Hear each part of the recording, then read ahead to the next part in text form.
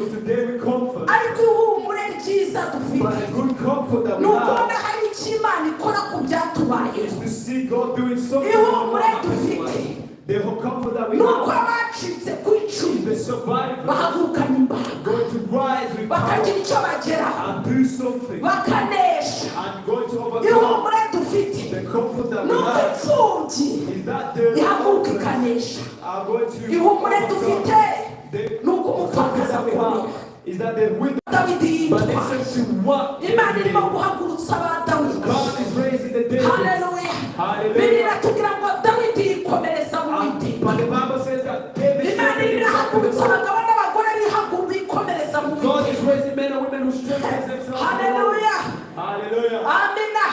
And David go arise in his wisdom.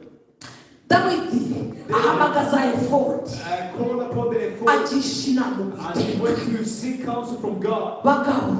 Women, mwaciye mu bibazo byinshi uyu munsi ijwi ry'Uwiteka rirababwira ongera uhamagara Uwiteka shaka ubujyanama bw'Uwiteka kugira ngo urwanye intambara nziza hamagaza effort y'Imana umva ubujyanama buva ku Uwiteka ukora iby'Imana ikubwira gukora.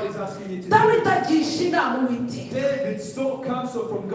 akiri kumwe n'abarya abagabo bari mu ntonganya bari mu mahane bari mu ntambara bari bagiye gutora amabuye ngo bayamuteye bari no kurwana intambara y'umubiri ariko Dawidi ahamagara efodi agisha inama Uwiteka aravuga ngo Uwiteka we tubigenze gute Uwiteka muhina ivuye mu mutima w'Uwiteka Imana irahagurutsa abagabo kugira ngo ubutabera bubeho bafite umutima ugisha inama Uwiteka babwira Uwiteka ngo ibi byabaye ubutabera turabubona gute si ubwenge bwawe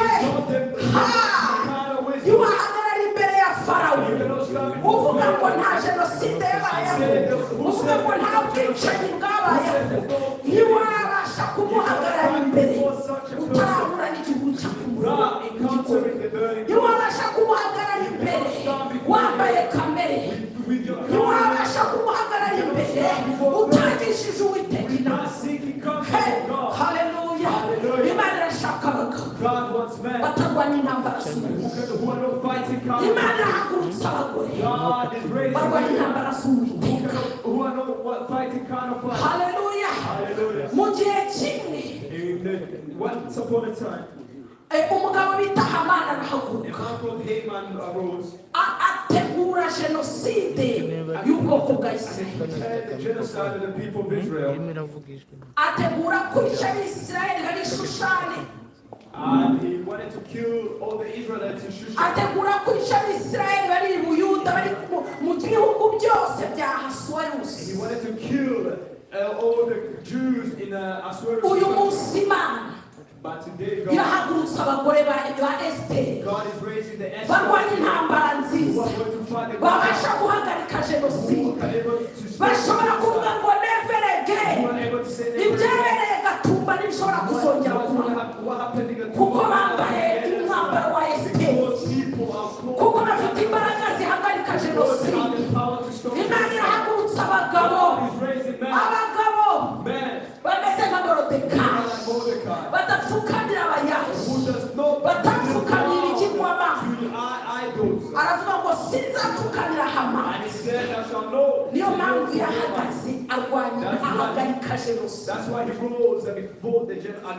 uyu munsi Imana iravuga and today God is saying, nuwuhe mugabo what man, nuwuhe mugore what woman wahagarika can jenoside stop a genocide, wahagarika ubwicanyi. can stop killing. Esther ngo yakize ubwenge was wise ageze i Shushani when she was in Shushan. yemera guca She accepted mu gutunganywa kose go through kugira ngo babashe guhagarara imbere ya so Ahasuwerusi. she can stand before the king. ninde wakwemera gutunganywa neza n'Uwiteka Who can accept to be perfected guhabwa by God? ibihumura neza Who by'Uwiteka can be given the sweet smelling aromas by kugira God? ngo babashe guhagarara imbere y'abami b'iki gihe So they can can stand before the kings of today. imigambi n'ibikurwe. And all the bad plans can be removed. Esther aratungana.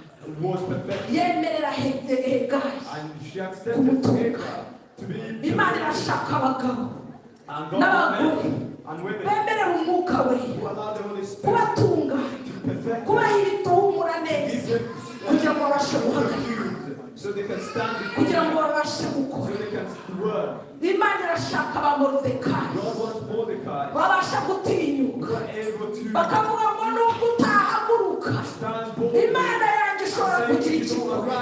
God can Imana irashaka abamordekayi wants Mordecai bashobora who guhaguruka can stand up bakarwanira ishyaka and ry'ubwoko. fight the zeal of God. Ndasubira ku ijambo ryanjye. So I'm going back to my word. Imana iravuga ngo ndahagurutsa. God is saying, whom shall I send? Yahagurukije abacamanza Whom shall I? batabara ubwoko bwe. God raised the kings to He raised judges to rescue his Yahagurukije abami He raised kings batabara ubwoko bwe. to rescue the people of God. Yahagurukije Yesu He raised Jesus. aza kudutabara. He came to save. Yahagurukije intumwa He raised the zituzanira ubutumwa bwiza. and the prophets. Uyu munsi Imana iravuga ngo And God is saying today, ndahagurutsa nde whom shall I raise? kugira ngo ubutabera So that justice bw'ubwicanyi of the killing bwabereye Gatumba that took place in Gatumba ninde uhaguruka? Nuhe mugore uhaguruka? What woman can I Ninde raise? mugore n'umugabo ushobora What man guhaguruka and woman can God raise? ngo East Africa itabarwe muri iki? So East Africa can be rescued. Congo in the itabarwe so muri iki? Congo can be rescued in the sunshine. N'abagabo bahagaze nka Nehemiya, These men who are standing like n'abagore Nehemiah. bahagaze nka These women Esiteri, who are standing like Esther. n'abagabo bahagaze nka These Moridekayi, men who are standing like Mordecai. n'abagabo bahagaze nka These Mose, men who are standing like Moses. n'abagabo bahagaze nka Dawidi. These men who are standing like Yesu David. abaha May God bless you. reka dusenge. Let's pray. Uwiteka Mwami Imana yacu, Father God, Mana y'ihumure God who ryose, is able to comfort. uyu munsi ndasenze ngo uhumurize abavandimwe Today I pray that you comfort people mu kubakomeza and strengthen them kugira ngo muri ibi bihe so that in the ubwo time bahaguruka as they are ubwo ready bakomera to stand up, bubake ibikomeye may they build great bazabone imbaraga may they receive zo power gukora to do ibizabamara things that will umubabaro remove the w'ibyo pain babonye. of what they have seen. Mana si kubw'imbaraga No, zawe, it's not by might, si kubw'amaboko, not by ni power, kubw'umwuka wawe. it's by your spirit. Ndasenze ngo uhere uyu I munsi pray that from today, umwuka wera that w'Imana the spirit of God ahumurize imitima may y'imfubyi, comfort them, imitima y'abapfakazi, of the widows, imitima y'abarokotse ubwicanyi, of the survivors, of the imitima sinners, y'ababuze ababo. of those who lost Ndasenze their mu izina rya Yesu pray in the name of ngo umwuka Jesus, wera w'Imana that the Holy Spirit of ahagurutse God abagabo may raise n'abagore and women bavuga ngo never who again, are going to say never again, bahagarika who are going to bakavuga ngo ntibizongera kubaho say it's never going to happen kuko again, turi kumwe n'umwuka w'Imana. because we are with the Urakoze Spirit of Imana, God. Thank you, Lord. ujye ugenda inyuma y'ijambo You ryawe go behind your word kugira ngo so you urisohoze. can fulfill it. Iri jambo uzagenda inyuma Go behind kugira ngo your word uhagurutse abagabo and raise men n'abagore and women badahagurukiye mu ishyaka who ry'umuntu, are not here by their own zeal, bafite umwitero wa Kristo but they Yesu, have the garment of Christ, barwana intambara who nziza fight a good fight, bakazabona ingororano ziva ku Mana. and they shall receive the Mu izina rya Kristo Yesu mwami In the name dusaba. of Jesus Christ. Amen. Amen. Yesu amugisha. Amen. Amen.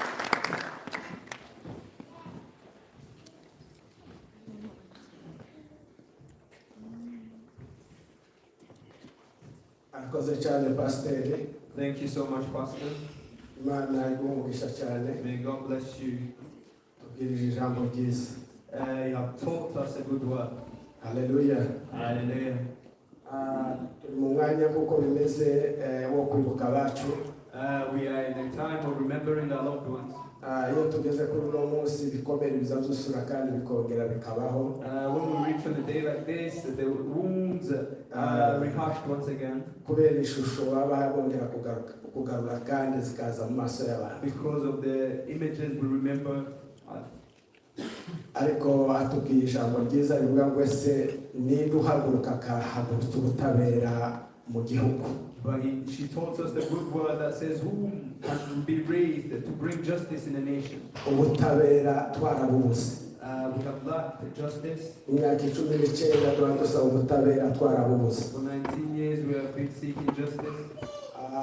Nimba igihugu cyacu kitaduhaye ubutabera, If our country cannot give us justice, nimba ibihugu by'amahanga bitaduhaye ubutabera, if foreign nations cannot give us justice, nimba uzaduha ubutabera. who will give us justice? Katwe abantu biringiye Imana, We who believe in God, katwe abantu bizera Imana. we who trust God. N'uno munsi Today, even today, ntibyabaye muri biriya 2004 gusa ngo bihagarare. it did not happen in just 2004. N'uno munsi abantu bacu bariko barapfa bazize kubura ubutabera. Even till today, our people are still dying because of lack of Umuntu justice. akabohwa akarwa agapfira muri prison yarabuze ubutabera. Some people get in prison and they die in prison because of lack of justice. Tubuze igihugu cyatuzanira ubutabera. We are lacking of a nation that can bring us justice. Abakongomani turiko turarira kuko tubuze ubutabera. Congolese, we are crying because we lack justice. Amahanga ntaco yadukoreye The foreign nations have not done kandi anything. amahanga azi iki kibazo. Congo has not done anything. Tubuze n'umuntu n'umwe watuvugira. There is no one to speak on our behalf. Ninde dushikiriza ubu butabera? Who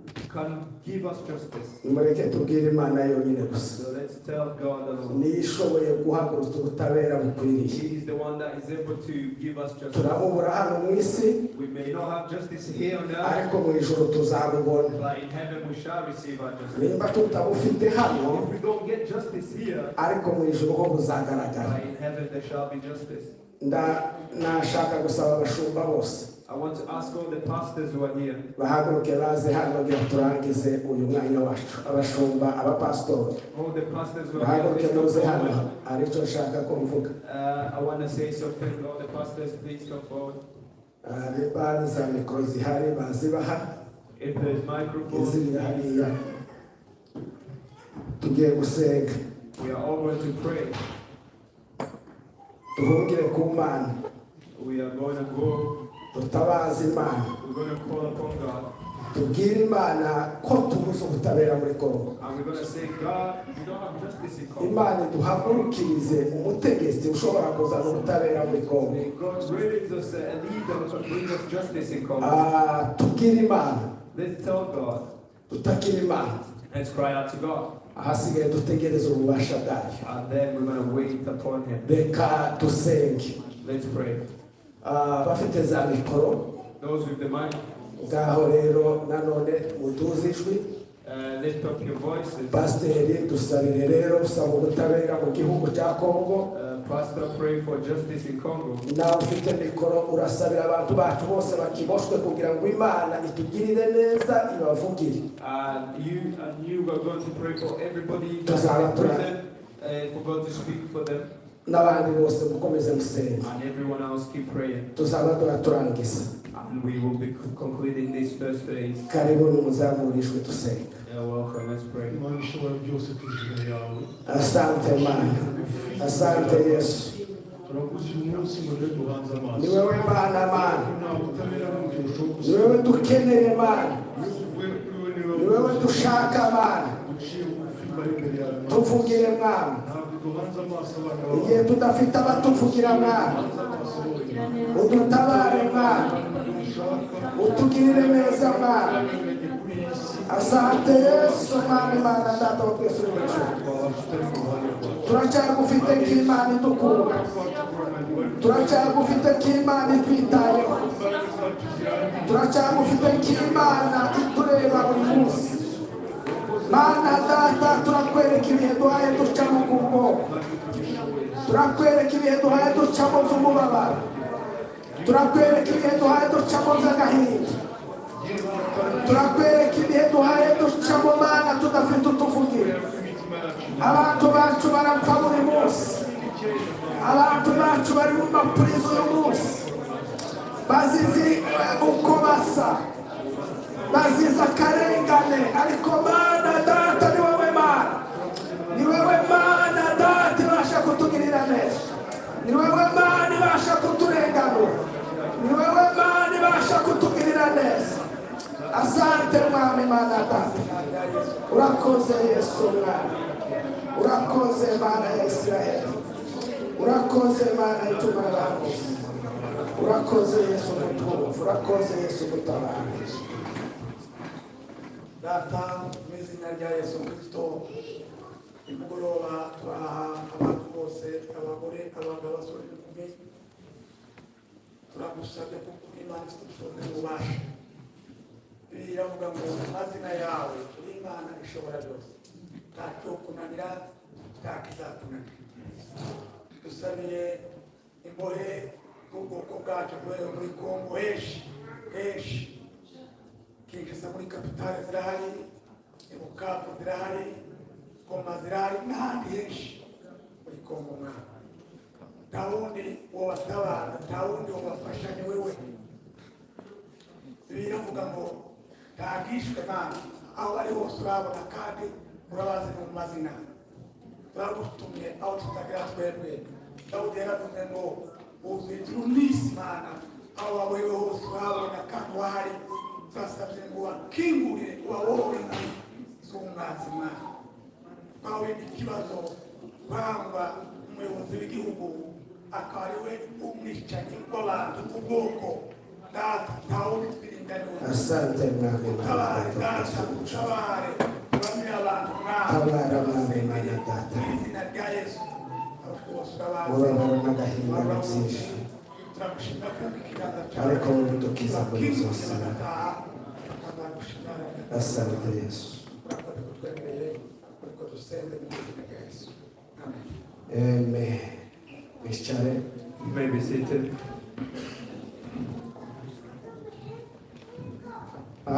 sawa turangije umwanya wa mbere We are concluding our first phase. reka twakire uza kutuyobora muri gahunda ya kabiri Let's receive the one leading us in this second phase. karibu bagabo You're welcome, Agabo.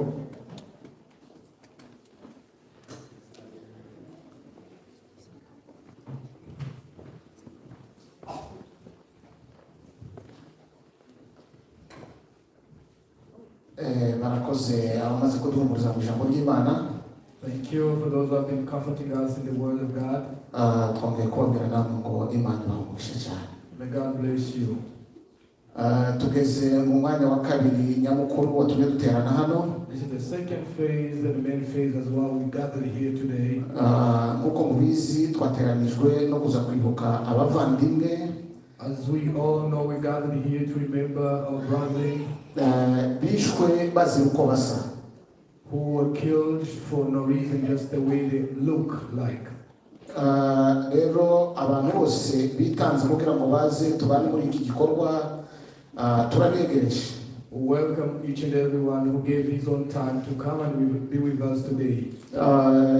mu by'ukuri dufite abantu benshi twatumiye harimo ubwoko bwacu harimo imiryango itandukanye ariko abantu bose ndi kubona hano sinzi impamvu ino sare itaba yuzuye sinzi niba atari guha agaciro igikorwa tuba turimo. We have invited so many people today, including the members of our community and other people from different organizations, and I thought maybe the room would be full of people, but I can't see them all. ariko mwe mwitanze mukaba mwageze hano reka tubiyegereze kugira ngo dukomeze gahunda zacu. But we welcome you all who gave your time to come and be with us today. mbanje kwiyegereza abagize mitualite ya baka b'Abanyamulenge batuye hano UK. I first recognize the presence of those who make the membership of Mutuality of Abanyamulenge here in UK. abantu bose mwitanze mukaba mwaje hano turabegereje ngo Imana ibamugishe. All of you are here, we welcome you, may God bless you. nanone tuyegereje abavandimwe b'abaturanyi. We once again recognize the presence of our neighbors. dufite abaturanyi ariko ntarabiyegereza reka maze biyegereze abayobozi batuyoboye muri baka. Before I recognize the presence of our neighbors, I would like to recognize those who lead us in Baka, Abanyamulenge Mutuality in UK. reka mbere ya byose duhagurutse umuyobozi wacu nabo bakorana bave hasi tubakomera amashyi kuko babashe kuorganiza kino We kintu. would like to recognize the chairperson of Mutuality in UK. urakoze cyane umuyobozi wacu kuba witanze kuri iki gihe. Thank you so much, our leader, for this. akorana na perezida wa bodi bashinzwe nanone kuturebera kuko imirimo yacu igenda neza. Nawe turakwiyegereje perezida wa bodi. She works hand in hand with people who make Now up we have the asked board to members. We also recognize you, those who make up the board of the committee. Nanone muri mitorite yacu dufitemo inzego zitandukanye, ariko mwumve ko nabiyegerereje mwese muri urwo rwego. Harimo ababishopu, harimo abapasiteri, mwese mwumve ko twabiyegereje muri urwo rwego. We recognize you, all the leaders of the church, regardless of the department or in any level we represent, including the pastors who are also part of the organization of the community. May God bless you. Nanone reka twegereze abavandimwe buri gihe baguma kutuba bugufi, mitorite y'Abanyarwanda abageze hano. Muhaguruke muve hasi kandi muhakomera amashyi kuko buri gihe batuba hafi mu gushaka ubutabera, mu kudufata mu mugongo, mu bibazo twahuye nabyo tugendana nabo. Abageze hano muhaguruke mubakomera amashyi. We have people from the Abanyamulenge community who are always with us and they are seeking for justice. They always with us, always work together to see this happening. May God bless you. We recognize you and may God bless you and your dignitaries. Nanone dufite abavandimwe nkuko twabivuze b'Abarundi. We also have people from Barundi community. Ibo ndetse bazi byinshi mu byo tuba twaje hano gukora, bazi twagoye mu gihugu, abantu bagoye mu gihugu cyabo bazi amakuru menshi kubwicanyi bwabereye mu Mugatumba. These people from Barundi community, they know much about what we're commemorating today because our people died when they were in the country. Rero abageze hano kuza kudufata mu mugongo namwe muhaguruke babakomera amashyi menshi cyane. Those who are here from the Barundi community, when you see us and we clap for you.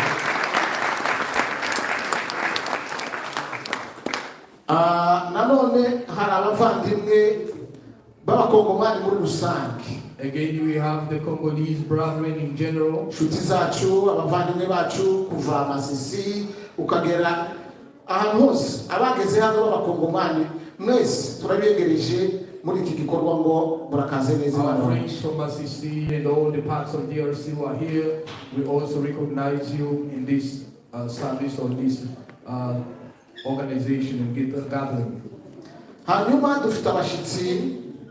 We also have our invitees, or we have people who have invited. Alex araza kubiyegereza. Alex will welcome you. Araza kubiyegereza mu minota ingahe. Shortly, Alex will come and welcome you. Hanyuma rero tuza hano kugira muti. Why do we come here? Ese iyo tuza kwibuka hano. When we come to this place to remember. Ni impamvu ki tuza kwibuka buri munsi umwaka utashe.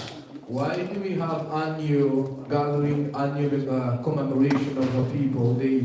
Buri gihe jewe iyo twaje kwibuka ndibaza ndetse aba bantu bapfuye bazi uko basa. Bari bafite uburenganzira bwo kubaho nk'uko natwe tubayeho. Bari bafite ibikorwa bagomba gukorera ubwoko bwacu. Bari bafite inshingano bagomba gukorera imiryango yabo. Ariko kuri none ntibagihari.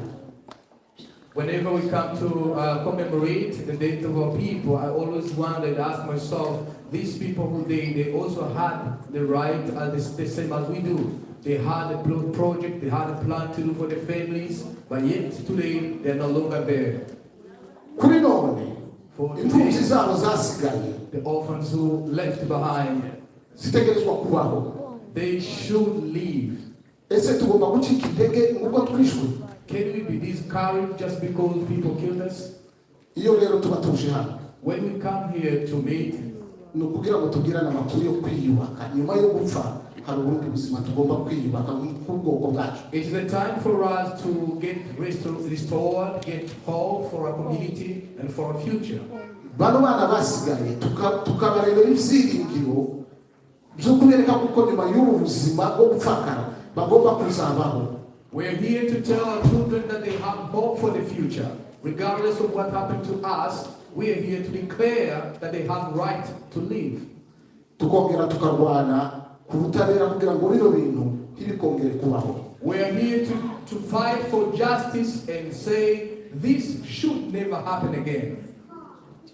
Nico kituzana hano Kwibuka. That's why we are here. Rero iyo uri hano uzutekereza ngo ese niki nakoze mu kugira ngo twubake umuryango wacu, ntukongere gutekereza kuko twashize ahubwo tugomba gutera imbere.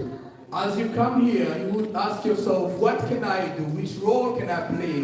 What is my contribution towards this to never happen again to our community? Tugomba gushaka ubutabera ariko tukongera tukiyubaka, tukamenya ko dufite igihugu, dufite n'imfubyi, za mfubyi zongera zikaba abagabo bubaka igihugu n'abamama bubaka igihugu. Yes, we are here to seek justice, but also remember that we have orphans and you have widows to comfort and to give hope again. Ego twatarabashitsi twatugitegereje ariko mugihe bataraza reka Alex atambuke narangiza turaza gukurikizaho Bishop Ernest atubwira amateka y'ubuzima twabayemo muri Kongo, y'ubwicanyi bwabaye, hanyuma tuze gufatikanya n'abashitsi bacu kuza kwatsa amabuji dushaka ubutabera. Iyo twatsa amabuji nta kindi tuba dukora ni ukugira ngo dushaka ubutabera n'ubwo imyaka icanyemo ariko ubutabera tuzabugeraho. Let's receive Alex for the next program, and then we receive Alex to continue, and as we keep waiting for other guests to arrive.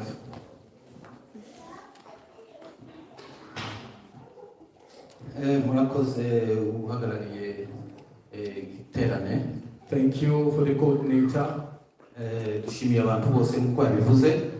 I thank you all, as we said before. Nashaka kwiyegereza no gushimira abavandimwe umuryango no kwita ngo ni my family here in Salford. I want to recognize and welcome people from the family, my family in Salford. N'abandi bashitsi bose batwitaze. And all you guests who just come to be with us today. Kuko mubizi kino ni igikorwa dushaka ubutabera. As you know, we're here to seek for justice. Iyo dushaka ubutabera rero dushakisha abantu bo bidufasha kugira ngo ubutabera buzawe. When we're looking for justice, we look for people who can help us to get this done. Kandi hari abantu babyitangiye kubidufasha. There are people who are devoted and dedicated to do this for us. Mbere ya byose ndashaka gushimira umwempi wacu. First and foremost, I would like to thank our MP. Can you stand up to recognize me?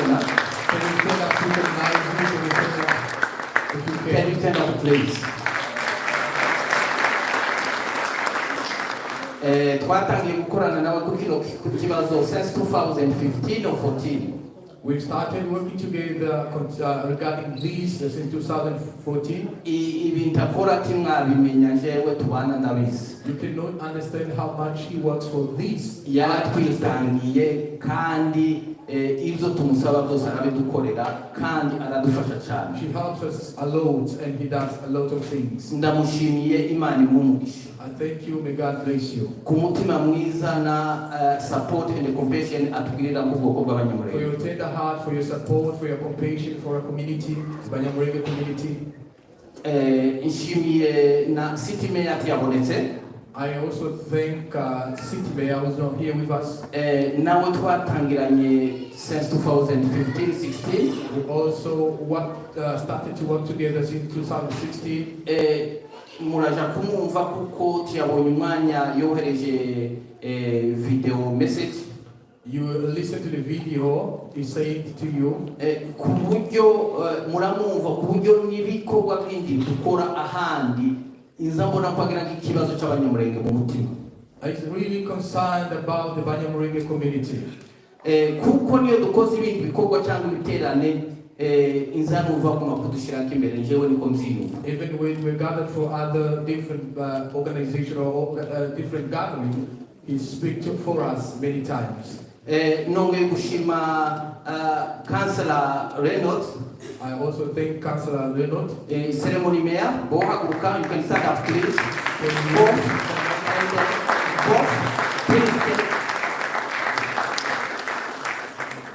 Turabashimiye cyane. We thank you so much. kubatumira ati batugoye numvishije basana bumva ikibazo cyacu. It was easy to invite you. They really were easy to accept our invitation.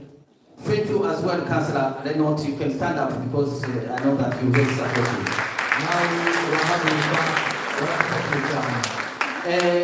Twiyegereje na Toms. We also welcome Toms. Akora muri Genocide Watch. Yeah, you can stand up, please. He works in Genocide Watch. And devoted himself for the community, the Abanyamulenge community. Atuye London. He lives in London. Kandi akora ibikorwa byinshi dukora n'izindi conference nyinshi aratwitangira. He attends and works in so many conferences, and he really helps us a lot. Nkaba ngushimiye. I thank you once again. Okay, ishimiye Councillor August. I thank Councillor August. Ibiterane byose dukora hano, most of them we do here in Manchester or in Salford regarding Abanyamulenge. Ibyo dukora byose hano muri Manchester bigendanye n'Abanyamulenge. Azabyitabira. He always participate. Ndamushimiye cyane kandi ndabizi ko atugira ku mutima. I extend our gratitude to you, and we know you have us. Yahaguruka nawe mukamuha. Can you please stand up? Can you stand up, please? Dufite ba ceremony ya meya b'imyaka ibiri itambutse. We have a past ceremony of mayors with us for the past 2 years. Last year it was Anne-Marie. She was the ceremony mayor. Please, can you stand up, please? Ndabashimira cyane, ndashaka kubereka uko umuryango wanyu ufite hano Salford ukuntu batwitabira n'ukuntu badufasha mu kibazo cyacu. I thank you deeply for your support and all the work we do together.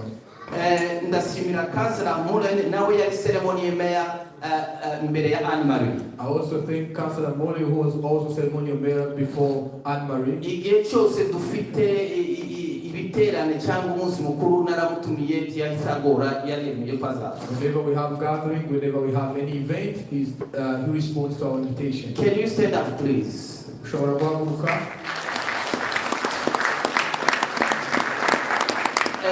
Ndashimira Councillor Fletcher. I think Can you stand up, Councillor Fletcher, can you stand up? Navuga ngo n'umwana mwiza kuko ndabizi ko ibibazo byacu azumva cyane. I can say you're such a nice person because you're concerned about the community problem, our community problem. Turi kumwe na Councillor Dickman Stewart. We also have Councillor Dickman Stewart in our midst. And turi kumwe na Councillor Roland. Now we can stand up both of please.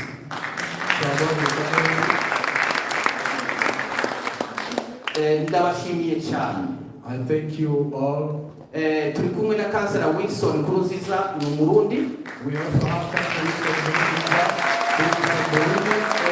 Turakorana nawe kandi twebwe turi abakansala. We work together, and I myself am a councillor. Kandi bino bintu twakomeje kubikurikirana hamwe nawe kandi dufashijwe n'abantu bantu dukora. We've been following closely all this together with him. Rero abandi turakomeza tubiyegereza abaza nyuma. We will keep mentioning those people who came after, who come after. Ko icyo nshaka kubereka n'ukuntu umuryango wacu hano Salford batwitaho kandi badufasha mu kibazo cyacu dufite kandi barakiza. I just want to show you how much they care about you, about our problem here in Salford.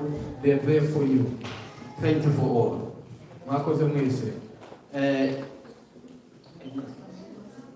Okay, I think the next step is Ernest who's going to give us the background of our history. Thank you.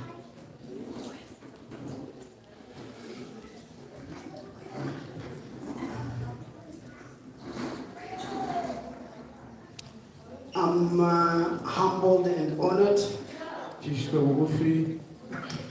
to be chosen to speak today. It's not because I know more than most people I know here, or because I'm more updated of what is happening in Congo. I thank the organizers to have thought about me.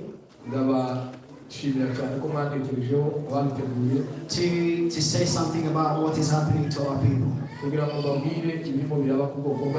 want to thank our community leaders. I want to thank our community leaders. I want to thank the organizers, those who led this project to happen. I want to thank all the pastors and the community leaders apart from Abanyamulenge.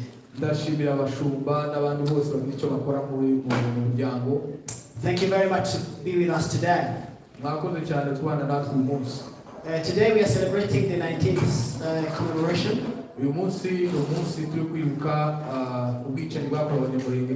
For those of you joining us for the first time, 19 sounds like a big number. But those who lost their relatives, the memory of this is still fresh in their memory. We continue to seek justice,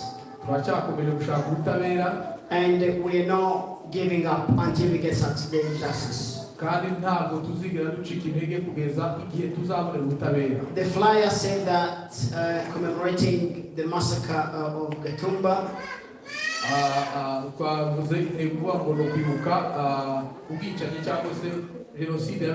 but I've chosen to call it a genocide.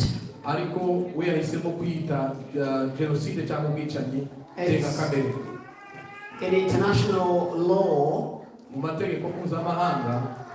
for a massacre to become a genocide, there are processes. But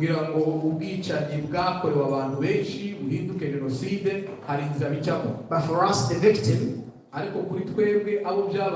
who are the experts of war, the expert will call themselves expert. This is a genocide.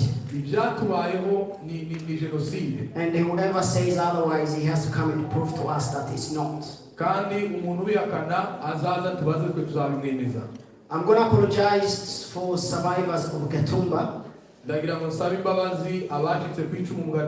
because some of the images we'll be using today have a different meaning to them, because they lived the event. Where we are seeing the pictures of burned corpses, but they know these people. They live together. For them, these images mean something else. We do apologize. We don't want to make you traumatized. But we are using the image to inform others who don't know about Mugatumba.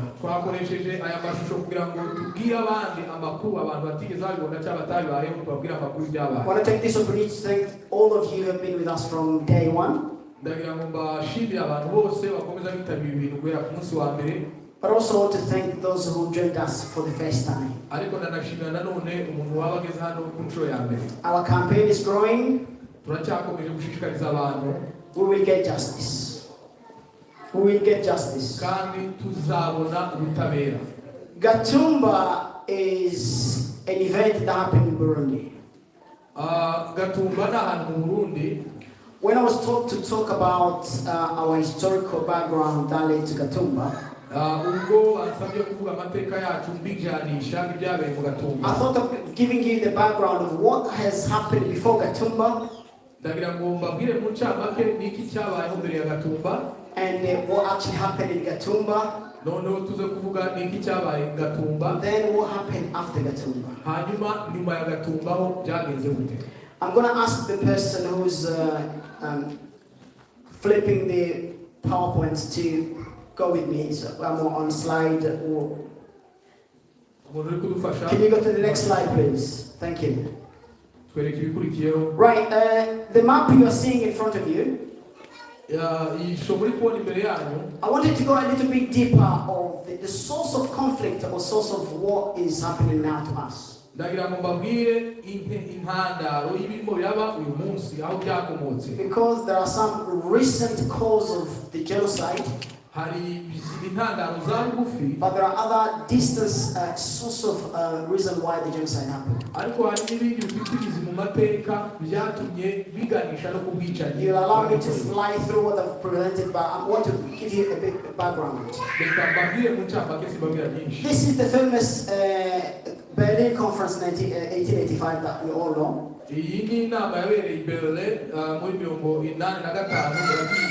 When the West wanted to divide Africa, Africa was one massive land with kingdoms without official borders. And the West, to avoid conflict among themselves,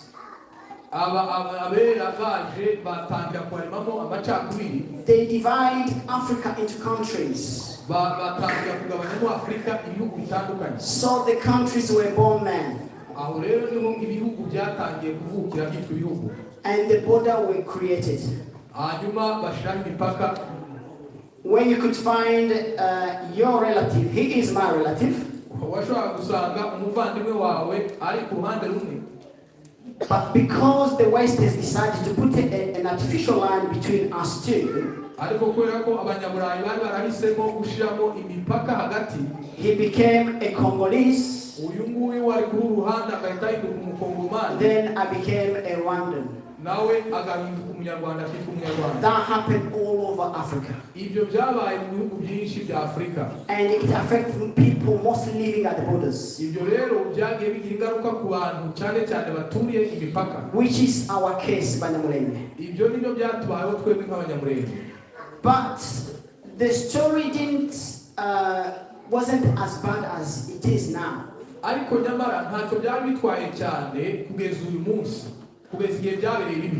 to go quickly to very recent years, like 1960s. But before I go there, who are Abanyamulenge? Documented facts show that Abanyamulenge are Congolese. They lived in Congo for more than 400 years. They speak a language which is a mixture of Kinyarwanda, Kirundi, Swahili, even some borrowed words from other local tribes' languages,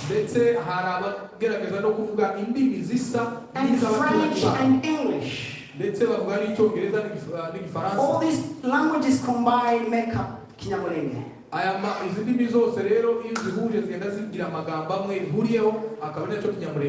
Some people describe them as Rwandophone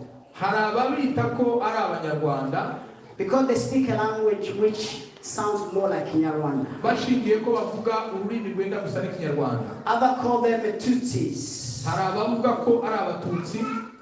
But they lived in Congo for many years.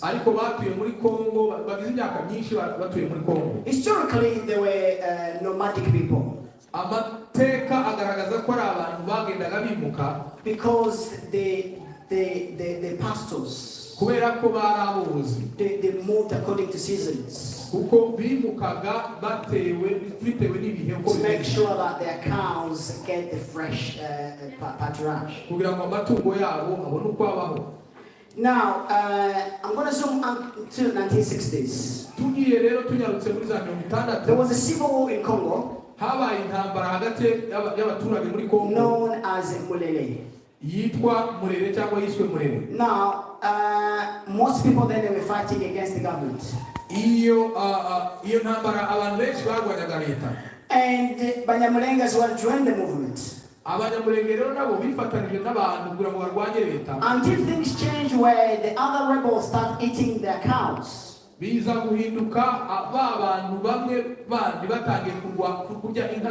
find it strange, then they decide to instead join the government. When they join the government, all these rebel groups start attacking them. But then the government there was responsible, recruited some young people from the Abanyamulenge, trained them and then made them, incorporate them in the national army. But then most of the Abanyamulenge had fled the area and went to seek asylum, internal displacement. Many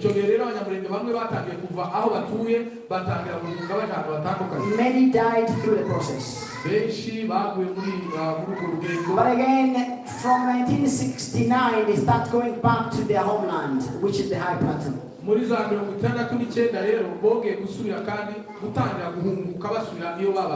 They lived peacefully for about 20 years. They lived in peace for about 20 years. Now, some local leaders from South Kivu, who were then in Kinshasa, the capital, they start planning bad plan against Abanyamulenge. They start calling them foreigners. And the ideology against Abanyamulenge became worse. They start excluding them from voting, for electing their leaders. Then the situation starts becoming worse and worse. Now we are in the 1990s. In Rwanda there is a war going on. In Burundi there is a war going on. Because we live at the border, this war affects us. But we nothing to do with what was happening in Rwanda. Civilians will come from the High Plateau and come to Uvira, which is the city. They'll be arrested that they were the one who killed the president in Burundi. Come 1994, the rebel group in Rwanda took over power, which were led predominantly by the Tutsi.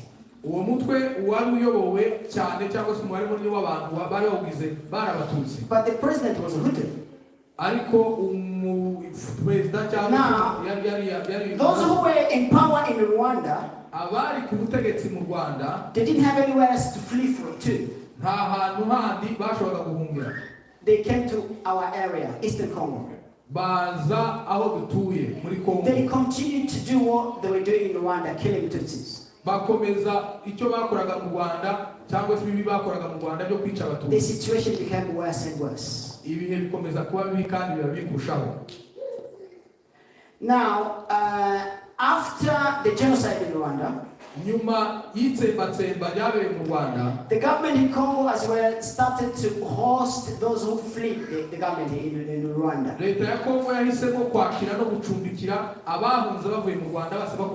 For them to settle without any problem, they had to come up with a plan to deport Abanyamulenge from Congo to Rwanda or to Burundi to elsewhere, not in Congo.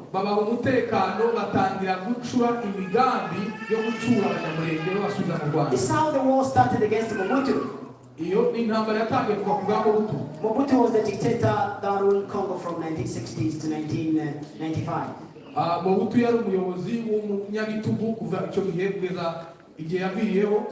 Now, you can understand now, Abanyamulenge became target. An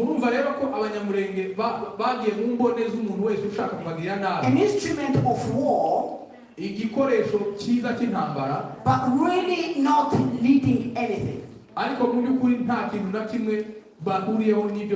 Countries in the region are fighting. International stakeholders are fighting. But they're just using the name Abanyamulenge without really them taking part. part or having benefit in what was happening. ariko ibyo byose intandaro niyo bayazana aho barwaniraho ni abanyamulenge abaturage b'abanyamulenge badafite aho bahuriye n'ibyo biri kuba. All that because of political instability in Congo. Ibyo byose bigaterwa n'umutekano mukeya mu bya politike. That led to AFDL. Ibyo ngibyo byahuye na AFDL. Followed by RCD.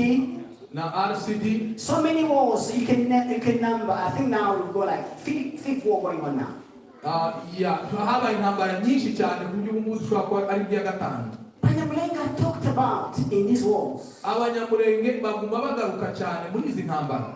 But really they don't have much stake on what was going on. Ariko se mu by'ukuri hari uruhare ruhagaragara bafite. Apart from being victim. Usibye gusa kuba inzirakarengane. Because there's no way people can plan a war. Nta buryo byumvikana ko abantu bategura intambara. And you benefit from it without being at the table of where the war was prepared. Hanyuma njyewe nkayungukiramo kandi ntarigeze nicara aho iyo ntambara yateguriwe. Abanyamulenge have been excluded since 1960s. Muri za kuva muri za 60 abanyamulenge bakuwe bashizwe ku ruhande mu butegetsi. Only few Abanyamulenge joined politics in 1990, post 1994-95. That's when they joined. Muri za 94-95 nibwo bakeya muri bo batangiye kuja muri politike muri Congo. But because of this regional war, ariko kubera intambara z'ibihugu led by the government and very influential political leaders, zirangajwe imbere na za leta n'abandi bafite ijambo, who will openly use the name Abanyamulenge for the cause of war. bagiye bakoresha cyane izina umunyamulenge. We continue to become victim. Dukomeza kuba inzirakarengane, dukomeza kuba inzirakarengane ku munsi uke nuko bwije. In 1998, muri 1998,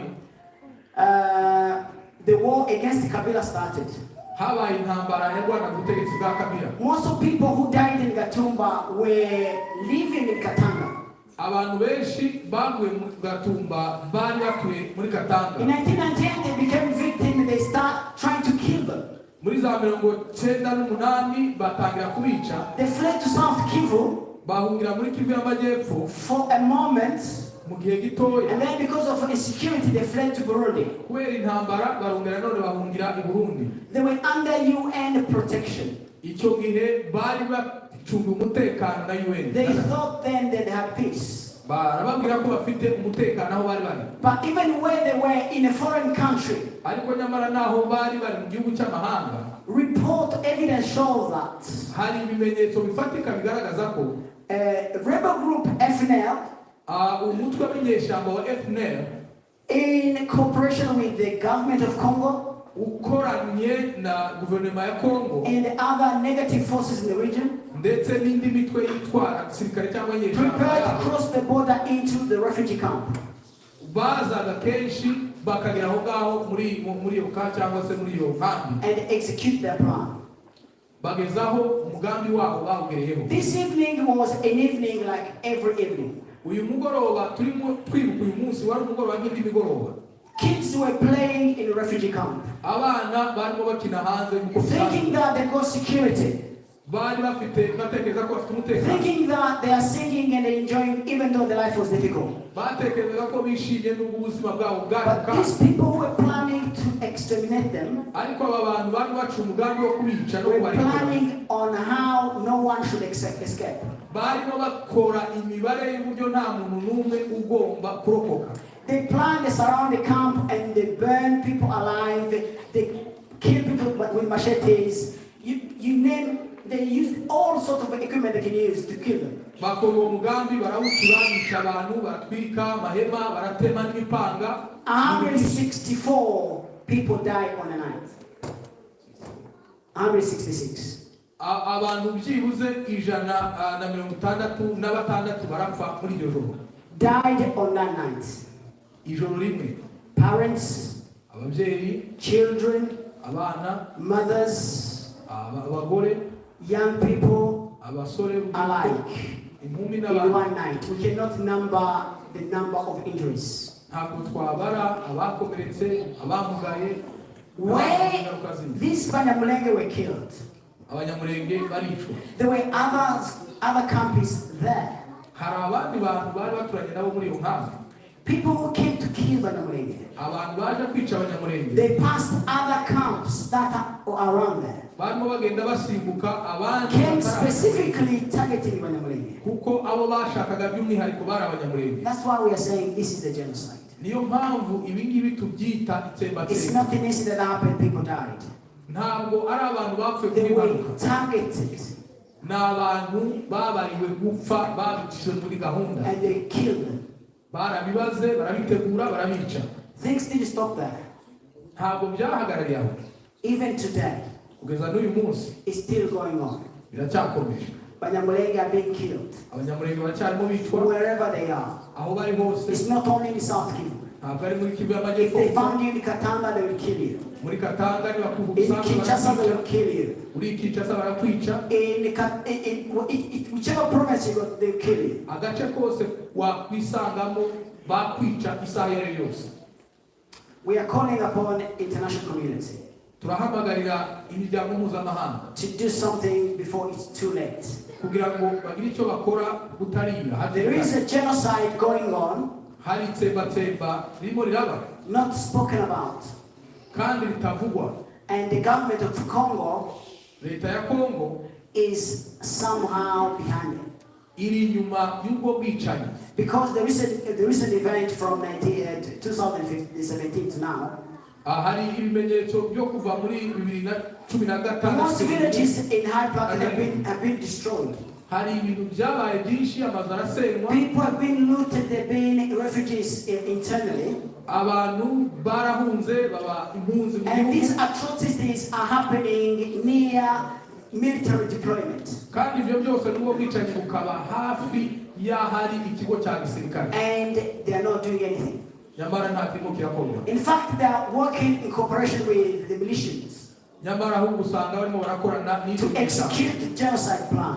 kugira ngo umugambi wabo w'itsembatsemba Our ugere. campaign goes on. Turacyakomeje gutakamba, We know where near to stop. ntabwo tuzanahagarika. We will continue to talk this until even our children will follow through. Tuzakomeza tubivuge, dutakambe, ndetse n'abana bacu bazabivuga. We thank you for joining our campaign.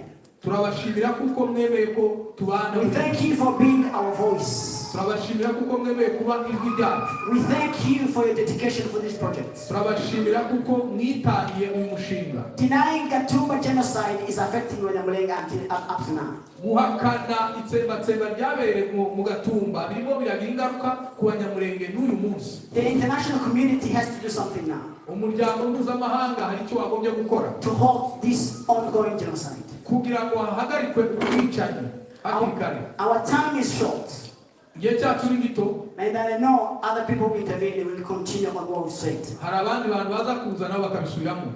But to conclude, Ariko nsoza, this has happened. This has happened. ibi nibyo birimo biraba. Not once. Ntabwo byabaye rimwe. It's not Gatumba is not an isolated case. Ntabwo Gatumba ariko kandi konyine kabaye kwa It's a Nyamulenge. continuation of what has been planned, Ntabwo ari cyo cyonyine kuko byari ingaruka z'ibindi byinshi byakomeje and the biba. situation is worsening. Kandi nanone ibibazo biracyahari kandi Innocent civilians, activists of human rights and agents of development are being arrested and killed.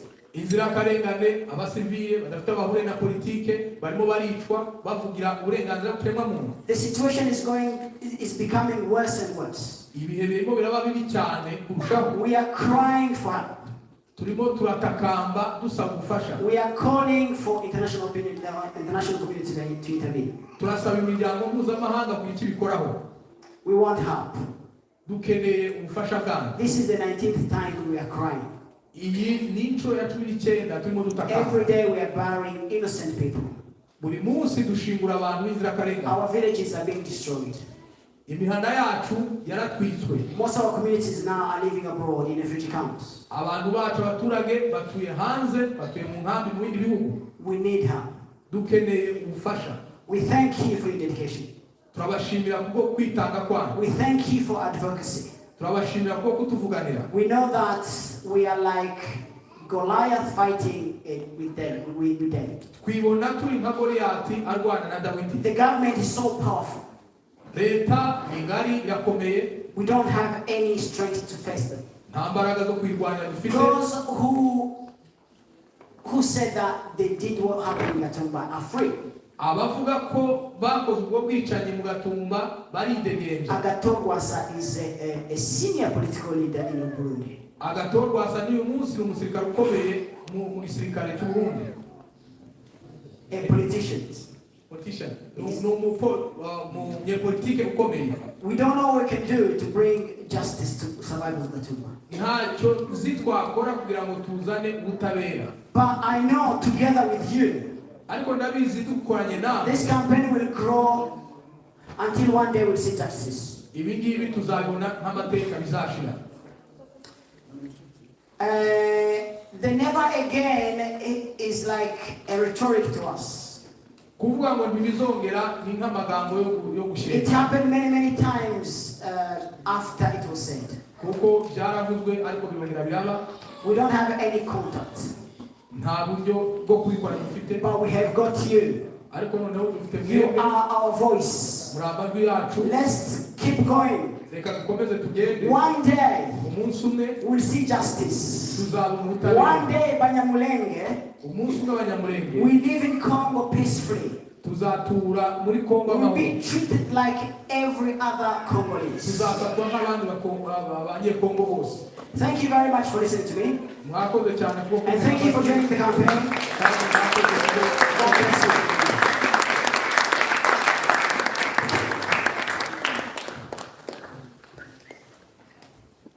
Arakoze Bishop Ernest.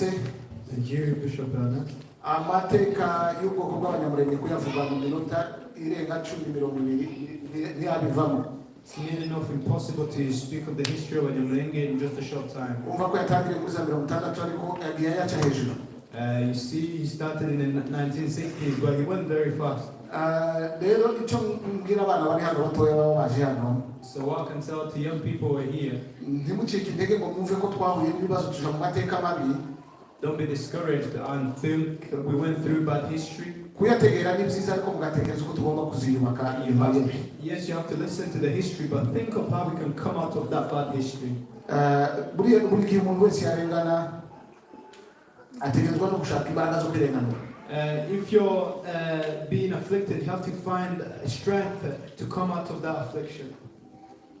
Reka nanone dukomeze murambabarira kuko nibagiwe kandi aribo twakagombye guheraho kwiyegereza. You forgive me, we are going to walk. Dufite abaresikape We have survivors. bacitse ku icumu babaye mu bibazo, Survivors who went through this. barashwe bagakomereka, Some were shot and they were wounded. bakuwe mu ntumbi z'abandi. Some were taken out of dead bodies. Ni ukuri ndikugira ngo twabiragiwe hari igihe ibintu ducaho ariko tuba tubafite ku mitima dutekereza n'ububabare mwagize. Yet we did not forget you, we think of you and we think of your pain. Rero nimuhaguruke tubiyegereze. So please stand up so we can welcome you, all the survivors. Pastor Kirayi na famiye yiwe nibahaguruke n'abandi bose Kirayi and family and all those who survived.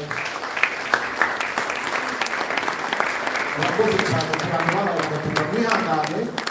For those that were survived, they got Mukomere ntabwo biba byoroshye kuko Pastor Bishop yavuze hariya kubereka ariya mashusho ntibiba byoroshye. As we have said before, showing you these images is not easy, it's not pleasant. Ariko turababwiye ngo mukomeze mwiyubake. But we are telling you to be strong and keep Bakomere remembering amashyi yourself. cyane. We will be shut down. Reka tubabwire ku kantu gatoya ku byabaye mu Gatumba. Let me give you a short testimony of what happened in Gatumba. Duhunga tuva muri Kongo, intambara yabaye muri Kongo barimo baduhiga. When we fled from Congo in the war, Twambutse bamwe bambukiye Uvira abandi twambukira mu ntara ya Kibitoki. some crossed over from Uvira, and then others crossed over from Kiritoki in Burundi. Yes. Twebwe tugeze mu Kibitoki. When they reached the place called Kiritoki in Burundi, Inkambi yacu bayivanze n'amoko yandi yose. our camp was mixed with other people, other Congolese. Ariko abantu baza gupfa mu Gatumba. But when people died in Gatumba, twikanze amajoro abiri bakatubwira ngo baje kutwica tugashaka amakuru avuye tukayabura. we were afraid in our own camp because we heard news that they were also coming to kill us as well. Twaje kumenya amakuru kuko babuze uko badutandukanya kubera ko twari mixe twese babuze uko badutandukanya bahitamo kuja gutera mu Gatumba. But the reason truly that we did not die is because our camp was a mixed camp, so they found it very difficult to separate us with other people so they can kill us. Twamenya amakuru kubera ko twikanze inshuro zirenga nka zitatu twari ducungiriwe n'abasirikare ba ONU bakaza bakatubwira ati se n'iki batubwiye ngo baje kutwica ariko nyuma muri iyo minsi ibiri abantu bo Gatumba barapfa kuko bo Gatumba bari barageze inkambi abanyamurenge babashira ukwabo hari hariho n'izindi nkambi zirimo abavuga ururimi rw'igipfurero n'ababembe abo bantu ntibakozweho. So we were afraid for our lives because we heard these rumors that they were coming to kill us. And the reason why Gatumba, the camp in Gatumba was really attacked, they were separated. The Abanyamulenge was by themselves, and all the other tribes of Congolese were by themselves as well. Why did I say this? Pastor Habimana bamubaza abanyamakuru, pastor niwe wari umuvugizi wa FNL. Pastor Habimana was the spokesperson of FNL. Ngo bamubaza kuri BBC aravuga ngo bakurikiye umwanzi mu bwikambi. They asked him why has this taken place, and he Ngo said barwane n'umwanzi bahungira mu bwikambi bamukurikiranye. they were following the enemy in the camps. They were fighting the enemy and they followed them in the camps that he said. Ariko twari mu Kibitoki ahantu hari ibirometero bigera kuri 200. But in our camp in Kwibuka was almost 200 kilometers from the Yari target nabo kubica. It was also targeted to kill people there. Umwanzi wari wajemo barimo barwana yari wari waje muri iyo nkambi yindi. But who was really the enemy that they were targeting? Rero hari abantu bazategera amakuru bakumva ko ibyo FNL irimo yidefanda bakumva ko ari ukuri. So there's some people hear the news and they think what FNL said at the time that they were following the enemy is the truth, really, which is not true. Abantu baguye mu Gatumba bari impunzi batarimo n'umuntu w'umusirikare batarimo bari bahamaze iminsi haseri basi. People who died in Gatumba were just normal civilians. They were not soldiers. They were just refugees that were under the hospice of UNHCR. Murakoze cyane rero reka dutambutse abantu babiri. So we babacika cumu kugira ngo baduhe ubuhamya buto hanyuma nitubirangiza tubaza gukurikirana film tuze gufata umwanya mutoya wo kwibuka abantu bacu. We welcome two survivors to give us a testimony, and then once they're done, we're going to follow a short film, and then we're going to continue. Karibu Pastor Kirai na mugenzi we bari kumwe bazima. You're welcome, Pastor Kirai, to give us a testimony, and the other person as well.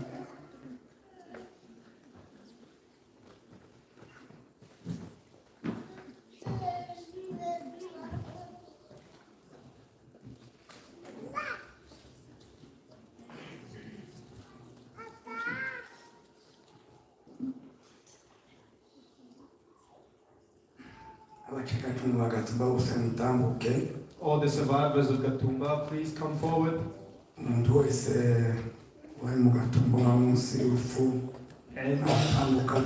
Everybody who was in Gatumba on that day of the massacre, please come forward.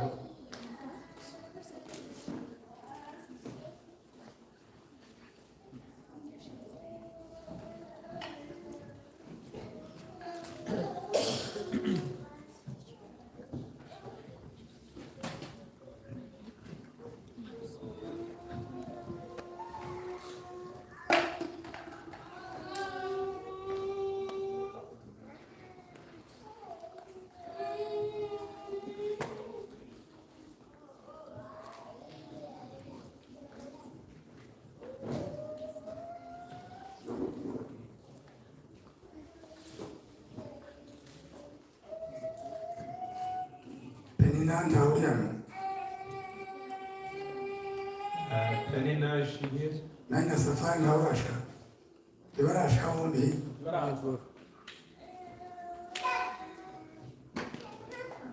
Reka nsome ijambo ry'Imana mbere yuko dutanganya bwa Gatumba.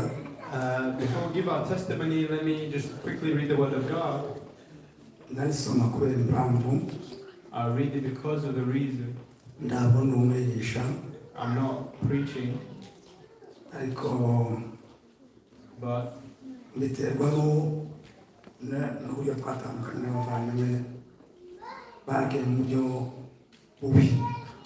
I'm reading this word as a from remembering our family members that we lost in such a terrible way. Ubuhanuzi bwa Isaya igice cya mbere umurongo wa 9 Isaiah chapter 1 verse 9 haravuga ngo iyaba Uwiteka Nyiringabo atadusigarije igice gito cyane cy'abantu barakose tuba twarabaye Sodoma tukamera nk'Igomora. Amen. He says, unless the Lord of hosts had left us a very small remnant, we would have become like Sodom. We would have been made like Gomorrah. Amen. Batandukanye n'abantu benshi. We lost many people. Abagore, abagabo, abana, abato n'abasore n'inkumi. Men, women, children, young people. Dutandukana n'abapasitori twakoranye umurimo w'Imana. We lost the pastors that we served God with. Aho twadusangiye urusengero n'abandi. Those who we pray together. Niyo mpamvu nasomye ijambo ry'Imana kugira ngo dukomeze. That's why I read that word so it can strengthen us. Mbere yuko tujya gutanga ubuhamya ndasaba abantu bose ngo babe hasi bahagarare twibuke bene data baguye mu Gatumba nabonye batangezeho. Before we give our testimony, let me ask you all to stand up so we can observe some moments of silence to remember our loved ones that we lost. Umuntu wese uzi ngo yaje kwibuka Gatumba hano abe hasi ahagarare. And everybody who is here for remembrance of people lost at Gatumba, please. Let's observe a minute of silence.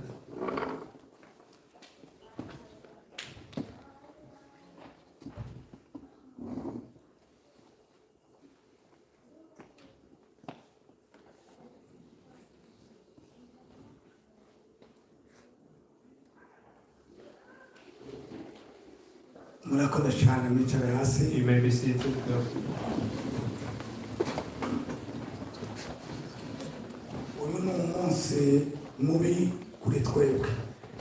This is a very bad day for us.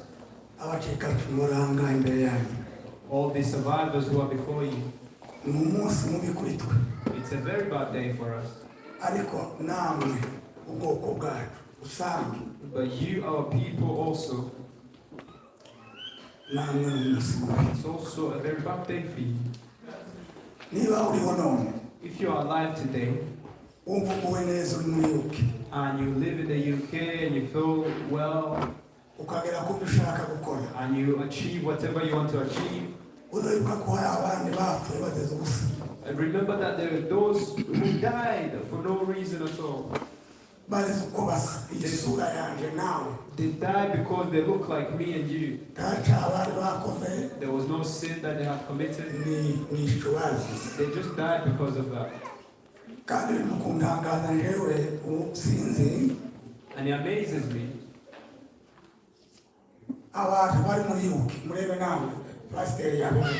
The people, all the people who live here in the UK,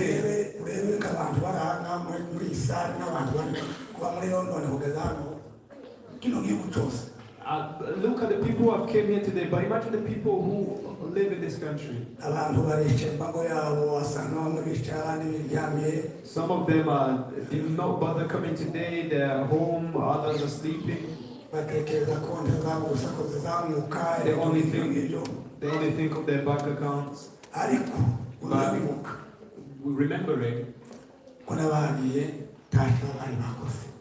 But remembering those who left us without doing any wrong.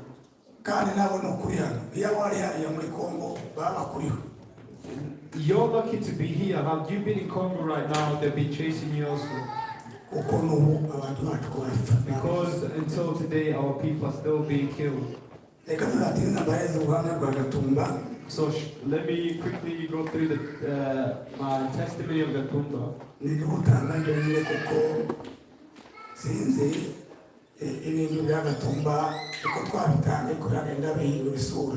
I'm going to give the testimony by myself.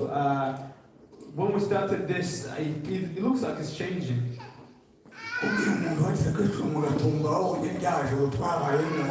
To tell somebody who remembers Gatumba, who survived that night that we survived, and you tell them to just speak for 10 minutes. You cannot speak, you cannot give testimony for 10 minutes, you cannot recount the stories for in just 10 minutes. And I think that the reason why we are here is to remember our family members that we lost in Gatumba, and to give you the truth and facts of how people died.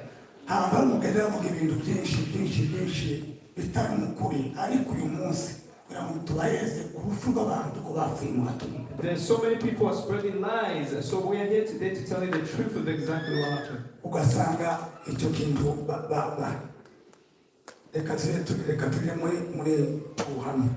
So let's go quickly through our testimony.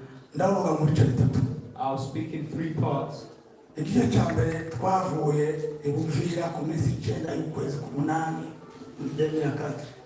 left Uvira on the 9th of August in 2004.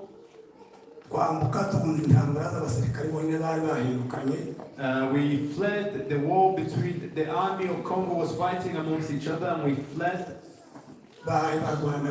They were fighting amongst each other.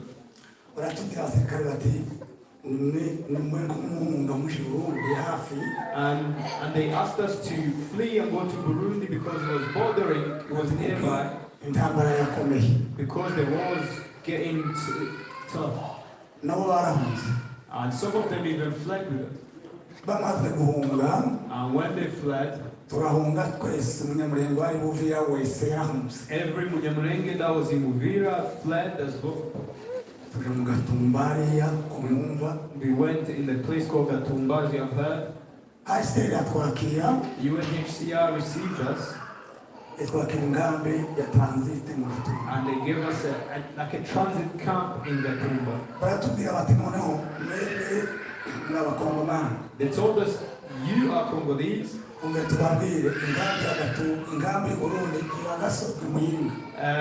camp of the Congolese people here in Burundi is in Muyinga in another province. That's the national camp that receives all the refugees. But now, be prepared, we are going to take you to that camp. That was the second time we had fled Congo. The first time we had fled to Gatumba, we spent just a week. That was the first war in Congo with the army and the Mai rebels. And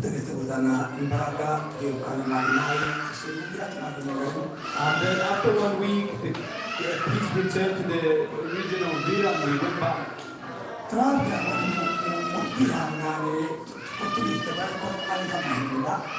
And they told us, please bear with us, we are preparing ourselves.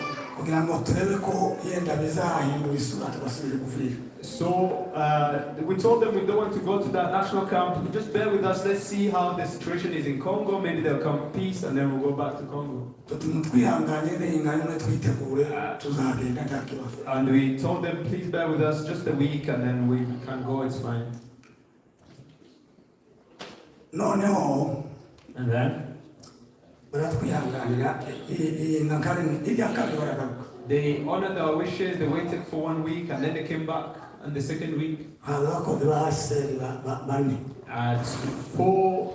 workers of UNHCR came, 2 women and 2 young men.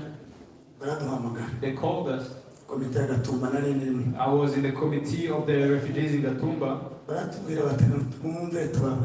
They told us, listen, this camp that we have here is a temporary camp. The Congolese can cross over anytime and kill you because you are on the border. turaje ngo ejo mu gitondo usanga imodoka zibaturage bajane igasoza mu nkambi. So we are coming to tell you that tomorrow morning we have prepared cars who are going to come and take you to the camp in Muyinga in another province. Turasubire kwa kundi twababwiye. But we told them, no, we don't want to go there. Turemera ko nimutwihanganire mutureze ingana gusa. Please bear with us. Give us 1 week. Maybe the situation in Congo will be sorted. Bama bahindura isura. They changed their faces. Baganira ne watari kuduha down. Bama bahindura isura. They changed their faces. Bararakara bakaza bajugunya. And they got angry and they were almost shaking. And they said, listen. I'm telling you the truth. We died and they knew about it. They said, you're refusing to go. But your blood, if anything happens to you, it shall be on your head. So that was the situation.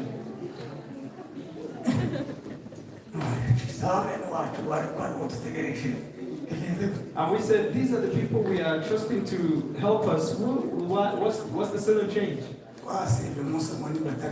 And after they left, a day or two, maybe 3 days after they left us, at 10 p.m. they started shooting at us and started killing us. I had my watch on, it was 10 p.m. They started shooting at our camp. And without mercy, anybody that says Gatumba is a massacre, if you see me next to you, don't use that word. Gatumba is not a massacre, it was a genocide. What is genocide? It's to kill somebody with a plan, having planned it before. And you say this person deserves to die without any single reason. We died because of the way we look, the way we are created. Those who killed us, they killed us for that very reason alone. Let me tell you the type of death that we died. You who says the massacre, they killed us in 4 ways. They shot at us. They used the guns and they shot at us. They macheted us down. They killed us with knives. And they burned us with petrol.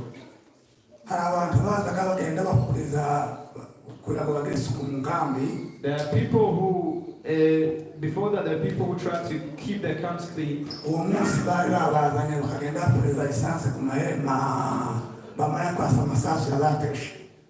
That day before the killings took place, early in the day, they went around the camp spraying petrol on the tents that people lived in.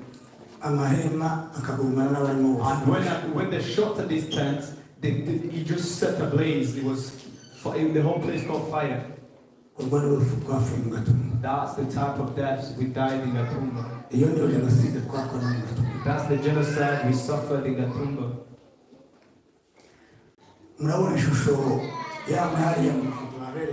As you can see the images on the screen, people were burned with petrol. Somebody who has been... Some people, when somebody's burned with petrol, you cannot recognize them. They become like charcoal.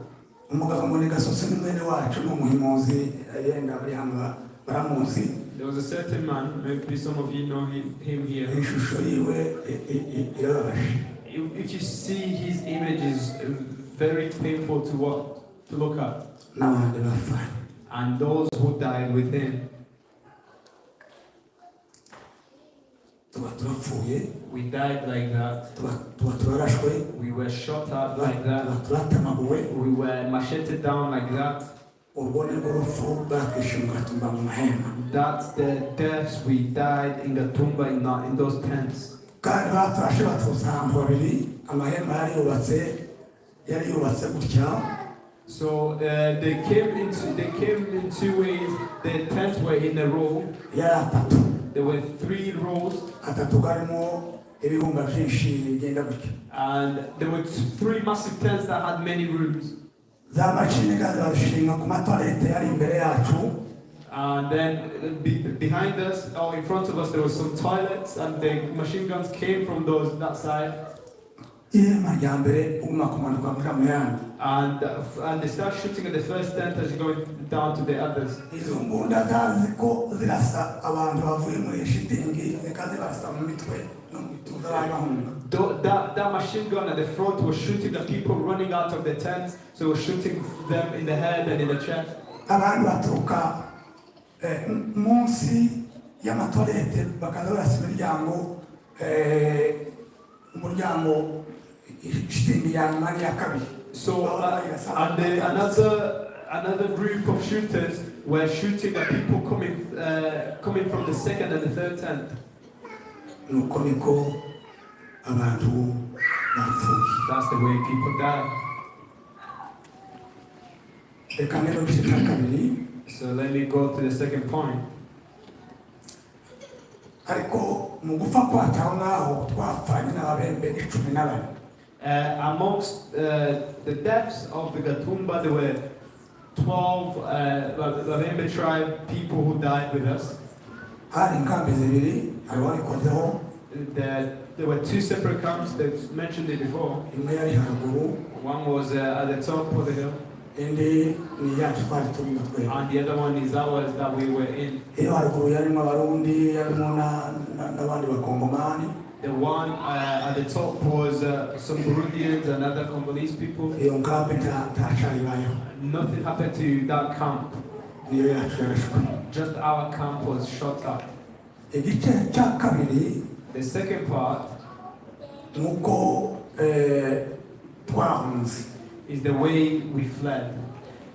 Kandi ikintu kibabaje mu bantu b'Imana mwe, The saddest thing amongst all, ubundi bigeze guhunga iwacu natwe turabatunga. the Burundians fled once to Congo and we took care of them. Ariko twapfuye mu Gatumba inkambi zibiri z'abasirikare. But we died in Gatumba, yet there was 2 army camps nearby. Imwe yari munsi yacu, One was at the bottom of the hill where we imwe were. ikaba mu gisagara. Another was not too far away nearby. Baturashe saa yine nta muntu wigeze utamusirikare wigeze utabara. And they shot at us from 10 p.m. There was no soldier that came to our rescue. N'abatanu twabanaga babaga iruhande rwacu rw'amashitingi bane bahunga. And those, our neighbors who lived near our camps, they all fled and nobody came to our rescue. Ahubwo n'abana bacu bariko bahunga kuko dusanga barashwe ku mutima, barashwe mu mitwe. But we found our sons having been shot in the head, in the heart.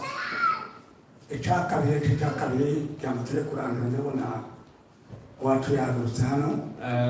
Quickly, the second, twagiye dushanya amahema kugira ngo turebe uburyo twokira abatari bapfuye.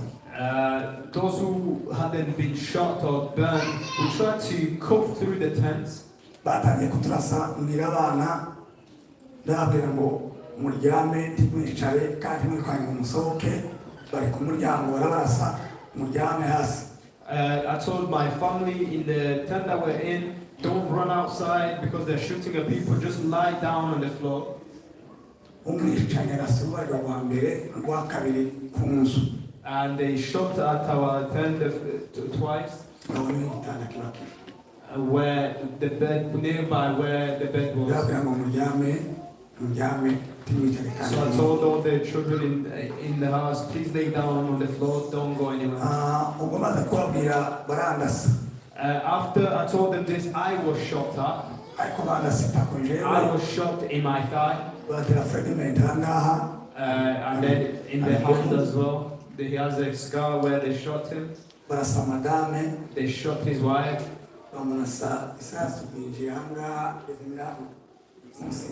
And they shot him from the back, and the shot came, the bullet came through under the breast here on the other side.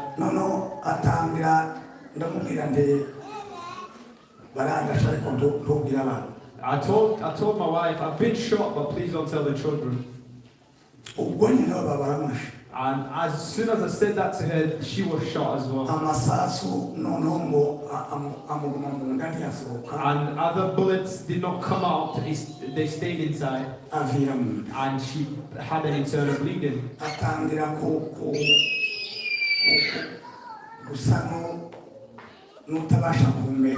And she slowly began to lose consciousness, she couldn't breathe. And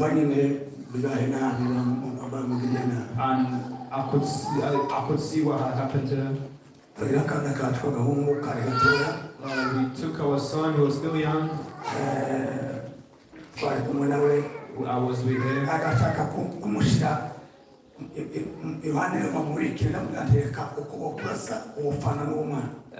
My wife tried to hold our son, who was still very young. I said, no, please don't hold him, because if they keep shooting at you, you will die with the boy. She let go of the boy. I took him by my side.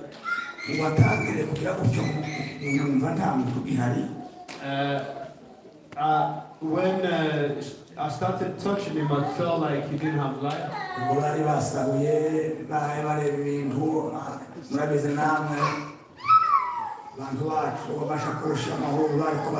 So as they were shooting at us and killing us, they also stealing from us and taking everything that we owned.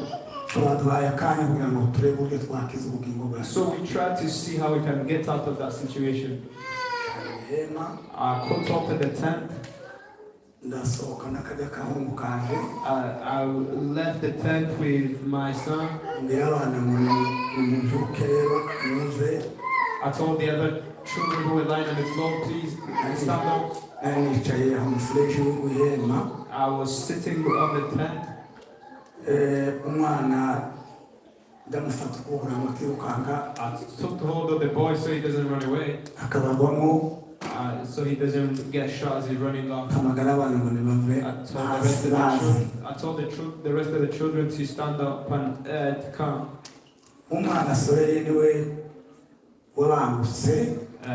One of my daughters, Soleil, was very quickly. She jumped up very quickly. She came to me. Those who were killing us were coming back to check for any survivors so they can kill them as well. So I led my children and we fled. We went and nearby there were some barns, the Burundian barns of cows. We fled through the center of Mugatumba and went to Lake Tanganyika.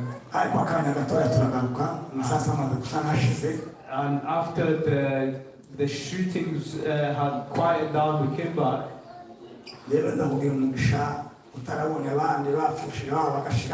I was very lucky, had a blessing that many people didn't have. I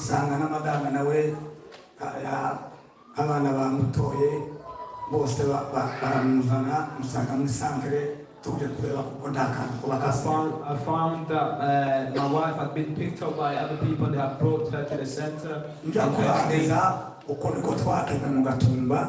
So without taking too much time, that's how we survived in Gatumba.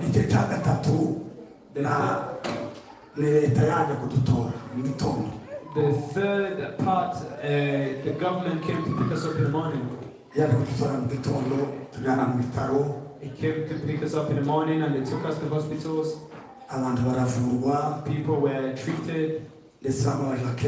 Some even went to Kenya. And others, even my wife had gone to Kenya. That's how we survived in Gatumba. So I thank all of you who are here to remember our members that we lost. God bless you. but please give value to Gatumba. wewe utaza kwibuka hano You who don't come here to wewe remember, wamugiriye nabi wenyine nibo baragiye barangiye ahubwo ni wamugiriye nabi wenyine you are doing a disservice to yourself because those who died have already gone. murakoze cyane Thank you very much.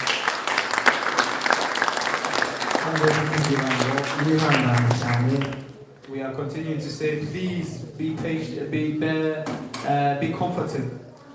ubutabera buzababoneke We will finally get the justice. tugiye kugera mu wundi mwanya nanone reka twakire Alexis aze adufashe kugira ngo twatse amabuji dukomeje gushaka ubutabera Let's welcome dufite abashyitsi aza kutambutsa kugira ngo bakore icyo gikorwa natambuke hanyuma arubike ibikorwa nanone kizakurikira arakoze bagabo. Thank you, Bagabo. Gahunda ikurikira ndatekereza ko amasaha yatugiye. We're running short of time now. Turatekereza gukora ibintu twihuta. We're now doing things quickly. Kuko dufite n'abatumirwa twatumiye cyane dukeneye kubumva ijambo ryawe. We have the guest speakers. We want to hear from them. Ndasaba abari kuri technical team. We ask those on technical team barashyiraho filime to display the movie. mu mwanya mpamagara abantu kugira ngo twase amabuji. As I'll be calling upon people to come and light the candles first. Mbere yaho niyegereje abandi bashyitsi baje nyuma yacu nyuma tumaze kwegereza aba mbere. Well, those who came later after we welcomed others. Ndabona Councillor King yahaguruka akabasura. Councillor King, Please, can you stand up, please?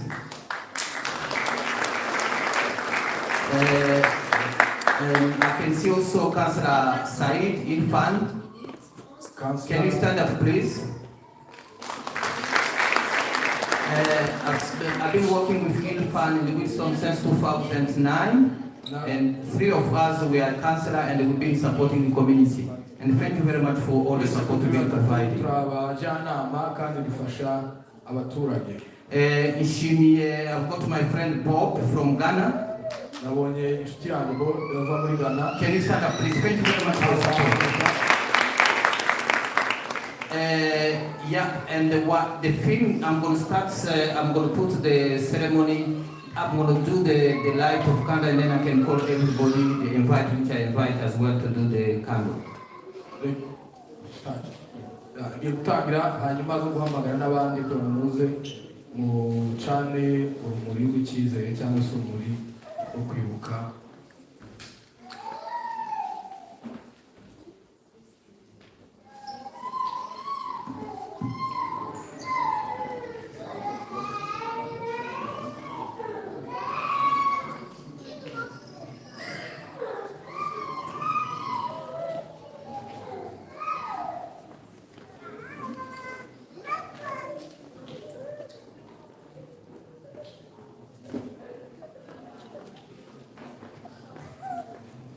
Le bilan de l'attaque est de 170 personnes mortes, dont 55 corps complètement calcinés et 116 autres personnes sont grièvement blessées. L'attaque dure environ 1h30. 11 tentes sur les 15 qui abritaient les réfugiés congolais sont brûlées, mais ceux de rapatriés burundais ne sont pas touchés. Aucun secours ne leur est venu en aide durant l'attaque. Au lendemain de l'attaque, le mouvement FNL, à travers son porte-parole, s'est proclamé auteur de cette tragédie. Nous avons attaqué le cadre de Kwibuka et la Biciwe. Une fois que ils ont vu les tués, ils ont fui dans le cas de l'Abanyamulenge. L'autre qui sont arrivés là-bas, ils nous ont combattus à l'intérieur du camp. Et ils ont fait la Biciwe. Le 14 août 2004, le président du Burundi, le vice-président de la RDC et d'autres autorités se sont rendus à l'endroit de l'attaque pour constater les dégâts. C'est un sentiment de forte désolation. De forte désolation, de peine. The first party is in French, then the next party is 6-minute film. The next part is in English. Mais on veut aussi le cible qui a été l'objet de ce criminel que pour lequel moi je n'ai pas trouvé de nom. Parce que Il est très difficile d'imaginer Can I invite the aid, please? à la base de ce carnage qu'on voit ici. Comprenez parce que qui est arrivé. On parle de ce lâche, de tuer des réfugiés, ce lâche de commettre le crime, même après le carnage. The ceremony mayor, please. Vous devez essayer de comprendre que ce soit commis en tel problème, et que les réfugiés soient poursuivis, même dans leur dernier établissement pour le terrorisme. Le 15 août 2004, plusieurs autres personnalités se sont jointes à la communauté de Abanyamulenge pour les funérailles. Un jour après l'attaque de Mugatumba contre les réfugiés Abanyamulenge, le mouvement FNL a revendiqué ce forfait à travers le porte-parole, pasteur Habimana. Et aujourd'hui, celui qui avait revendiqué ce crime contre l'humanité déclare qu'il jouit de l'immunité. Nous discutons l'immunité provisoire des actes et des crimes commis lors de la lutte du patriote FNL jusqu'au jour où nous avons signé. Can I invite Councillor Je l'ai Olsen, toujours please? dit, même aujourd'hui que je jouisse de l'immunité, je suis président. Le président du parti FNL à cette époque qualifie cette question de la justice d'un calcul politicien. C'est un calcul politicien qui est en Can I invite Councillor Fletcher, please? Et c'est une persécution en pur faux. Je dis ça faux. D'après les différents accords, les crimes de guerre, les crimes contre l'humanité, les crimes de génocide sont uniquement qualifiés par une commission d'enquête judiciaire internationale. Le dossier RMPG 449 par Can I invite Anne-Marie, please? l'État en cause. Kwasa Agaton, Habimana Pasteur et tout consort n'a pas encore été clôturé, il est toujours en instruction. C'est-à-dire que ce dossier est toujours dans la phase juridictionnelle, donc tous les éléments du dossier ne sont pas encore réunis pour s'exprimer là-dessus. La communauté de Abanyamulenge et les victimes de cette attaque n'applaudit pas la réaction de la justice burundaise et pense que cette dernière ne travaille pas trop sur leur Can I dossier. invite Councillor Reynolds? Le 13 août de chaque année, une cérémonie de mémoire est organisée par la communauté de Abanyamulenge pour rendre hommage à leurs proches disparus. August 13, 2004, 166 Abanyamulenge were mercilessly killed, 106 were wounded, and 8 were missing in the Mugatumba refugee camp that is located in Burundi. Majority of the victims were young children and women. The Abanyamulenge refugees, who are Congolese Tutsis, were targeted solely because of their ethnicity. They were massacred even though they were under the supposed protection of the United Nations. Can I invite Councillor Infant, please? This massacre was perpetuated by Burundian and Rwandan Hutu militias allied with the Congolese Mai Mai rebel group as well as elements of the armed forces of the Republic of Congo.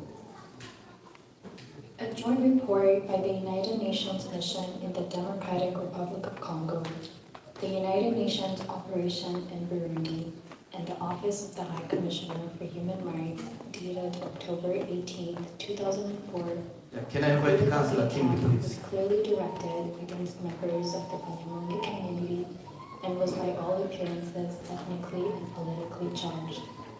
Various sources, including the United Nations report and the Human Rights Watch report, have compiled credible evidence that leaves little doubt as to who was responsible for the massacre. This evidence clearly indicated that the National Liberation Can I invite Forces Councillor Mullen, please? the Democratic Forces for the Liberation of Rwanda, elements of the Congolese Army, and Mai Mai militias were directly involved in this massacre. The same United Nations report stated that these foreign armed groups operating Can I invite Councillor Stewart, in the please? Democratic Republic of Congo near the border of Burundi harbor resentment against the Abanyamulenge people. The Hutu FNL, a rebel movement led by Agathon Rwasa at the time of the events, openly Can I invite admitted Councillor its Roland, please? responsibility for the massacre the very next day to the BBC through the voice of the movement's spokesperson, Mr. Pasteur Habimana. In an interview, he stated he did this for the simple reason that the victims are Tutsis. Councillor Wilson, please. End quote. The other local actors, notably elements of the FARDC and the Mai Mai militias, were politically motivated.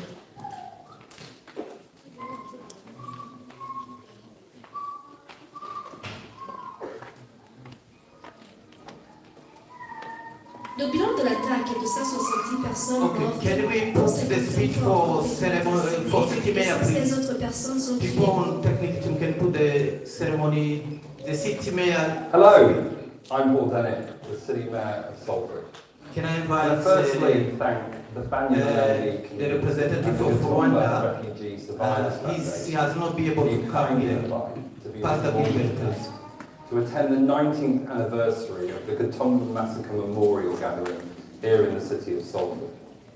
I'm deeply sorry that I can't be with you all today in person on the 19th anniversary of that fateful night when 166 innocent Abanyamulenge Congolese refugees were mercilessly slaughtered and over 100 refugees injured and wounded while seeking sanctuary in the refugee camp in Burundi. Can I invite However, I wanted to take this opportunity community leader, please, to send you all my thoughts and my prayers at this time, especially the survivors of these heinous acts of violence and their families and friends who continue to face the real human, physical, emotional and psychological consequences of this massacre to this day. Can I invite On this solemn occasion, we pay tribute to the 166 innocent refugees who tragically lost their lives in a senseless act of violence. And all those wounded and injured, including their families and their friends. I stand before you with a profound sense of grief and solidarity. The magnitude of this tragedy serves as a painful reminder of the horrors of war and the devastating impact it can have on the lives of innocent people. It is crucial that we never forget, continue to speak out, and commit ourselves in the pursuit of truth and justice for all our fellow brothers and sisters who have tragically lost their lives or been injured. And as a responsible citizen of the international community and the human race, today we gather not only to mourn the lives of those lost, but also to reaffirm our commitment to peace, compassion, the pursuit of truth, justice, and understanding. As a city, Salford embraces diversity, inclusion, and cherishes humanity. We stand united against all hatred, violence, and persecution. Let this memorial event be a call to action for all of us. Let us strive to build a world where every human being is treated with dignity and respect, regardless of their background or place of birth. Let us work tirelessly to create a society where refugees and asylum seekers are welcomed with open arms and offered protection, support, and opportunities to rebuild their lives. Here in the city of Salford, we are honoured and humbled to have recently become a city of sanctuary, providing support, dignity, and the welcoming of refugees and people seeking sanctuary and asylum here in our city. Today, as we remember the victims of the Mugatumba massacre on that atrocious and their lives, those lives were not lost in vain, but served as a catalyst for positive change and the pursuit of truth and justice. Thank you to everyone for taking the time to join this memorial gathering in the city of Salford on this sombre yet essential occasion. May we continue to stand together in solidarity as a beacon of hope and compassion for those in need who continue to suffer from discrimination, persecution, and grave miscarriages of justice. May our Abanyamulenge Congolese brothers and sisters who tragically lost their lives rest in peace. And may we never forget their lives, their contributions, and their stories. Thank you very much.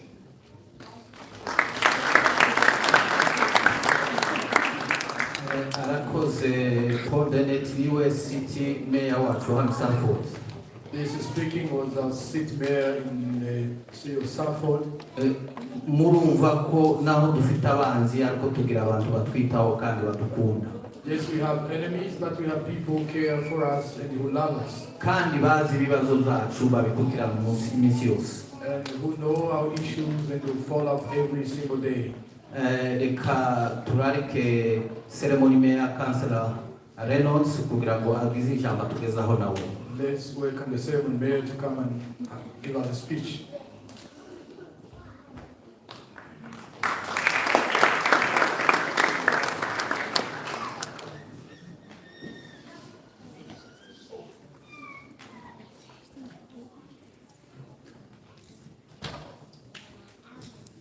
Thank you, Alexis.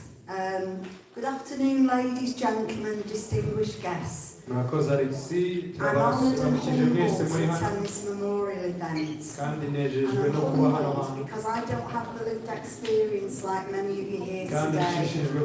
So I thank you very much for inviting me so that I can become informed. Today we remember a dark chapter in history, the Kwibuka genocide of 2004. This tragic and horrific event, as speakers before me have said, took place at a refugee camp in Burundi, where members of the Hutu rebel group from the National Liberation Forces attacked the camp, and at least 166 people, innocent Congolese Tutsi men and women and children, lost their lives. As we reflect on those events that unfolded that fateful day, it is important that we recognise the profound impact this genocide had on the victims, their families, and the Congolese and Burundi communities. The genocide serves as a painful reminder of the devastating consequences of ethnic violence and the importance of fostering peace and understanding. The innocent lives lost in Mugatumba were seeking refuge from the horrors of war and violence in the Democratic Republic of Congo. They were people driven from their homes, hoping for safety and a chance at a better future. Instead, they were caught up in a tragic cycle of hatred and bloodshed. It is crucial that we honour the memory of those who lost their lives by seeking justice and holding those responsible to account. The survivors, along with their families, continue to bear the burden of loss, and by acknowledging their pain and amplifying their voices, we strive to ensure that such atrocities are never forgotten and that history does not repeat itself again. In the face of these heinous acts, it is our duty to work tirelessly towards peace, reconciliation and healing. We must promote dialogue and understanding and respect among different ethnic and cultural communities. Only by recognising our shared humanity and embracing diversity can we build a future that is free from violence and discrimination. Let us use this occasion today as an opportunity to reflect on the importance of unity and compassion as we remember the victims of the genocide. Let us reaffirm our commitment to stand against hatred, prejudice and violence in all its forms. Together by our actions such as educating and understanding, we can create a world where every individual, regardless of their background, can live in dignity and peace. Thank you.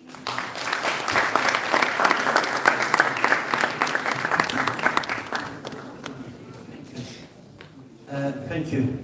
Thank you very much for the speech and urakoze ntabwo twabisobanura ibyigwa biragoye kwisobanura hari amagambo nk'atatu cyangwa ibintu bitatu yagarutseho icya mbere ni uko bapfuye bashakaga guhungira muri Kongo, icya kabiri ni uko bagerageza gukora kugira ngo byabaye bitazigera bisubira kuba babikorera ubuvugizi n'ibindi bashobora gukora. Ikindi ni uko hariho uburyo bwo kubaka future cyangwa se ejo hazaza hashingiye ku burenganzira, aho buri wese tutitaye ku kwasa ko aturuka ashobora kubona aho atura adashingiye ishusho ye cyangwa se ko atekereza. Thank you for the summary. The next speaker is Councillor August. I think she's going to speak as well, then you can translate after. Yeah, I think that's... Yeah, she's going to speak, then you can translate after. It's fine. Most people...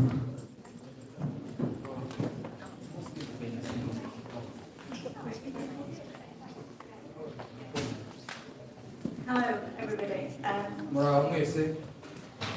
I'm humbled to be here today, especially after hearing the lived testimony of survivors of what happened.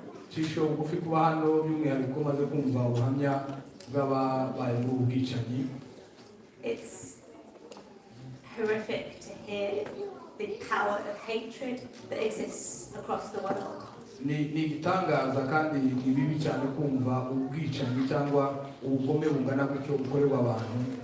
And I agree with Ernest and the pastor that I will be saying that this is a genocide. I won't use the word massacre.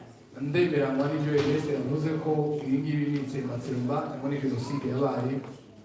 I wanted to thank Councillor Alexis Sharp for his tireless work in Salford to raise the profile of what has happened to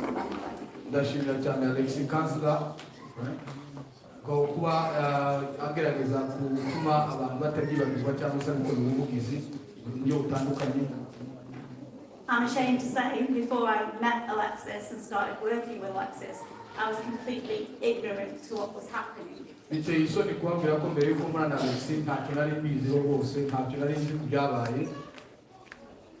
And I can't help but draw parallels to Kosovo and what happened in Srebrenica.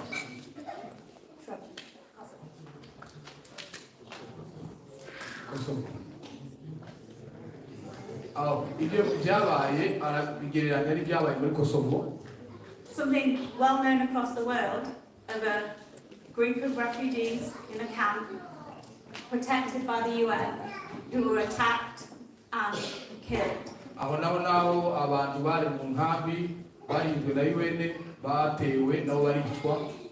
And across the world, everybody saw, everybody heard, everybody knew what was happening.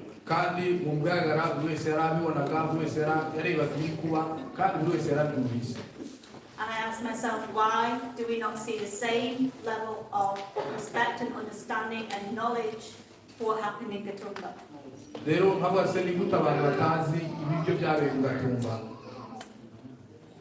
Because the way we stop what's happening is through knowledge.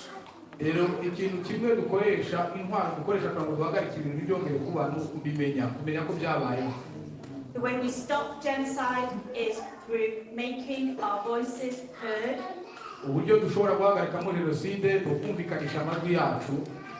And making sure that the international community puts its spotlight on things like this.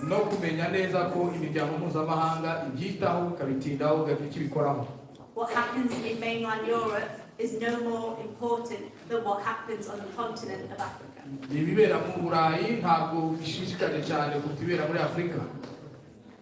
And we also need to remember that denying justice to the victims of what's happened is denying human rights.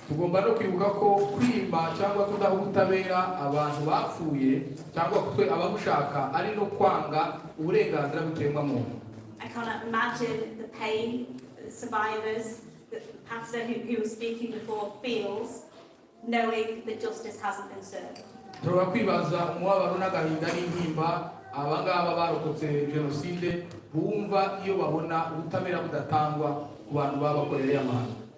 And so that's why I'm so grateful to the organisers today for helping to raise awareness of what's happening.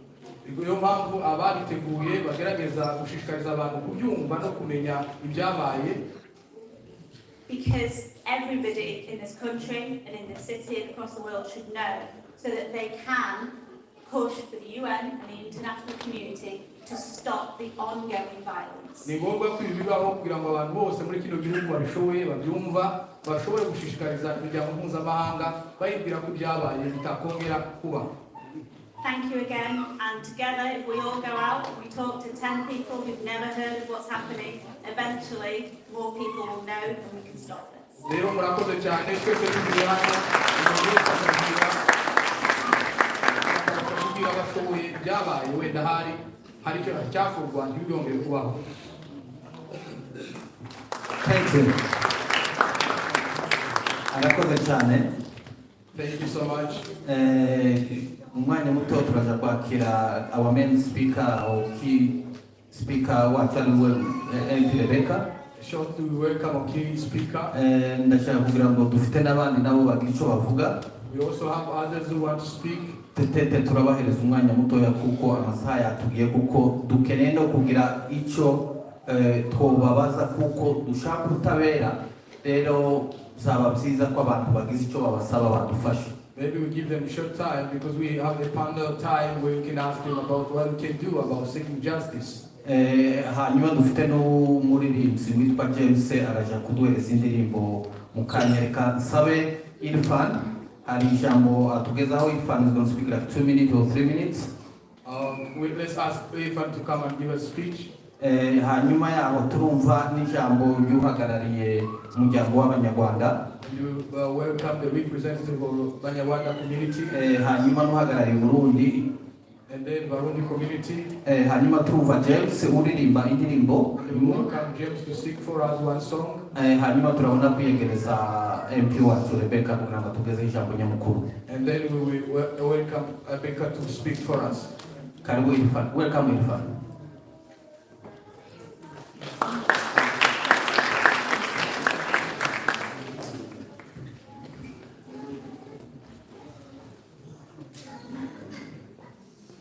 Good afternoon. So thank you so much, Alex. Well, I have been coming to this remembrance event for many, many years now. And every time I come here and I listen to the survivors, what they have gone through, it gives me goosebumps. What happened is really very sad. But what's happening today is the saddest. Because the genocide has not stopped. It's still happening. Everywhere. From Africa to Asia. People are being killed for how they look, how they talk, what they believe in, and what they eat. So, what we should collectively do, each one of us, be an ambassador of peace. Spread the peace everywhere. And we shouldn't forget, at the end of the day, we are the children of Adam and Eve. We are one. We may live in different parts of the world, we may eat different foods. We are human beings. And my blood is red. Your blood is red. Everyone present here, we all have red blood.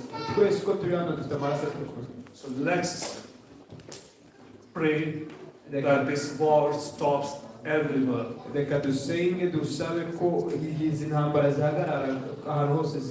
And this is a great opportunity for us as ambassadors to talk about the consequences of war. kandi niyo mpamvu duterana hano kugira ngo tuganire turebe ibibazo bitezwa n'intambara. And I thank the people who have come from all over Great Britain to Salford to welcome you here, and we all will start from here and we will stop this violence that's happening around the world from Salford. Turashimira mwese mwaturutse mwavuye mukaba mwaje Salford, reka dutangirire hano turwanye izi ntambara. God bless you all. Imana ibahe.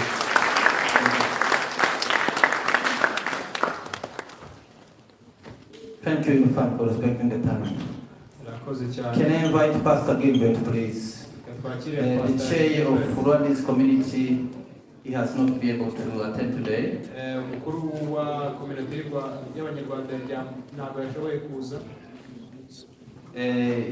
Yabwiye Gilbert kuduhegeza ijambo.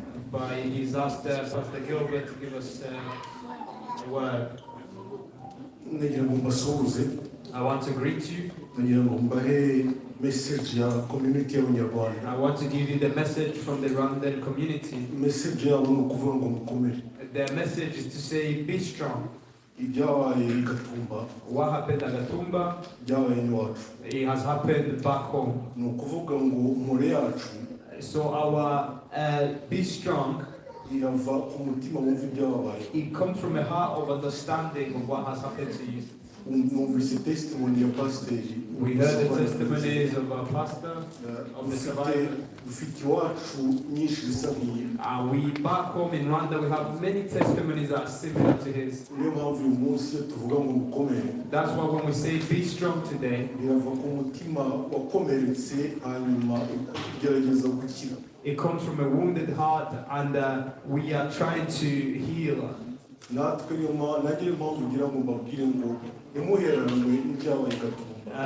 why we are here to tell you, don't be taken back by what happened in Gatumba. But let it be a lesson to focus on the future. But always remember. Because the remembering or remembrance, there's two ideas that it carries. It makes you not forget your loved ones, but it also adds something else. It's to remind those who watched on and did nothing that there's a place where they failed. So on a day like today, we always say never again. It's sad that these are just slogans. In Rwanda it happened, in Gatumba it happened, and in all these other places it's still taking place. Yet, like Ernest said, there's a genocide in Congo at the moment. We are only speaking of Gatumba only, but today in Congo, Abanyamulenge are still being killed. So it's very sad that we stand here every year and we say never again. Will that word ever mean anything? That's the question I'm leaving with you. Let's all think about this. When never again will mean something.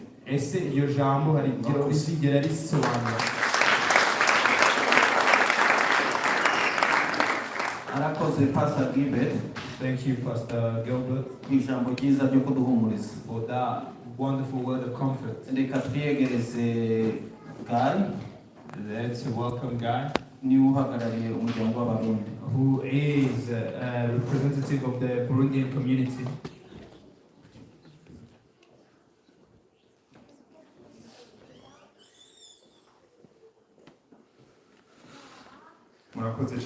Thank you very much.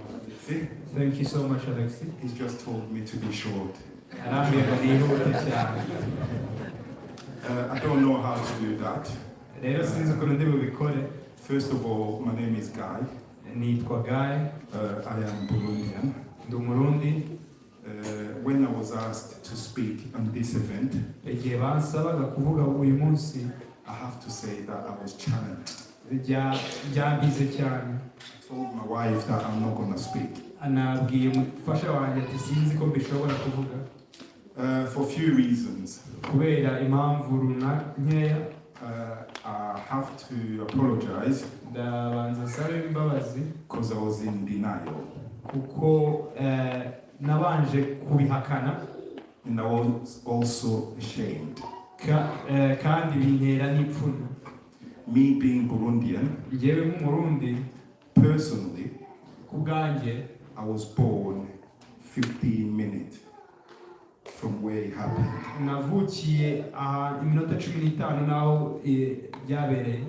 I was born in Burundi, in Bujumbura. I grew up in Burundi, in Bujumbura. But when it happened, I was already here. I lived in Manchester and saw it on TV. I was ashamed of my country. I was ashamed of my people. I also tried to keep it quiet. But I realized that by being silent, I am siding with the perpetrators, the killers. When we say justice to Gatumba victims,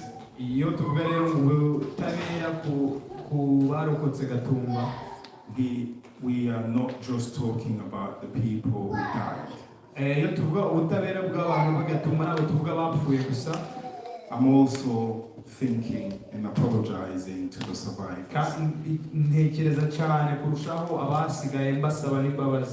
The people who got injured, the people like Pastor Kirei who work with bullets in their bodies, his wife, their relatives, the children, the mothers, the parents who could not protect their children. Every time I think about that,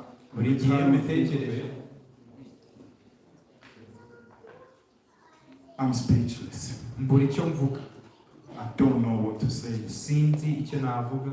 In Gatumba, we had 2 military camps. These people could not be protected. I almost cried, but as a man,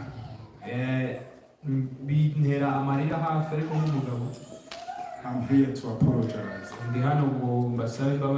I'm here to apologize to the survivors on behalf of my people, on behalf of my community. We couldn't protect you. We have not given you justice. But we promise you, we're not going to stop until justice is given. So I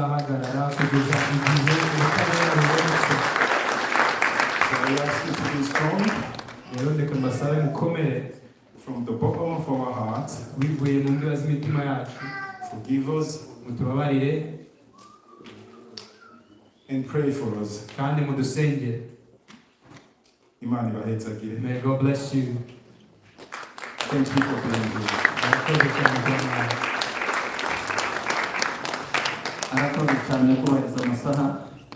Thank you for honoring our time. I think what's happened never happen again. What we are doing here ni kugira ngo ibyabaye ntibizongere kubaho. Hari umuntu twaganiriye wabaye muri West asubira iwabo. There is a person I spoke to who lived a long time in the West and then went back home. Sinshaka kumuvuga ariko hari ikintu yambwiye kinkora ku mutima. Rather not mention their name, but they told me something and they yarambwiye ngo yashitse iwabo ngo barambwira ngo ise na nyina ngo barahonze ngo The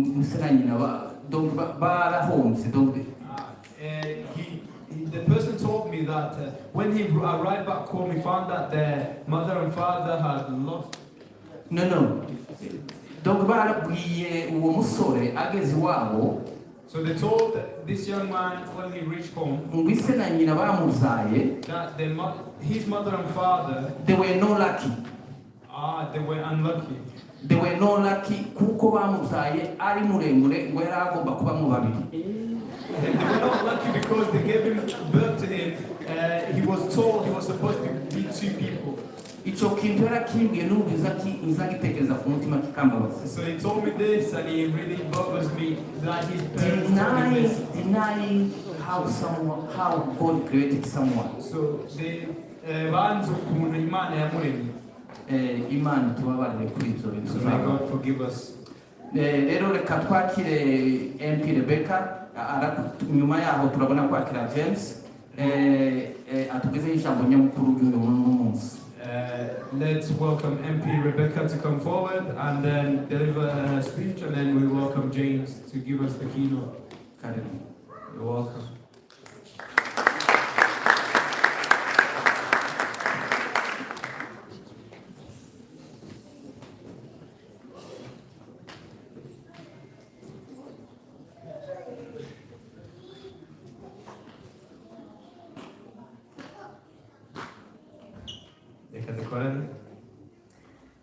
Thank you for having me here today. It's an honor and it's such an important event.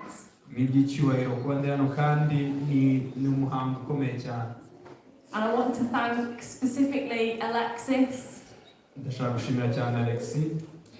for working so hard in Salford to make sure that we're all aware of what's happening. Now, Alexis and another brilliant councillor, Wilson,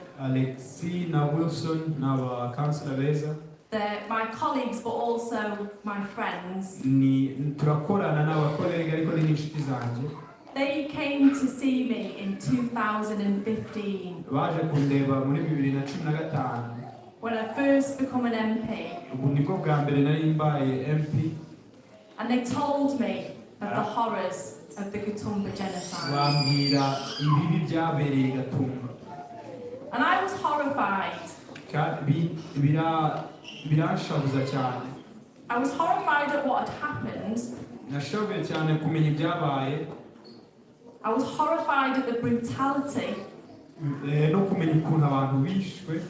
But what horrified me more was that the world looked on silently.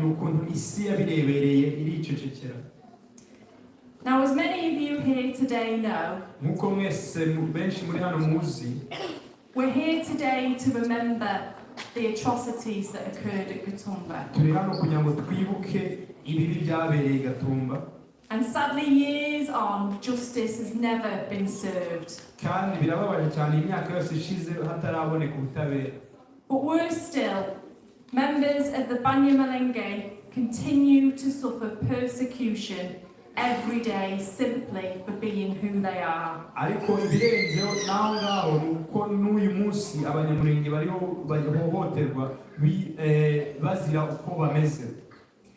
It has been reported that in the area comprising Rurambo in Rivera territory,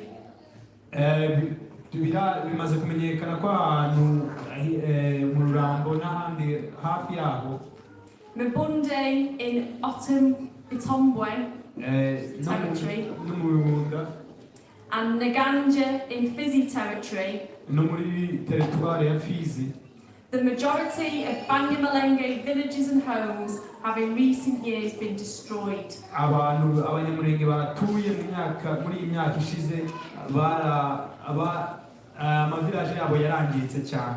Many fleeing to refugee camps in places like Minembwe, parts of the Ruzizi Plain,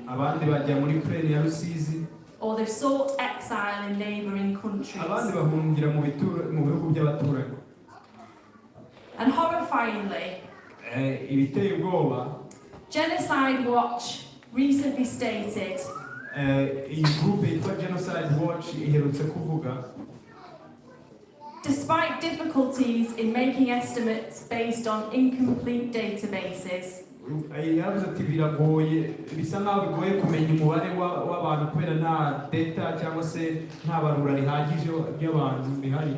it is plausible to state Ariko birashoboka ko umuntu yavuga yuko that more than 90% of the community's homes, schools and health centres ko abarenga 90% bya kominote y'amashuri, ibitaro, and more than 95% of their economic resources, notably cattle, na 95% by'ubutunzi bwabo arizo nka bafite, have been destroyed or looted by my militias byamaze kwangizwa, ibindi biricwa birononekara na maimai and rebels with the active cooperation of members of the regular army. n'abarobere bakorana n'igisirikare cya leta. And this is a story that puts fear in all of our hearts. Rero izi ni inkuru zidushyira mu bwoba mu mitima yacu, Because sadly it is all too familiar. kuko ibi ngibi ni ibintu bisa nkaho tumaze kumenyera. It was violence, destruction of villages, ni ugusenywa kw'amavilaje, and the sheer fear of violence kandi no kurwana no kwicwa nabi that drove so many Abanyamulenge refugees byatumye abanyamulenge benshi out of the DRC bava muri Congo and into the Mugatumba refugee camp. bakisanga muri kampu ya Gatumba. And as we've heard the horrifying testimonies today, Nkuko twumvise rero abatangabuhamya buteye ubwoba, on August the 13th, 2004, kuva ku itariki 13 z'ukwa munani 2004, hundreds of FNL soldiers and their families and possibly others attacked the Mugatumba camp. abasirikare benshi ba FNL n'imiryango yabo bateye iyi kampu ya Gatumba, And it's reported that they beat drums kandi biranditswe ko bavuzaga ingoma and sang hymns bakaririmba as they shot, burned and stabbed bariho barasa, unarmed civilians. batwika, batera ibyuma abasivile batari bafite ikibazo na kimwe. And as we've also heard today, Nkuko twabyumvise uyu munsi, we know who was responsible. ababikoze turabazi. The next day, umunsi wakurikiye, the FNL spokesman, Pastor Habimana, umuvugizi wa FNL Pastor Habimana claimed responsibility for the attack, yavuze ko aribo bateye bakoze ibyo bintu, alleging without evidence avuga nta bihamya bifatika afite that the refugees were being recruited for an invasion of Burundi. ko izo impunzi zari zituye aho ngaho basaga nkaho bariho babarekrite kujya mu gisirikare kurwanya Burundi. It was a horrifying picture. Ni ifoto cyangwa se ni ibintu biteye ubwoba. 166 people, abantu 166, nearly all Abanyamulenge were killed. Majority cyangwa se benshi muri bo bari abanyamulenge barishwe. And 106 were wounded. Abantu 106 barakomereka. Now the atrocity demanded instant international condemnation and investigation. Ibi rero byasabaga ko community internationale ibyitabira cyangwa se iza gutabara. But it never came. Ariko ntiyaje gutabara. 19 years later, imyaka 19 ishize, no arrests have been made. Nta muntu urafungwa. Despite being condemned by the United Nations, nubwo UN yabivuze ikabirwanya ikabyamagana, African Union, umuryango umwe bwa Afrika, and several human rights groups. n'abandi bashinzwe uburenganzira bwa muntu. And what's even worse ariko ibirenze kuba bibi is that since then, nuko kuva icyo gihe the FNL FNL has signed on to a peace accord yasinye amasezerano y'amahoro and transitioned into parliamentary politics. kandi bajya muri leta ubu ni abasirikare b'abapolitisi. Agathon Rwasa, the FNL's leader during the attack, Agathon Rwasa wari uyoboye FNL icyo gihe batera, has never been arrested for his role. ntiyigeze afungirwa ibyo yakoze. A criminal case was opened in 2013. Habayeho case yafunguwe imwe investiga kuri 2014, but it was suspended a ariko year later. yarahagaritswe nyuma y'umwaka umwe ifunguwe. And in 2020, muri 2020 Rwasa was nominated as a presidential candidate. Rwasa yatowe nk'umukandida wo kuba president. Now, sadly, as the Alliance for Peace in Eastern Congo stated last year, birababaje ko uwo muryango ushaka kuzana amahoro muri Congo wavuze umwaka ushize, conflict is now unfolded even further. Imirwano yakomeje, iracyakomeje. And despite the presence of a UN peacekeeping mission, nubwo hari abantu abasirikare ba UN bari aho bashinzwe kuzana amahoro, at least 120 armed groups remain active. haracyari imitwe itwaje intwari irenga 120. And there are real fears as hate speech escalates. Kandi hari abantu bafite ubwoba cyane kuko imvugo y'urwango irakomeje. That the world could allow the region kandi isi isa nkaho yaretse akara karere to descend into another human rights crisis. bongere baje mu kibazo gikomeye cy'uburenganzira bwa muntu.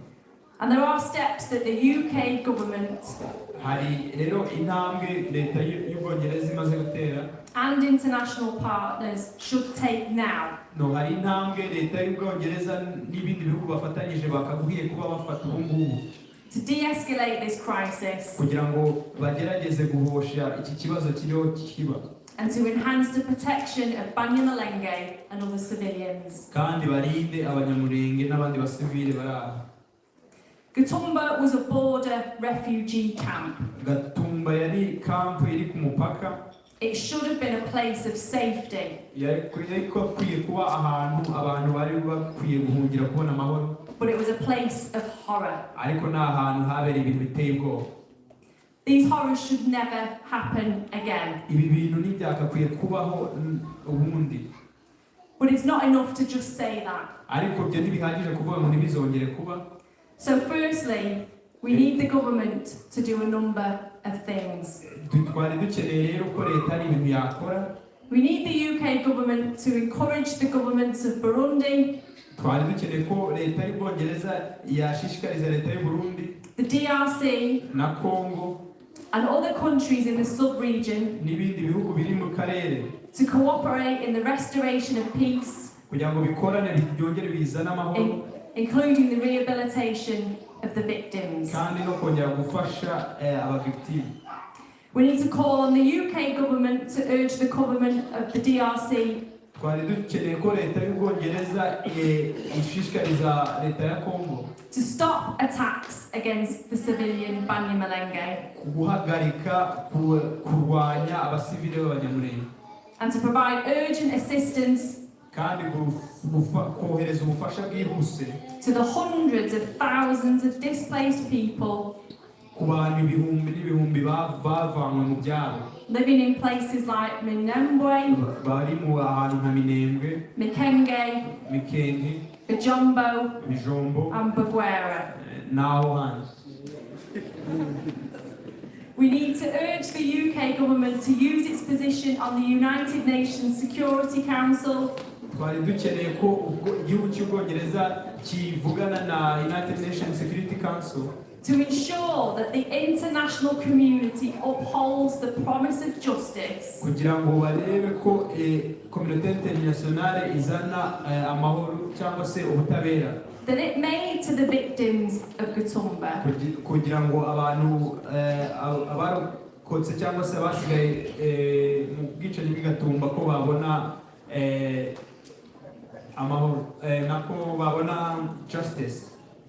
And for that, the UN must use all means at its disposal to bring the perpetrators to justice. kandi UN ikora igishoboye byose izane abakoze ubwicanyi ibazane ku butabera. And finally, ndangiza we need to ensure that the UN becomes directly involved turasaba UN ko igira uruhare in stopping the ongoing ethnic cleansing of the Abanyamulenge mu guhagarika kwica no kuhanagura Abanyamulenge and takes whatever measures necessary kandi ifate ibyemezo byose bishoboka to see that the sponsors and perpetrators of the most recent killings kugira ngo abangaba baherutse gukora ubwicanyi are also identified and brought to justice. kandi bazanwe ku butabera. Now I want to thank everybody who's come today, So ndashaka gushimira abantu bose baje uyu munsi, particularly the survivors of the Mugatumba genocide. cyane cyane abarokotse jenoside yo mu Gatumba. And those of you who are here today on behalf of family members who may have been there. namwe mwese muri hano mwaba mufite imiryango yari iri aho ngaho. And if there's an important message that I would like to resonate with all of us today, hari ubutumwa nshaka ko twese tutana, is that we remember the dead. yego twibuke abapfuye We honor their memory. kandi tubibuke, But more importantly than that, ariko ikirenze aho ngaho, in honoring their memory, mu gihe tubibuka tukibuka n'ibyo bakoze, we do that by fighting for the living. tubibuka turwanirira abasigaye abazima. Solidarity. Turi kumwe turafatanya.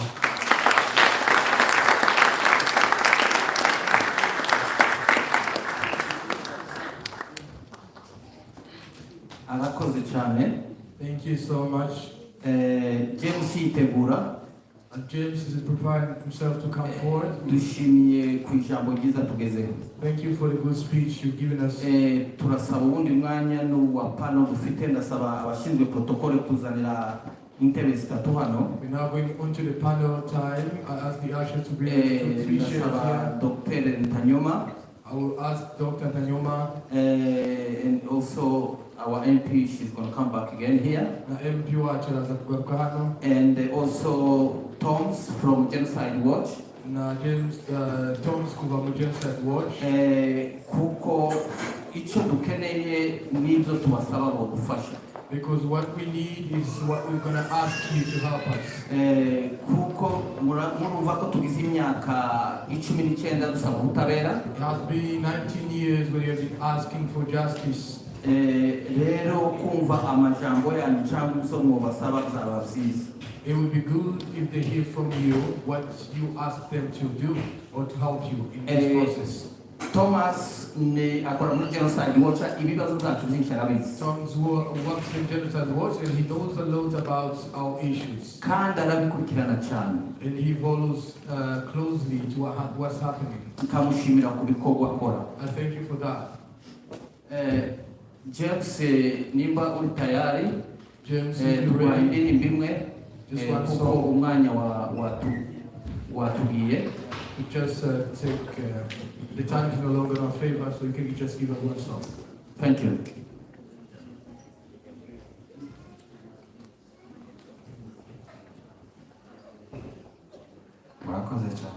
Thank you so much.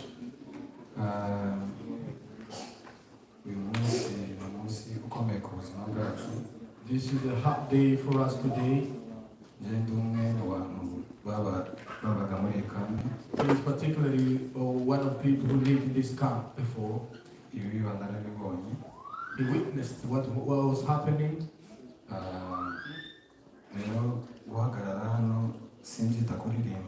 Me standing before you is not singing.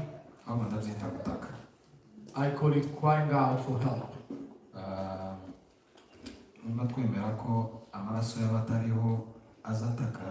If we agree that the blood of the victim can cry out for help,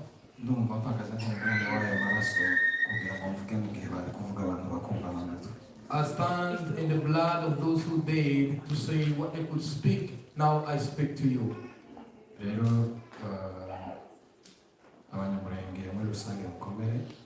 May you be comforted, all the Abanyamulenge community in general. Gatumba survivors, may you be comforted. We live and we keep surviving.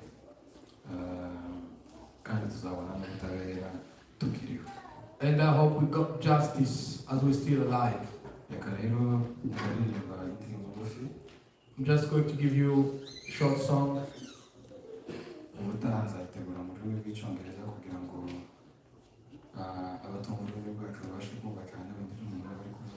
Next time the lyrics will be in English so those who do not hear the language can understand what I'm singing.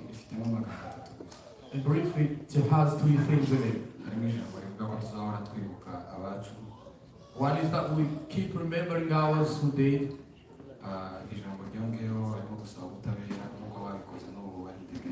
Number two is asking for justice because those who killed our brethren are still free. Number three, it sings about the history of what happened, the background. That's what he's going to sing.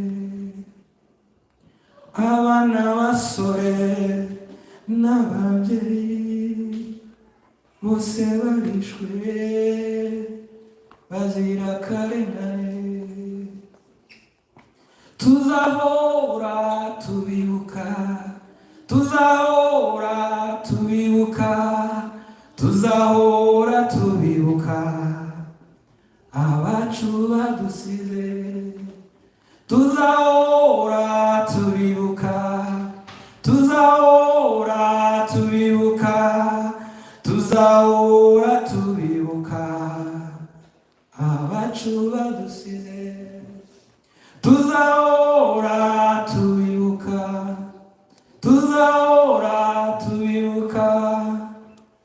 tuzahora tubibuka inzirakarengane, tuzahora tubibuka, tuzahora tubibuka, tuzahora tubibuka abacu badusize.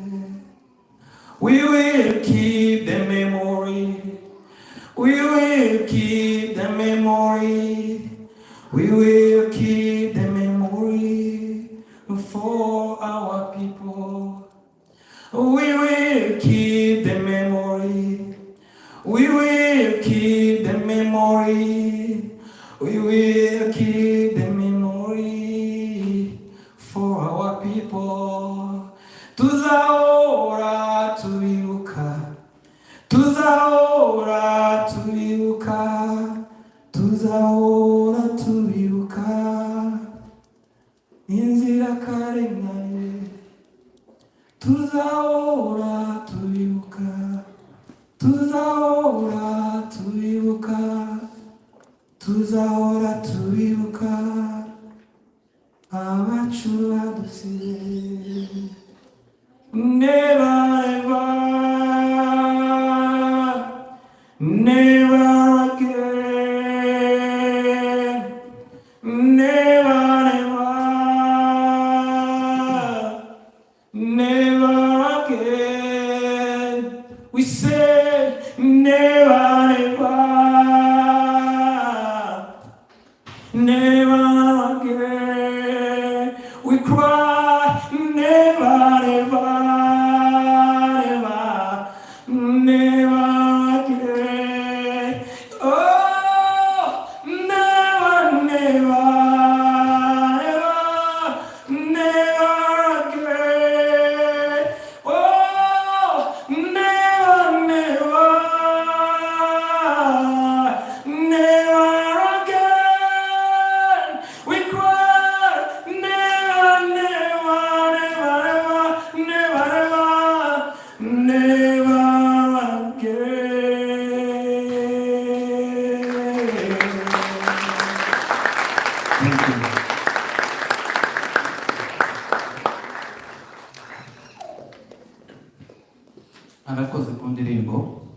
Thank you for the song.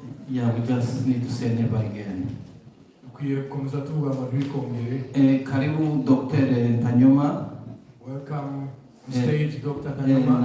And Thomas. And MP Rebecca. Baraza hano turabahereza umwanya muto wo kuvuga. We just come forward and give you a short time to give the presentation. Tanyoma muramuzi mwese. You all know Tanyoma. Ni umudoktere yize mu bibazo by'ahari akarere k'iwacu nawe arabisobanukiwe neza kandi yabikozeho amarecherche. He has done researches and he's informed about the issues of icyo dukeneye nuko mwabumva mukagira n'icyo mubasaba cyangwa ukeneye kugira ikibazo yubaza. We need you to listen to them and ask questions if they need be. Okay, and we're going to give ndabizi ko Tanyoma mfite ibintu byinshi si ikibazo twagize umwanya. We have a short time. I know they have much to say about this. Ariko dukeneye no kumva n'ibyo abantu bosaba abantu kugira ngo kuko dushaka ubutabera. But we also need to hear from you people because we are looking for justice. We need to have your comments. Tom, 5 minutes, maybe, I don't know, it depends. What you have prepared, maybe 5 or 10 minutes, I don't know.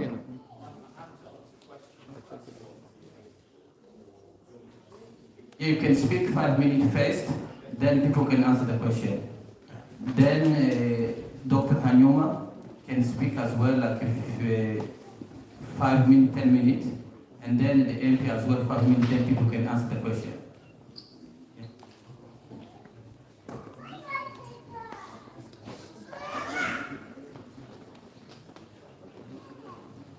Okay, hello. Thank you again for the invitation this evening. So I think firstly I should clarify.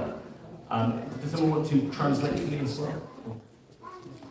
Yeah, thank you for the invitation this evening. I'm actually no longer with the Genocide Watch, I should clarify that, but continuing the work that I started with them, with an organisation called Crane Centre for Mass Atrocity Prevention, and then also another one called the Human Rights Research Centre.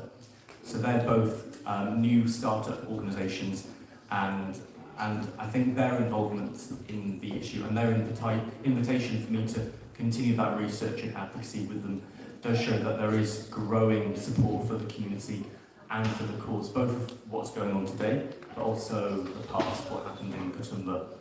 And then also I wanted to quickly give credit to Innocent, actually. So the Genocide Watch report that you cited was actually Innocent. So Innocent, who is in America at the moment, he couldn't attend today. He has done incredible work in collecting data on the atrocities happening today and in recent years. So we wouldn't be able to do a lot of what we're doing without his work and without what Delphin has been doing as well.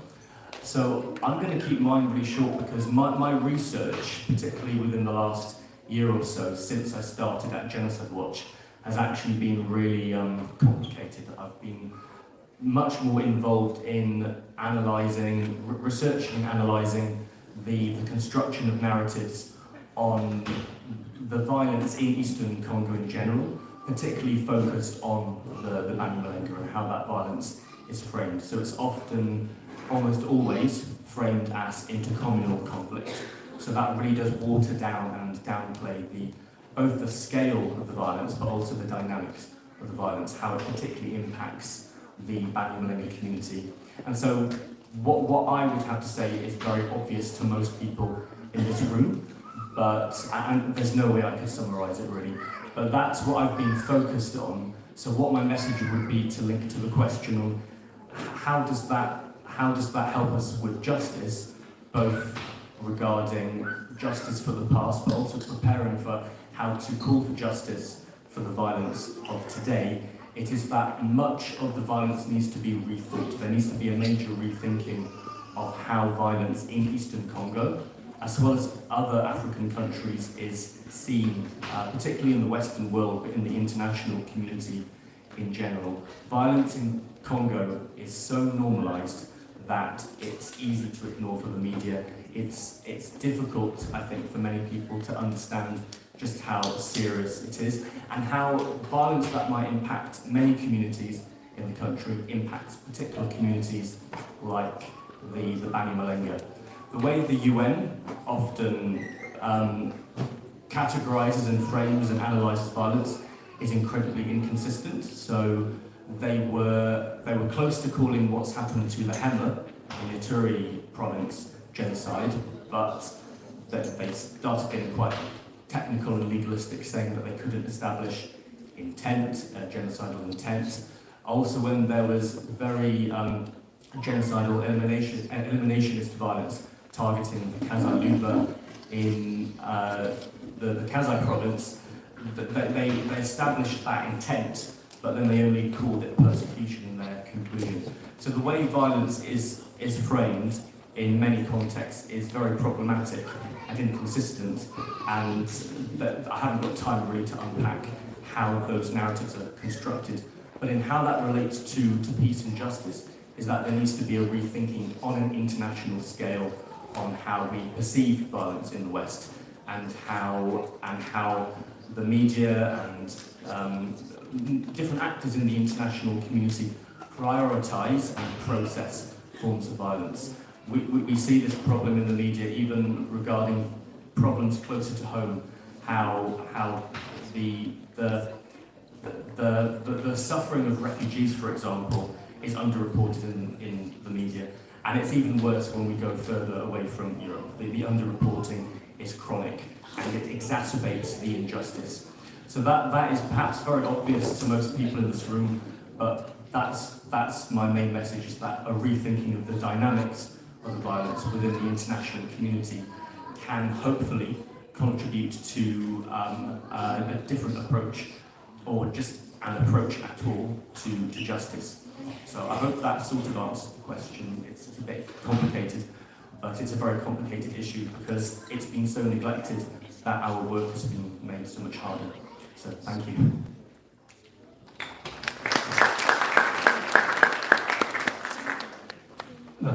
Thank you so much, Thomas. Dear Lancelot, who I represent Mugatumba. Nzi ko mfite uburemere bwinshi cyane kurusha uko dushobora kumenya ko byumva, ariko harimo n'imbaraga zikomeye bigaragaza ubutwari bwabo kubera ko nyuma y'ibigoye biremereye bingana cyabafasha kutubwira amakuru. I thank you all those who survived from Kwibuka genocide and that you were able to speak to us today was so much courageous. Ndihanganisha n'Abanyamulenge bateraniye hano n'inshuti zabo. I also comfort all the Abanyamulenge community and their friends for coming here together today.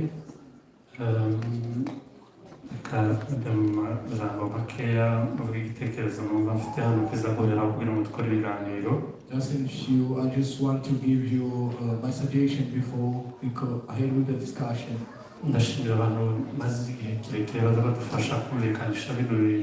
I thank you for those who advocate for this genocide. There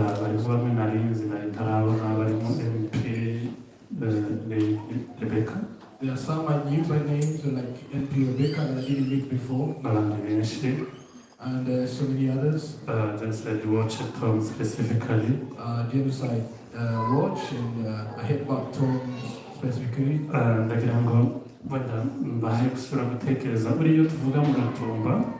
just want to give you an insight when we're speaking about Mugatumba.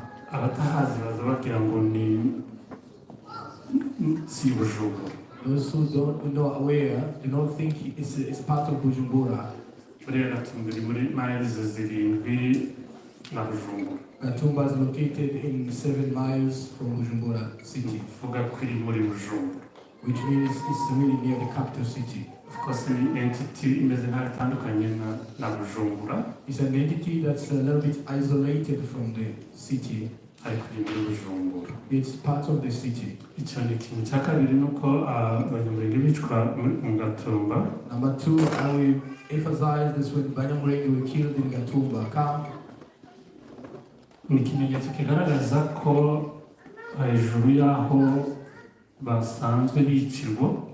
That's a sign that beyond what was happening, beyond the time they have been killed, and where they have been killed now,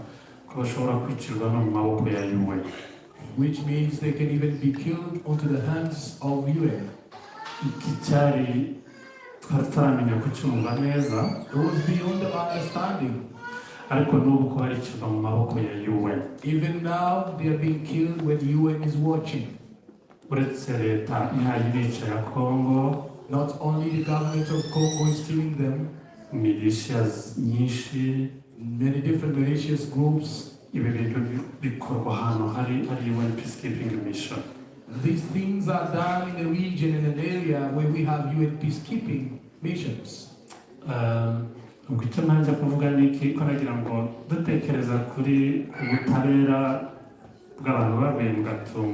The sense I'm trying to make is that as we're thinking about the justice of people,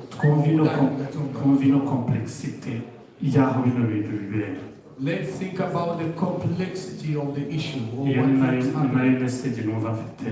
That is my main message today.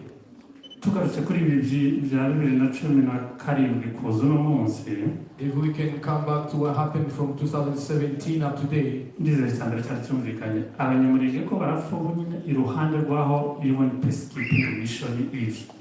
I just want to emphasize Abanyamulenge are being killed and dying in an area where the UN peacekeeping mission is. This is unspoken. People do not speak about this much.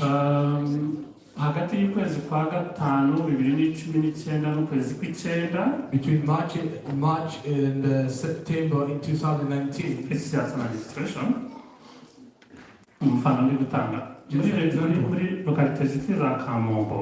In different area, including Kamombo,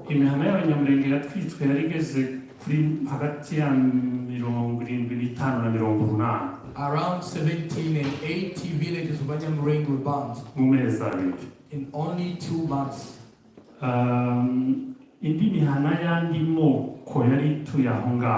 The villages of the neighbors communities around there, only 5% of the villages were destroyed or burnt. Ibi bintu hirukanwa Abanyamulenge gusa. Abanyamulenge were displaced from their place. Hasigara ayo moko yandi. And the other communities remained in their place. N'abasirikare ba leta. And the government militaries. Hariho deployment z'abasirikare ba leta zigeze kuri 7-8. There was at least 9 or 8 deployments of government military. If you read the reports of the UN of all those past years, you can't find any of those information I'm giving you. This is sad enough. In this June and April 2020, the Abanyamulenge community were displaced from Kamombo to Bijombo. When they come back to see if they can still survive in that area, indi mihana yari ituwe ya mihana yari isigaye ituwemo n'andi moko aturanye n'Abanyamulenge. They found that their villages were being, some other people, some other community were dwelling in those places. There was a war and again they were displaced. Zino events zo mu kwezi kwa gatanu no kwa gatandatu ziri reported muri UN. Those events were reported in UN.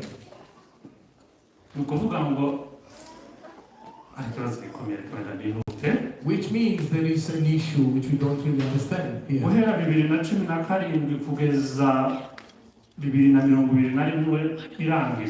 From 2017 up to the end of 2021, around 5 years back, no single country in the East African region, including those countries which are raising their voices now, in the past years, no country spoke for us. So about this. Ibi bintu bibera ahantu hari intambara z'ubwoko butandukanye. Ubwicanyi butargeting Abanyamulenge bubera ahantu hari intambara z'amoko atandukanye. The killing targeting Abanyamulenge community happens in the area with different strategical wars in the long history. Iyo abantu bareba, when people are seeing now, bavuga ngo ibyo bintu byose ni mu bihuze mu bishyire hamwe byose birasa. They just ask us if we cannot connect all those things happening because they look like the same.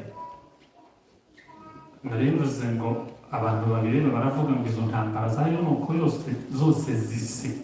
Those people who are watching from afar try to qualify this as civil war or things which are alike, something that's happening everywhere.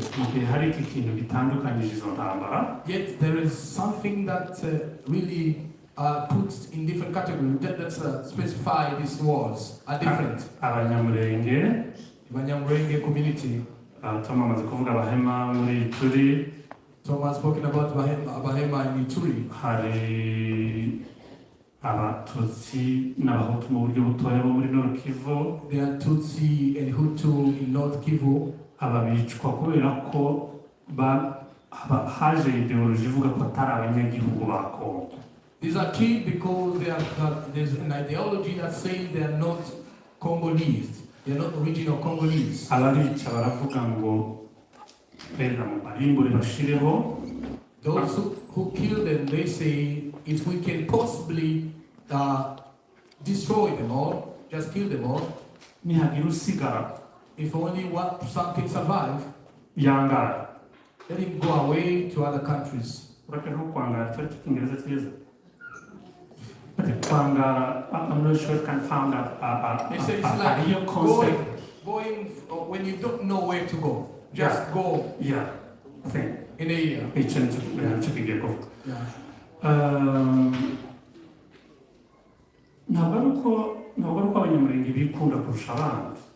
not Abanyamulenge are selfish.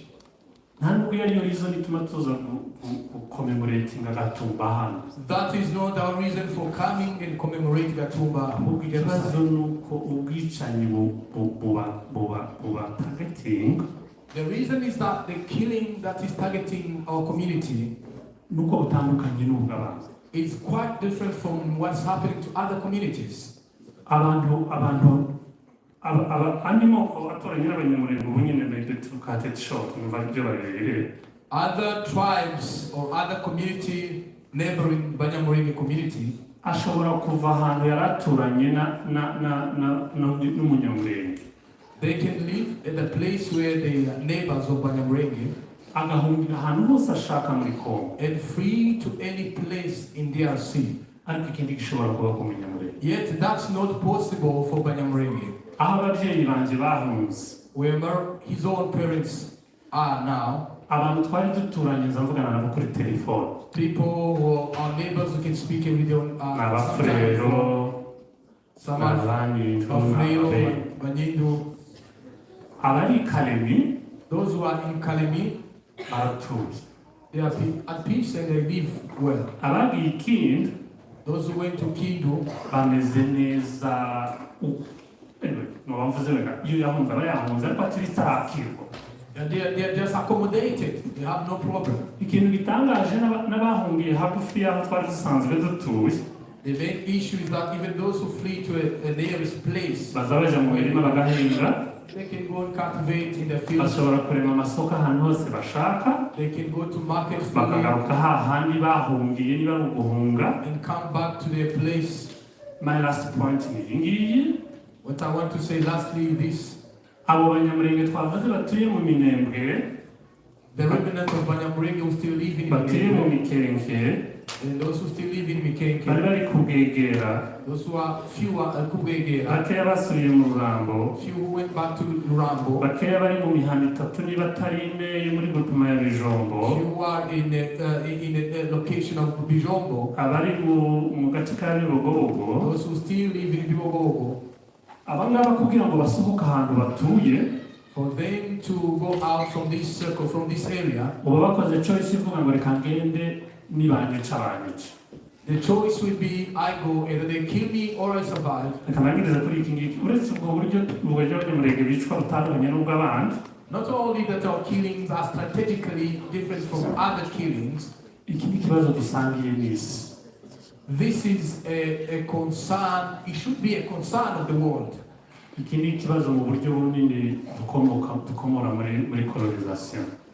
is an issue that we can trace back from colonial period. If people want to get rid of it, I hope I'm not facing anyone here.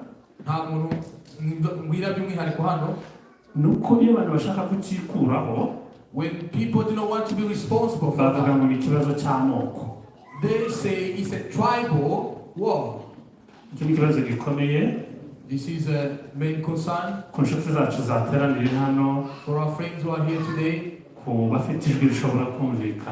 those who can speak, voice that's heard than our voice. You have to understand this issue in that perspective. In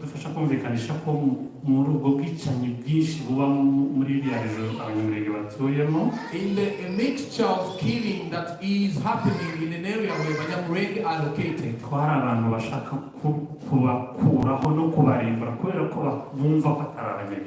there are people who uproot them, who want to kill them all just because they think they don't belong to the country. Thank you.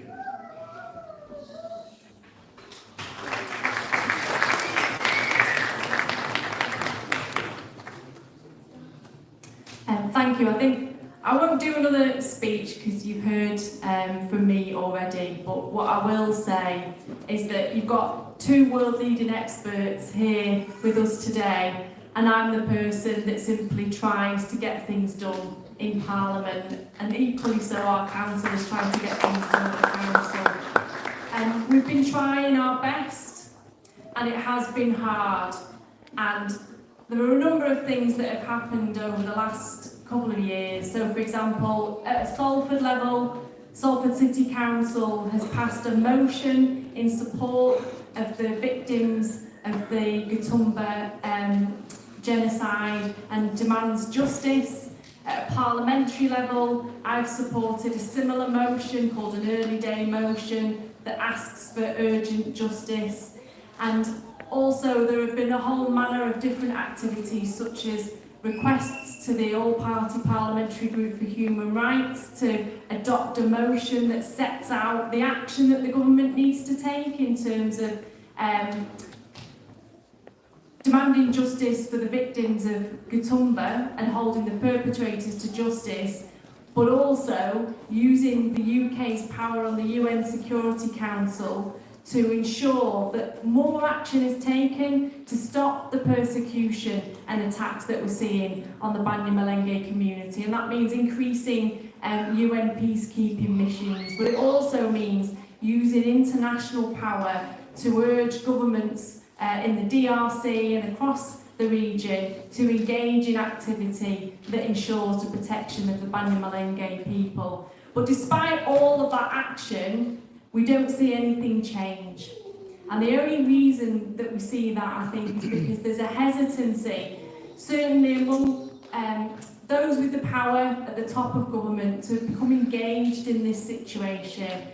One of it, I think, is fear of the unknown and not really understanding the situation properly. And the second point is a point that I think both of our brilliant speakers have already made tonight, is that there's a deliberate blurring of the evidence and what's happening in the region, and an attempt to try and make out that it's just some sort of a civil war or it's different groups fighting against each other, when we all know that it's much, much more than that. So I think we need to support people like our two brilliant speakers in their efforts and their research so that we can get the truth out there. But I also think that wherever you live in the UK, I'd ask you today to speak to your MP. We do have some really supportive MPs in Parliament, by the way, who you might have already spoken to already. But if you haven't spoken to your local MP, please urge them to write to the government in the same way that myself and others have and demand action, because the more of us that start to shout, the more likely it is to become a deafening roar. If it's just a small group of us, we won't be heard as effectively as we will do if we're in solidarity with the whole range of MPs.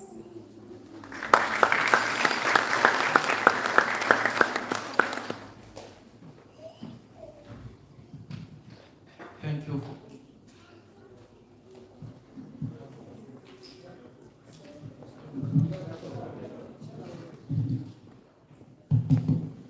Thank you for your speech. Murakoze cyane. Thank you for the speech. Cyane cyane numva Ntanyoma yavuze ibyo tuzi cyane kuko is more concerned ya trans clarification cyane.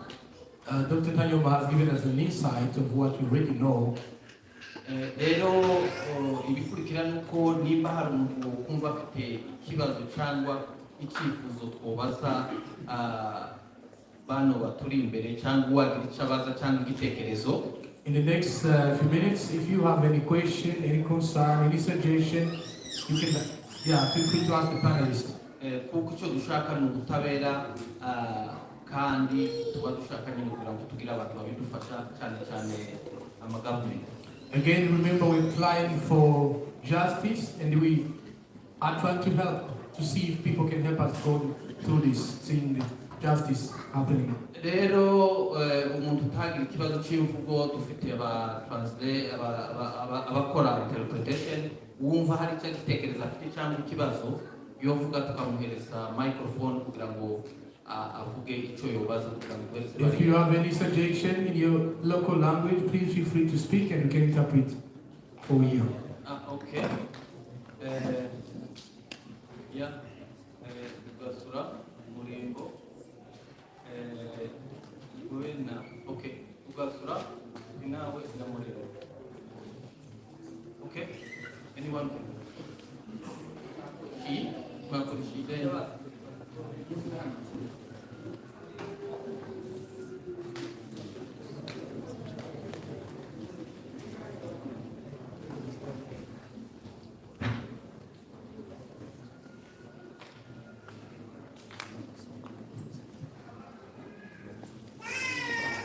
murakoze cyane kuduha ijambo.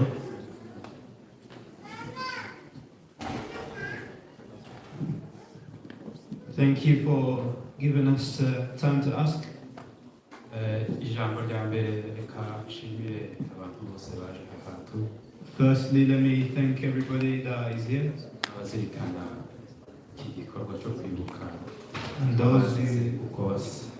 those who are here to remember those who lost their lives because of the way they look. Ikintu cya mbere nshaka kubaza ni ikijyanye n'urubanza rwa gato rwasa rwafunguwe mu 2015. The first question I want to ask is the case that was opened against Agathon Rwasa in 2015.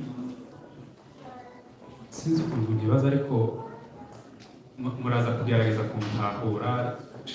Urwo rubanza rwafunguwe ari muri etape y'amapropaganda cyangwa se y'imyiyamamazo, bagaragaza yuko ashobora gutsinda akaba perezida, baza gufungura urwo rubanza kugira ngo bamumare imbaraga mu baturage, bamushireho icyo caha ariko gisa kikaba arimo muri bo. So the case was opened really because he was in the running of elections and he looked as if he was going to win. So they opened the case to sort of diminish his credentials or his credibility in the population, but really wasn't to support the victims. Amatora amaze kubaho atsinzwe kuba perezida w'igihugu, and when he lost the election, urwo rubanza iyo dosiye ibakorotire kugeza n'ubu nyine yaribagiranye, sinzi nimba ikiriho cyangwa nimba iri mu tubari. The case was closed and it was forgotten about. I don't know if it's still ongoing or is still anybody following it.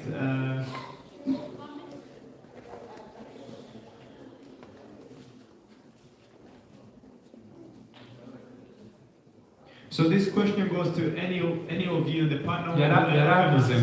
Yaravuze ngo pointe uwo mbaza ariko ufite ikibazo uwo ari wo wese araza kugisubiza. Ufite igisubizo, sorry. So whoever can please help me answer this question, you're welcome to answer. Ikibazo cyanje rero kikagira kiti uriya rubanza rwabaye protire kubera amatora yarangiye cyangwa rwabaye protire kubera yuko nta suivi cyangwa nta barukurikirana bahagaragaye. So the question is, was the case closed because of he lost the election, or was it closed because there was nobody to follow it up to really look into it? Ikibazo cya kabiri, hariho amateleviziyo n'amaradiyo muri Congo akomeza acishaho amagambo abiba ubwicanyi n'amacakubiri. So the second question is, there's broadcasts in Congo television and radio that is amplifying the hate speech. Hariho ubushize uwitwa Justin Bitakwira, benshi murashobora kuba mumuzi, yabaye convoqué muri parke Kinshasa. There's a certain Justin Bitakwira who was called in court in Kinshasa.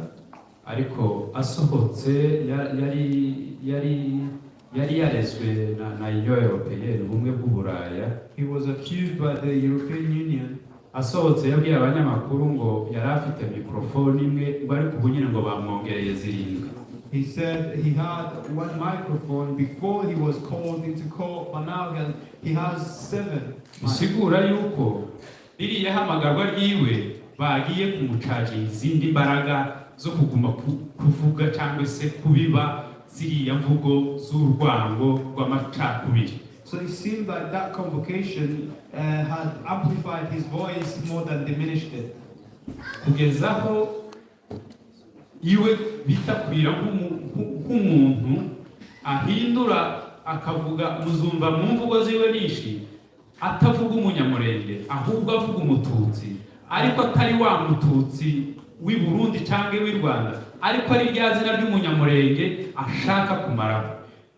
In his hate speeches, he doesn't necessarily mention the word Munyamulenge, but he says the word Tutsi, not the Tutsi in Rwanda or in Burundi, but it's as if he just changed the word Banyamulenge to Tutsi and he wants to kill all the Banyamulenge.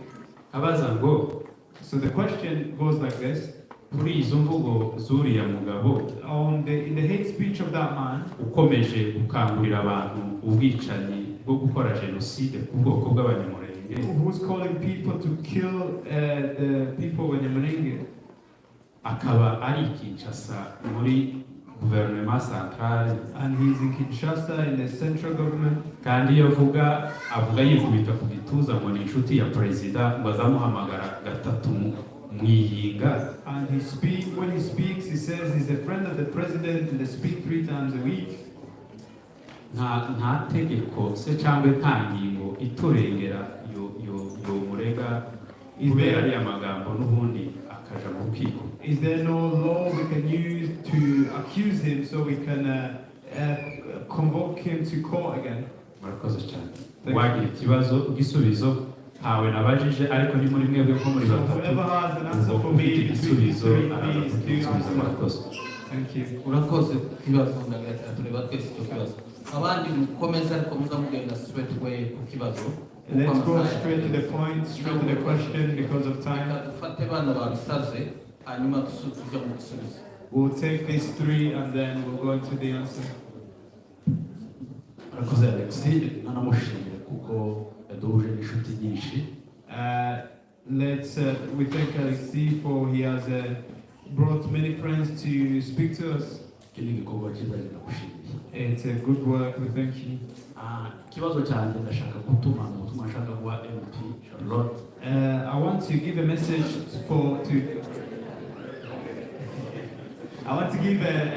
to MP Rebecca. Ubwicanyi bukorerwa Abanyamulenge, these killings that are being suffered by Abanyamulenge, bukorwa na leta ya Congo. It's being done or perpetrated by the government of Congo. UK government ifite embassy ya Kinshasa. The UK government has an embassy in Kinshasa. Ndifuza kutuma kuri government ya UK. So this is a message to the UK government if you can speak for us. Inyuze muri ambassadeur wayo Kinshasa. Through the ambassador in Kinshasa. Kwizageza ubutumwa bwacu kuri President Tshisekedi. We want to ask if our message could be sent directly to President Tshisekedi, the President of Congo. Because our killers are from the central government in parliament in Kinshasa.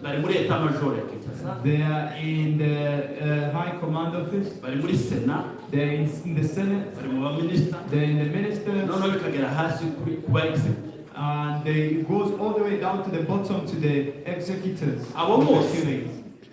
All those people, they are amongst the leaders of the rebel groups that are killing us. It's not hidden, it's for example like the man there are MP members of parliament in Congo who are saying this and they're saying the part of it. Rero nkaba nagusaba ko ubutumwa tugereza muri leta ya UK kugira ngo binyuze muri ambassadeur wayo izagere kuri. So we ask him if you can speak on our behalf to the UK government for them to speak to the ambassador of the United Kingdom in Kinshasa to speak to Tshisekedi himself. Thank you.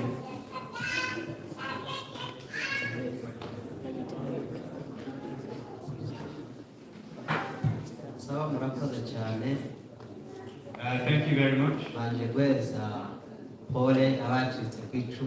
We first of all want to comfort those who survived. We want to strengthen all the Abanyamulenge. Please be comforted. There's still hope that we shall live. I thank all our guests who came to support us. My question is this. It's also a request to the UK government.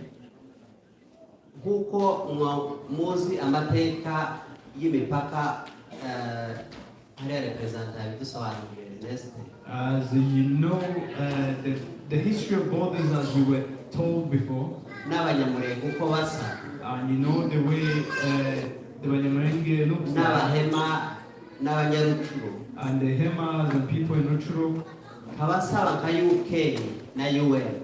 We asking the UK and also the UN. Niki mwakora kugira ngo abo bantu barengerwe bareke kwicwa urubozo abakiri bazima? What can the government of the UK do to protect those groups of people who are living in those areas, those who are still alive?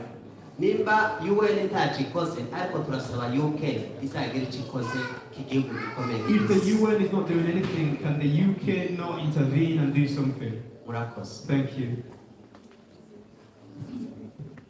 Mazina nitwa John Sengiyumva. His names are John Sengiyumva. Mfite ikibazo nshaka kubaza. I want to ask this question. Our experts who are on the panel. Ikibazo bitatu. I have 3 questions. Ikibazo cya mbere. My first question kiragira kiti. Goes like this. Ni iki mwakoze? What have you done as experts, which is in your responsibility, as these things have happened to our people and it's still happening, and there is clear signs that it's a genocide being perpetrated. Nobody can doubt that. And in the international law, if I'm not mistaken,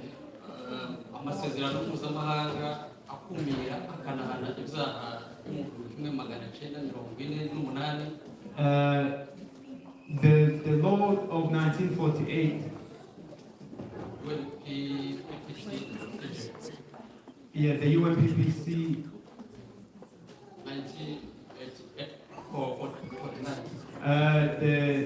yes, the law he just mentioned of 1949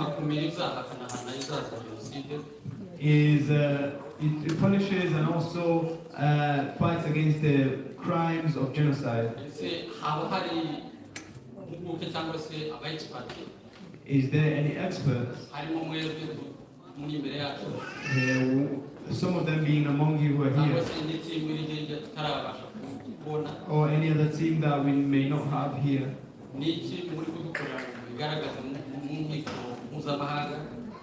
What is it that is being done for this to be known in the international community? To bring our case to the bodies that are in charge of fighting against genocide ideology. That's the first question. The second question. Genocide normally. There's clear signs of genocide, but those signs are hidden. They're kept away or they're stored, they don't get old. We have seen what has happened. But the way the world is currently,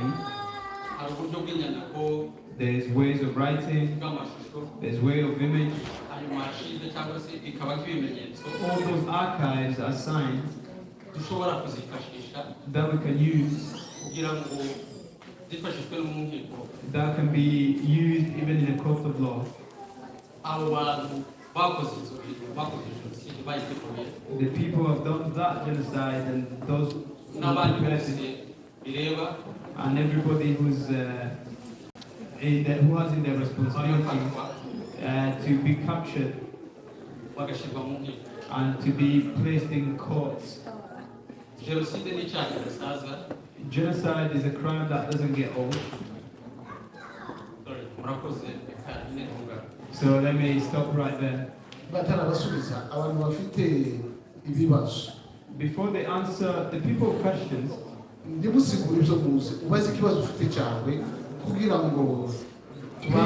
please don't explain what we already know. Just answer a straightforward question. Ask a question so to save time. Thank you. His name's Desiree, and he's one of the survivors of Gatumba. Ikibazo mfite n'ikijanye n'agatoko asa uri mu Burundi kuri parti politique. The question is about Agathon Rwasa, who is a leader of one of the political parties in Burundi. Kwemera kuko UN ari universal ushobora kurengera abantu bose. We know that the UN is a universal entity that can protect everybody and anybody. Uyu munsi kandi uyu munsi zabaye mu gitondo UN yarikanye. And on the day of what took place, the UN was there.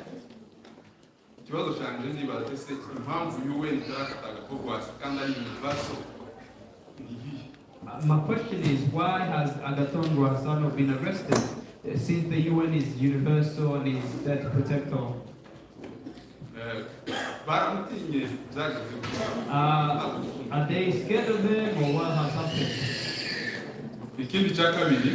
The second thing, genocide ikomeye ku Banyamulenge. the genocide that is continuing of Abanyamulenge. Ejo bundi UN yasohoye raporo ishinja Abanyamulenge bashaka kwigwanaho ibashinja kuko wari abateroriste. In the recent UN report, it suggests that the Abanyamulenge who are trying to protect themselves are being accused to be terrorists. They are being accused to be terrorists. Babasanga mu mihana yabo, babasanga mu mazu. They find them in their villages, in their homes. Bagerageza kwigwanaho. When they try to fight for themselves and protect themselves, UN yasohoye raporo ivuga kuko abo bigwanaho ni abantu bitwaje intwaro kandi n'abateroriste. So in the report the UN released recently, says those who try to protect themselves, they have guns and they're terrorists, the report says. Ese izo ntacyo amategeko abivugaho? Is there anything that the law says about that? Murakoze. Thank you. Utubazo tubiri. Just two questions. Tubaza MP Rebecca. These are addressed at MP Rebecca. Shingiye ku ijambo yabanirijeho. Starting on the word that she opened with. Y'ibyo bagaragaza yuko bakabona government irasa n'ifite nk'ubwoba nkaho itagera. Regarding what she said about the government being slow to react or have some sort of fear in acknowledging what has taken place. So my first question is this.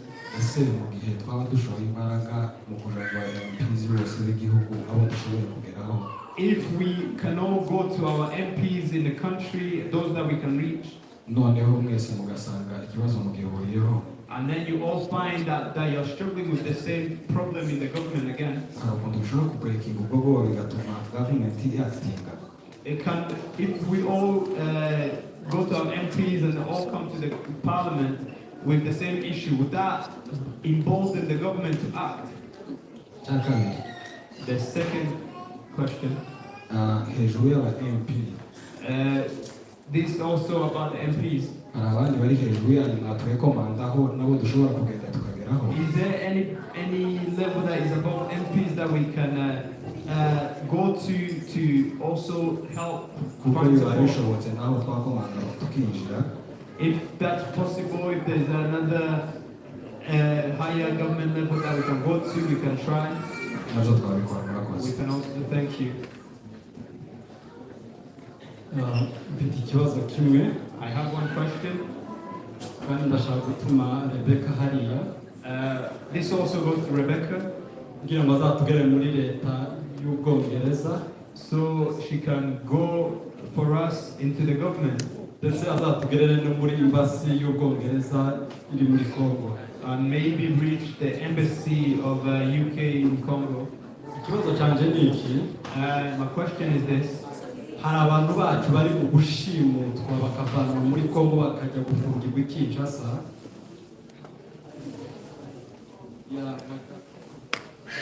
Bakabashimutiraho bari bakabajyana i Kinshasa. So there are our people who are being kidnapped from where they live in their villages and they're taken to Kinshasa to be in prison. Ukwezi gushize hari umugabo witwa Dr. Kigabo washimuswe. Last month there's a man by the name of Dr. Kigabo who was kidnapped. Dr. Lazar washimuswa akajyanwa i Kinshasa.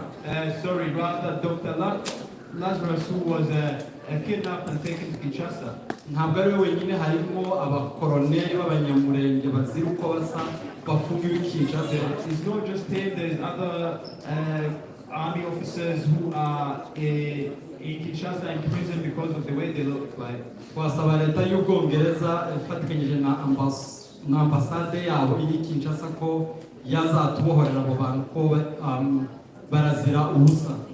We asking for advocacy from the UK government together with the embassy in Congo to help release those people because they're in prison because of the way they look like.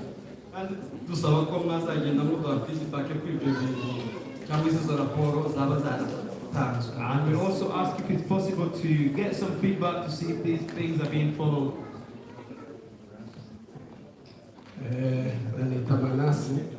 His name is Manasseh. I'm asking Dr. Tanyoma. He's the one that I understood. So that's who I'm going to ask.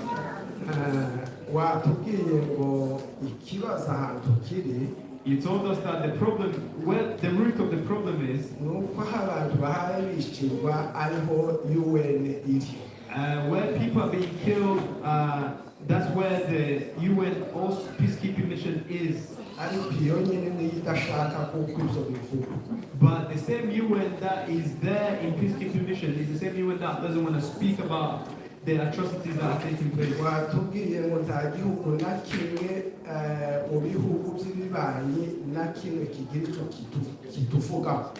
You told us that no neighboring country supports us in any way.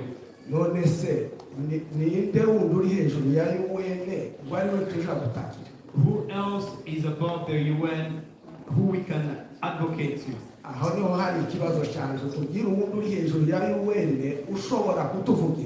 Is there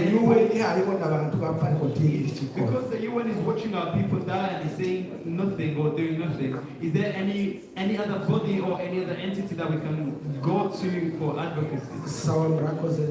Thank you, that was the question.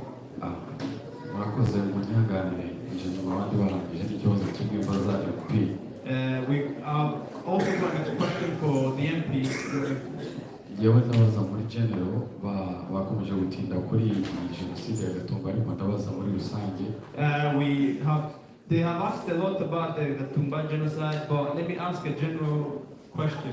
Kino kibazo cy'ubwoko bwacu ni ikintu cyatangiye kera kandi n'ubu kikiriho.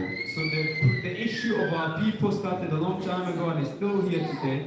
Dufite iyo ibintu nk'ibi bibaye n'ubwo justice igikenewe bakiri gushaka uburyo twabona ubutabera. When a genocide like this takes place, that's when people sort of wake up, but we still looking, yes, we are still looking for justice and we're still waiting. Hari abagize ibibazo byo kubura ababo, hari abagize ibibazo byo kurwanya, hari abagize ibibazo bitandukanye. Bamwe muri bo dufite aho tubana hano, dufite aho tubana mu bihugu bitandukanye. Nkabaza ngo ese nk'igihugu hano turi niki turi priority bingana gute nk'ubwoko bwacu bw'Abanyamulenge mu buryo bwo gufashwa mu gusubira mu buzima busanzwe, kubera ko hari imiryango iri aha ngaha ntekereza imwe idafite, biragoye kubura abawe wagera n'aho bagakwiye kubonera ubuzima, ibyangombwa, uburyo bwo kubaho bikagorana. Turi priority bingana gute? Icya kabiri nkabaza ngo hari inzira bishoboka ko twagira ubuyobozi bwagira imikoranire yihariye n'ubwoko bwacu mu gihe ubutabera bugikurikiranwa mu gufasha abantu.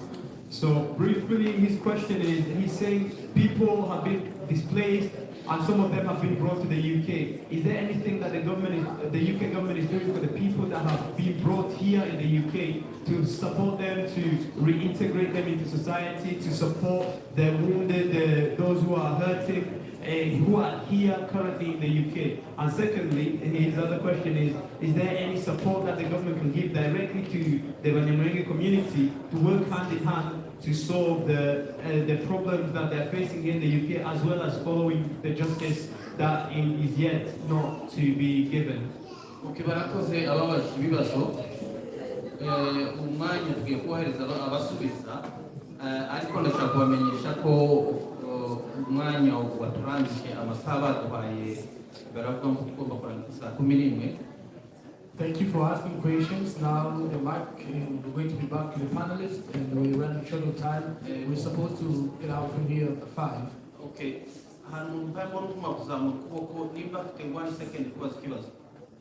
Yes. Ubwo tuzaba turangije ababaza ibibazo. Then twumve abasubiza. This is the last person of those who think about asking questions. Murakoze cyane kuri ijambo nitwa Biciwe Bismarck. His name is Biciwe Bismarck. Ikibazo cyanjye ni igitekerezo cyangwa se ni icyo ushaka kuvuga ngo abadepite bacu bazotuvugira imbere. It's a recommendation for our MPs. Kurikije muri data cyangwa se Pasiteri Ernest ibyo yavuze atwereka mu 1885 abazungu baca mu mipaka yacu ya Congo. If I go back to what Anders presented to us in 1885 when they were dividing Africa in general in DRC. Kubera amateka yahabaye zenda abari muri Congo abanyekongo bari mu Rwanda abanyarwanda n'abandi abarundi. Because of the history, because of the borders, those were in Congo, we called Congolese, those were in Rwanda, we called Rwandans, and Burundi as well. Iwacu muri Congo abantu barapfuye kuva nyine kera n'ibirebire babivuze, ariko ikibazo cyanjye karanyihutisha ko yishaka cyumvisha. Ikibazo cyanjye no kuvuga ngo ese ko tuguma dupfa igihugu cyacu kandi cyaragabuye kuva kera n'abazungu babiteye kuri none twitwa batuma ngo bagende n'ubundi bazosubira kituka twikuke nicyo gitekerezo cyanjye.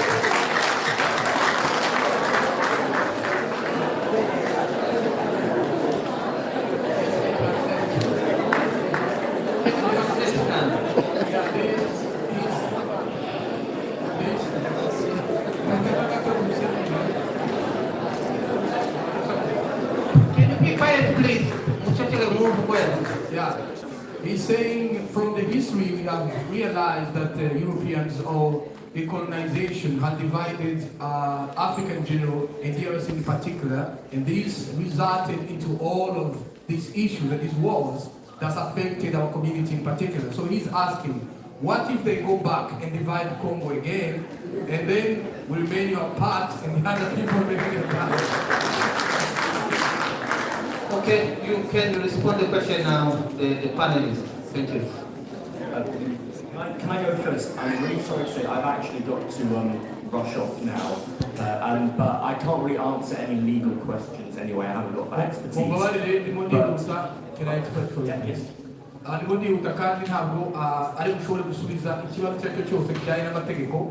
But I just wanted to say that Innocent, again, who's not here, his work with Collective Kwibuka,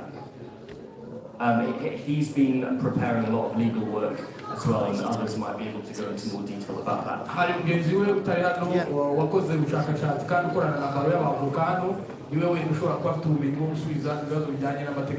Yeah, sorry I can't stay, but it's been a really pleasure being invited here today. So.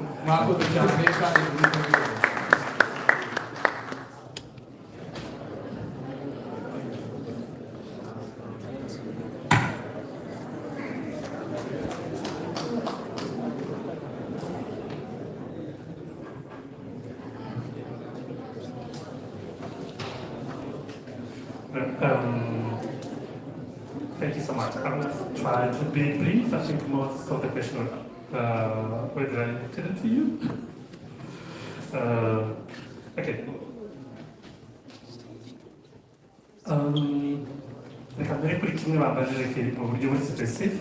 Let me start from the question that was particularly addressed to me. It was asked by Pastor Manasseh.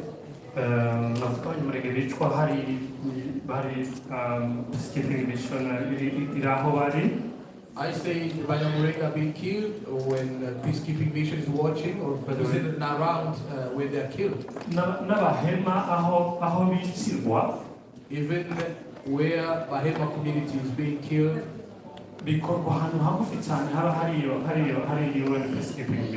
It is done, the killing is done in a very near place where there is a UN peacekeeping headquarters of camps. Sinzi ko ni muri position yo kuvuga ko ibyo bintu UN ibizi byose. I can't tell, or I can't say I'm in the right position to say that UN is well informed about all of those situations. Ariko ikihari cyo umuntu atohakana, that one thing you cannot deny, nuko biba bahari. That they know and they see it happening. Uburyo njyewe mbisoma, that's my personal stance. The way he reads this in his personal perspective or interpretation of the fact. There are two levels of looking onto this. UN peacekeeping mission muri Congo yarananiwe. One is that the UN peacekeeping mission in the DRC has failed. Noneho nyuma yo kunanirwa, after the failure, iyo ibintu bimaze kuba bahari, when now they have to experience or to watch what's happening after their failure, I think they do feel guilty. Yeah, when they are getting it doesn't happen for anyone. You sound really guilty to. It happens for anyone, for any case. If you feel you're guilty about what is happening and you're supposed to prevent it, you try to hide it so as others may not see. Mutekereze ko iyo mission izitwara miliyari z'amadolari ku mwaka. Remember, this is a mission that takes the budget of billions of dollars per year. Ibihumbi bigera kuri 20 by'abasore. He has more than 20,000 soldiers. Bagiye kumara imyaka 20 n'ibisago bara. They have been there over 20 years. Ndakeka ko hariho hambere ho kureba ikibazo. I think that's where the issue, the nature of the issue is. Sinzi ko bakina bishoboye. I'm not sure they can afford to correct it back or they can do it again in a better way. Icyo ndeba nuko UN nyinira hari buriya ni UN. I only know that UN is there physically and it's UN. I tend to blame ibihugu biri mu karere k'iwacu. He tends to blame the countries which has embassies in our regions. Bidashobora kumenya kumva bino bintu uburemere bifite. And do not give time to analyze and understand the evidence of what's happening. Then na MP Rebecca. I agree with MP Rebecca. Iyo niyo level ya kabiri nari ngiye kuvuga. That's the second level for looking into these things. Floriza na makuru. The floor of information ava hano hasi aho ibintu bibera, from the bottom or the ground where hagera ahantu hashobora kuba hafatirwa ibyemezo bikomeye, to the decision making platform or level, hari ikibazo gikomeye. There is a gap. Ku buryo utokwizera ko amakuru yavuye hano hantu. You can't trust that the information that is coming from the source azogera no muri embassy ya UK Kinshasa ari yayandi wumva y'ayo makuru. Will be the same information that the embassy of UK Kinshasa will get.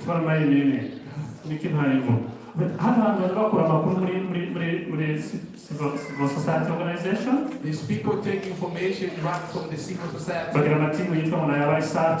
They have teams of researchers. Contact person in and the contact person is a collective. The majority so the majority of these people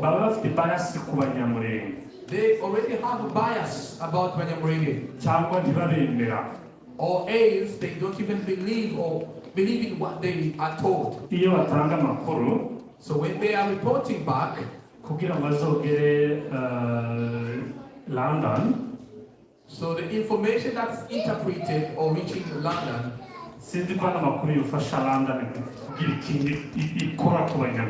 will not be accurate enough for the UK. Let's go back to any of the requests. I'm turning to you. I had a sort of a committee within the Parliament of the UK. It's more related to the case of the Yazidi. Have you heard about it? Maybe. Okay. That's a sort of a connection I would wish myself, and this has been pointed out as a request from one of the people who asked the question. I think the UK Parliament should try from, I don't know who, maybe from your effort and support, to find a sort of connection, a direct connection from the Parliament to the Abanyamulenge living in the UK as their constituency. This can help at least to balance their source of information. Amakuru iyo wandikiye umuntu wese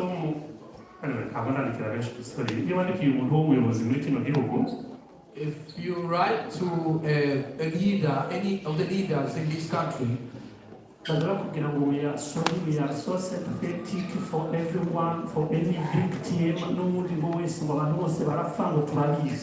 they say we're sorry for what's happening and we're sympathizing with you and we know that people are being killed, we are aware of that. Does this solve the problem? No, no way. Umuntu atarashobora kumenya kumva ko mu bintu byinshi bivanze uko byaba bimeze kose.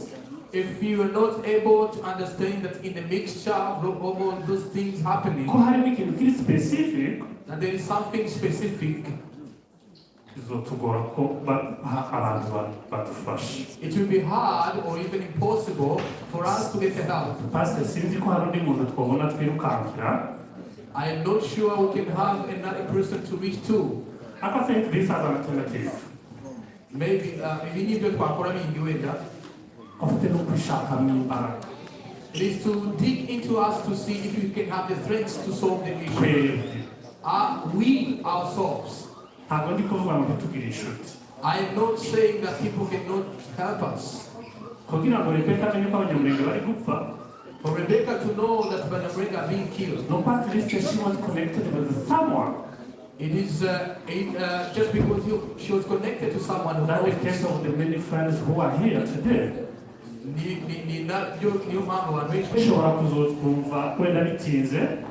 It can take time for you to hear a voice. Ibihugu byo mu karere dukomokamo bishobora kuzotwumva bitinze kubera impamvu za political interest. The country in the regions where we are from can even not hear us because of their own political interest. One thing I'm sure of, ikintu kimwe nemera neza, nitutavuga, if we can't speak for ourselves, if we can't stand for ourselves, the UN will not hear us, this country will not hear us.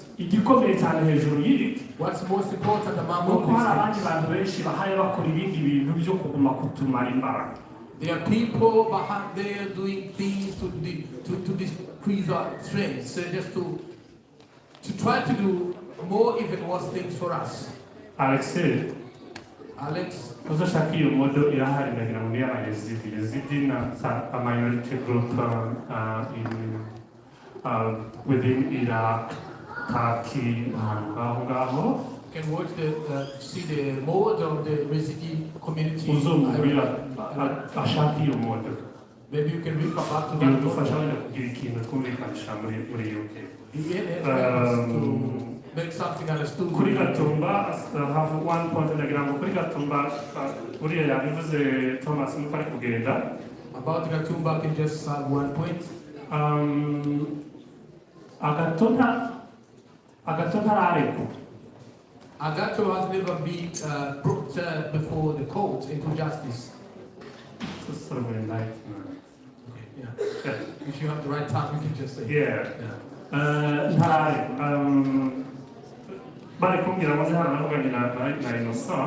When I was asked to speak here, we spoke with the innocent.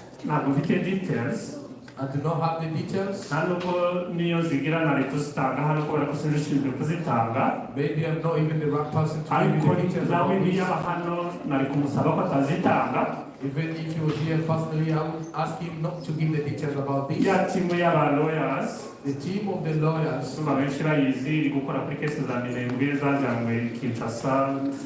It's tirelessly working about the cases of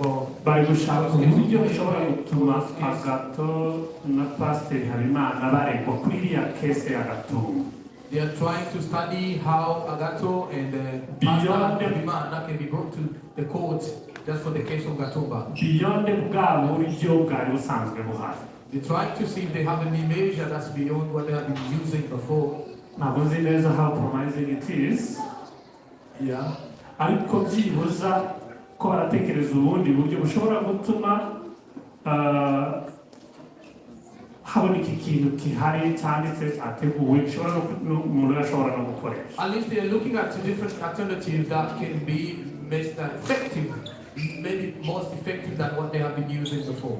One last point.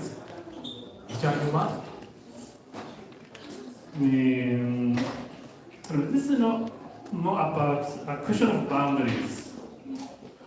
Kubera ko iyo abantu babivuga bagatekereza imipaka, ndatekereza Bismarck, ndatekereza n'undi. When people are talking about the boundaries that were put by colonial systems, it goes more deeper than that.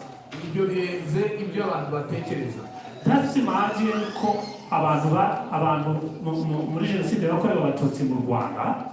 Remember or imagine when genocide was against Tutsis was happening in Rwanda. Bari kubatwara muri Ethiopia. They could take them back to Ethiopia. Do you see any territorial boundary between Rwanda and Ethiopia? Probably not. Iyo muri Congo bavuga ngo birukana Abanyamulenge, birukana Abahema ngo basubize iyo baje bava. If they're trying to say in Congo that they took chase Abanyamulenge and Bahema to where they came originally from, ukuvuga ngo mu buryo bugufi, in brief, ushobora gutekereza ko bavuze ngo nibabajane mu Rwanda. You can think in short mind that you think they are asking us to go back to Rwanda. Just imagine niba ko bari baratwaye muri 1993. What if they would take them back in 94? Bakabageza mu Rwanda. They take them to Rwanda. Ubu bari kuba bari hehe? Where would they be now? It goes beyond what we think as a territorial boundaries. Birenze ibyo twita imipaka y'ibihugu. I would suggest kuri no audience iri hano ko abantu bumva ibintu mu ubwo buryo bunini. Of course, I would suggest you to have a wider point of view or a wider view of the issue of these things. Iki ni ikintu gifite origine iri kure cyane kuruta kuba ino mipaka yabaye drawn. Because it has a far background than just saying that it was due to the boundaries that were put there in 85. Maybe my last point, kugira ngo ndeke Rebecca avugire. As you've heard from different persons and different perspectives, this is a very complex question. It involves killing people. It involves silencing them. And more beyond, people tend to create the narrative and the rhetoric that demonizes them.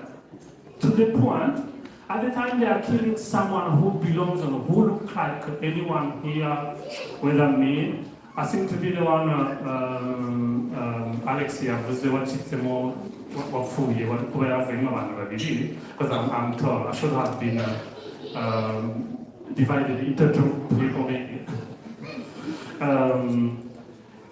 It goes beyond to the point where people are demonized, dehumanized. That's where we found the rhetorics and narratives of hate.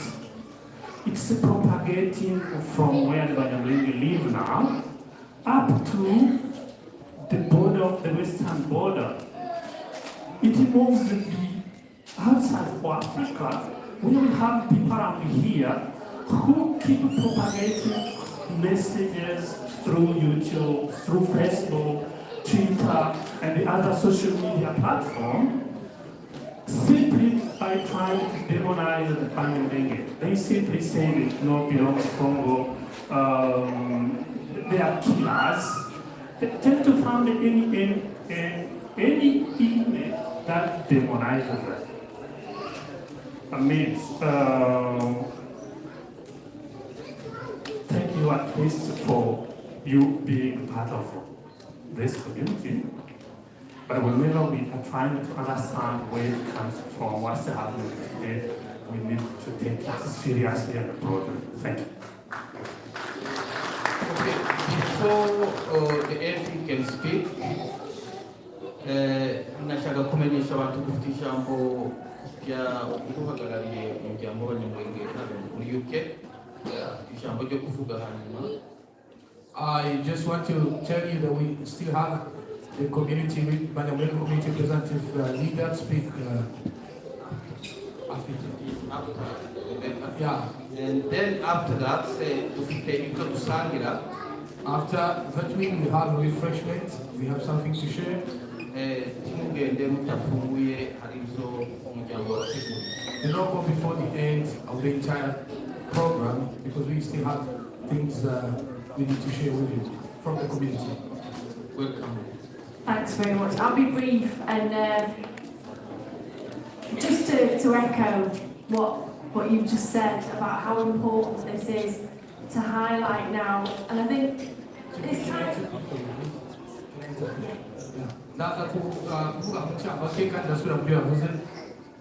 And I think it ties into a lot of the questions that were asked. A lot of the questions surrounded what MPs are doing to raise awareness.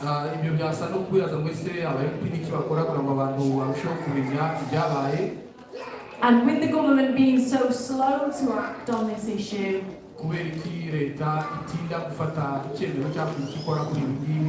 would it actually change anything if anyone bothered to contact their MPs? And what I'd say is this. At the moment, we don't feel like we're being heard. But the government is aware. They have written back to letters that I've sent them, saying that they continue to actively lobby the government of the DRC to tackle the drivers of conflict, introduce human rights reforms, combat impunity, and push for the imposition of sanctions through the UN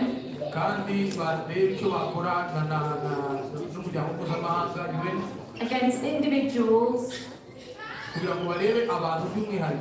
who have committed serious human rights abuses. The UK government also told me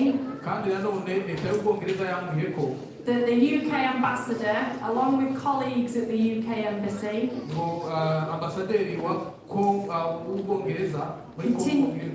continue to press the government of the DRC on human rights.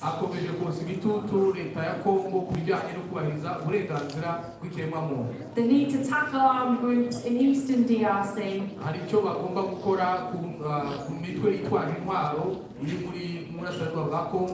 and take firm action against all forms of violence.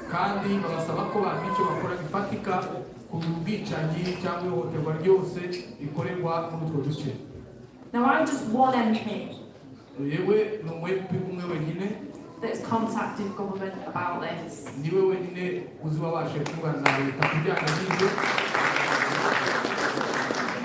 And one MP on their own is quiet.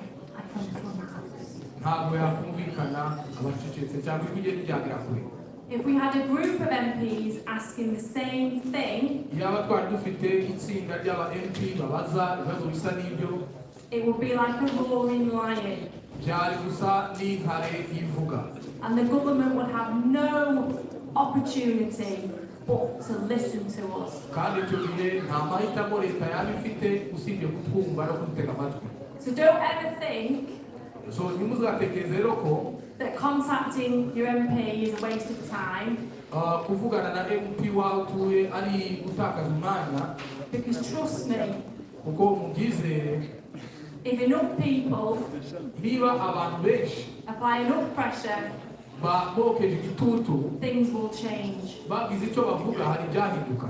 And I always tell a story to people.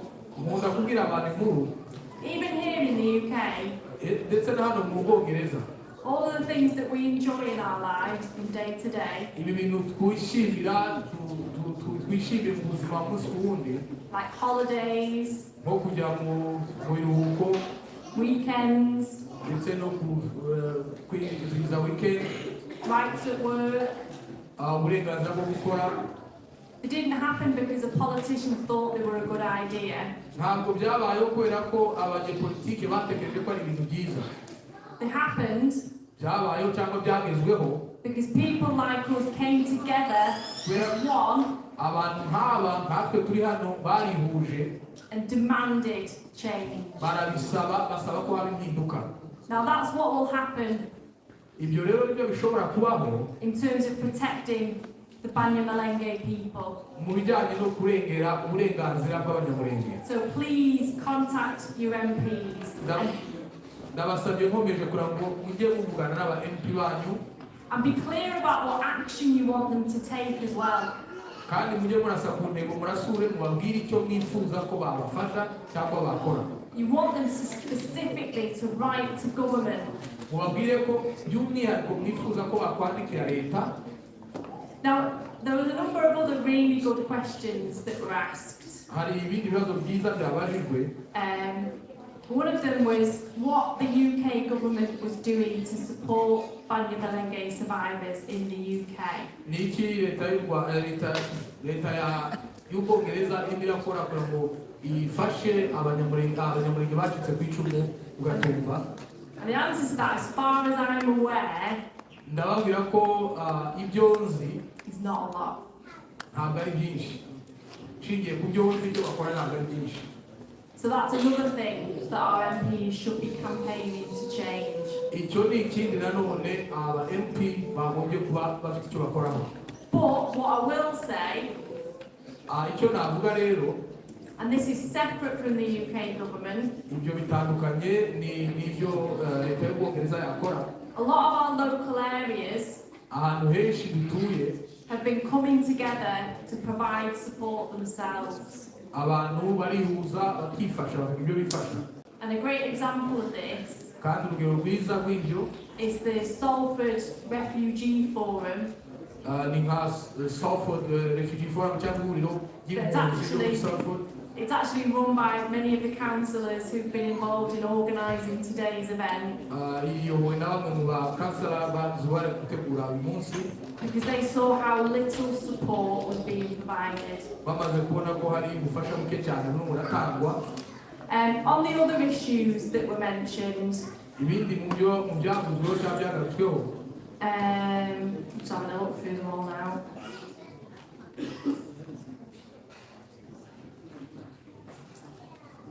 I think one of the specific ones was unlawful kidnapping and imprisonment. And there are concerns about this within UK government at the moment. And as far as I'm aware, they're monitoring the situation very closely and that reports are currently being drafted.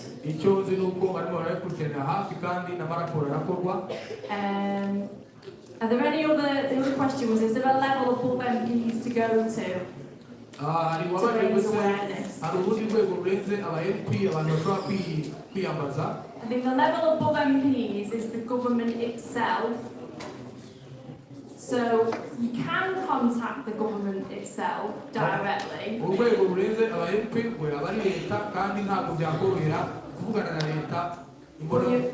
You're more likely to get a response from them if you contact them through your MP.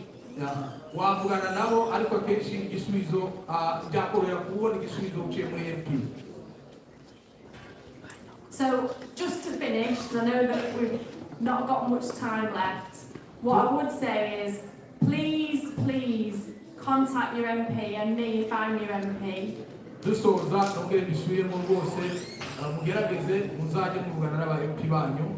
There are a lot of us that will do everything that we can to support and raise awareness. And if you don't see us taking the action that you think we need to take, kandi mubona ntacyo dukoze mu byo mutekereza twagombye gukora, don't be frightened of telling us that. If you don't see us taking the action that you want us to take, nimubona ntacyo bakoze mu byo bagomba gukora, don't be frightened to tell us that. ntimukagire ubwoba bwo kongera kubitubwira. And just remember, today is a day to remember the victims of Mugatumba. Mwibuke ko uyu munsi ari umunsi wo kwibuka inzirakarengane zaguye mu Gatumba. But as I said, it's more important to fight for the living now. Ariko nk'uko nabivuze twongere duharanire kubaho, ubundi icyo tugezeho ni uguharanira kubaho. Thank you. Murakoze.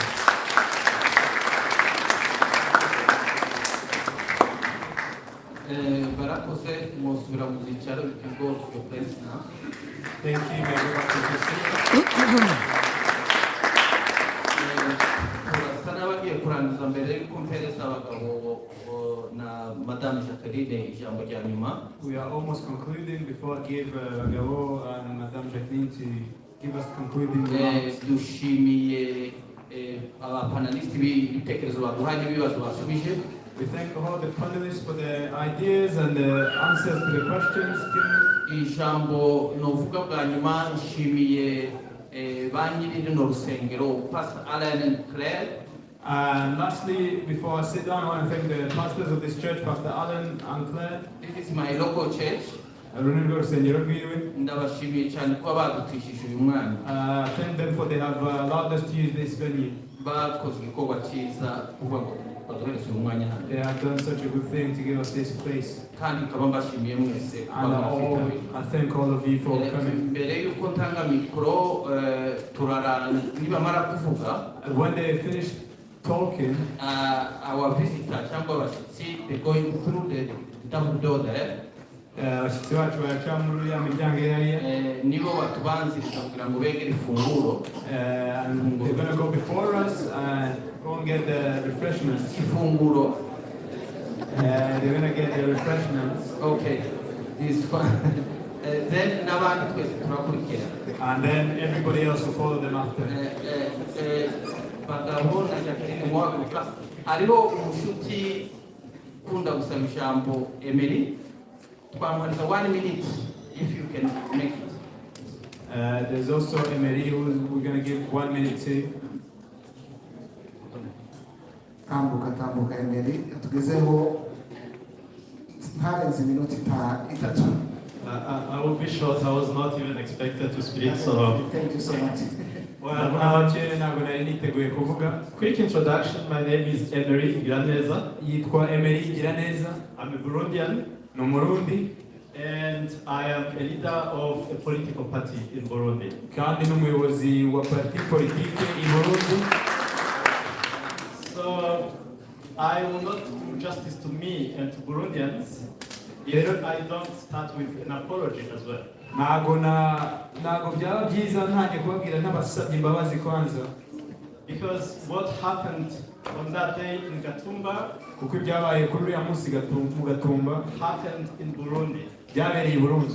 And refugees, the Abanyamulenge in that refugee camp were under the protection of Burundian government. Kandi Abanyamulenge bari muri iyo kampu bari bagombaga kurindwa na leta y'u Burundi. And of the United Nations, of course. Kandi na UN yagombaga kubarinda. So every year when I come here, I have one message. Rero buri mwaka iyo nje hano mba mbafitiye ubutumwa bumwe gusa. And I have attended all the commemorations ever since they started. Kandi maze kuza mu kwibuka kose kwabaye kuba kwatangira. This is a political issue. Iki ni ikibazo cya politike. And it must have a political response. Kandi kigomba kugira igisubizo cya politike. The advocacy that we do should be political advocacy. Kandi tugomba guharanira cyangwa se gushakisha ubuvugizi muri politike. It should be both in the region where it happens and also in the friends of Abanyamulenge wherever they are in many countries. Bigomba kubera mu karere byabereyemo kandi n'inshuti zose z'Abanyamulenge aho baherereye ku isi. I always give you a challenge. Mpora mbasaba cyangwa mbahiga. We must have a plan to do that. hari gahunda tugomba kugira cyangwa se plan tugomba kuba dufite kugira ngo tubigereho. This many friends such as Rebecca, who I appreciate the effort I see her in many community gatherings from people from the region. Turashima cyane MP Rebecca ku murimo akora, mubona many other people that are coming to join. kandi n'abandi benshi baza kudufasha. I had many answers to the questions related, for example, to Agathon Rwasa, who is a political counterpart in Burundi. And I know, really, I think what I know is what is going on in Burundi and how together we can come to some sort of pressure that is tangible in that country. Rero tugomba kureba cyane nk'ibibazo byabajijwe n'ibyo bya Agathon Rwasa, hari ibisubizo nabo bafitiye, tugomba kuguza hamwe kugira ngo tushyireho imbaraga zo kugira ngo tubone ubutabera. Besides my political life, I am in the position to see so many things internally that happens within the UN, the humanitarian sector, because also that's my sector. And I can tell you that there is an obvious neglect of Abanyamulenge and of the Tutsi community in the sub-region. Kandi birenze politiki nkora akazi gasanzwe nkora mu bintu bya UN ndimo tubona ko hari ukwirengagizwa cyane Abanyamulenge n'abatutsi bo mu karere. But my hope is these many people here and many other people I meet in every country where I work, and I can tell you that we can coordinate this effort. These people in power in Burundi, in Congo, are not unsurmountable. We can challenge them and reach justice. Rero nkamwe muri hano n'abandi mbona duhuriye hamwe twese dushyira imbaraga hamwe dushobora kunesha aba bayobozi tuvuga ko badashoboka. Arakoze Emery. Thank you, Emery. Turangije. We are finishing. Ariko nararangiza reka nshimire madame Rebecca. Let me thank MP Rebecca as we finish. Wakoze cyane. Thank you so much. Yakoze research numva wita ku bibazo byacu. She spoke so eloquently and I realized that she really cares about our problems. Yavuze imihanda imwe abantu bamwe batazi bari hano. She spoke of some villages that some people were here don't even know that they exist. Zatugaragarije ko turi mu nzira yo gushakirwa amahoro. It's evident to us that we are on the right path with her. Nubwo abantu bari bacitse intege ariko ubu turahagurutse tubari inyuma tuzafatikanya kugira ngo tugere ku butabera. Even though some people were discouraged, we have to be strengthened again that we shall work together to bring justice. Rero njyewe ndashimiye ko wari uhagarariye ceremony. I personally thank you as the one that was leading this ceremony. Ku mutuzo mwiza mwagize mwategereye cyane. Thank you for your patience. You really listened. N'ijambo ry'umuyobozi wacu kugira ngo tukotire. Let's finish by the word of the leader of the Baka community here in the UK so we can finish.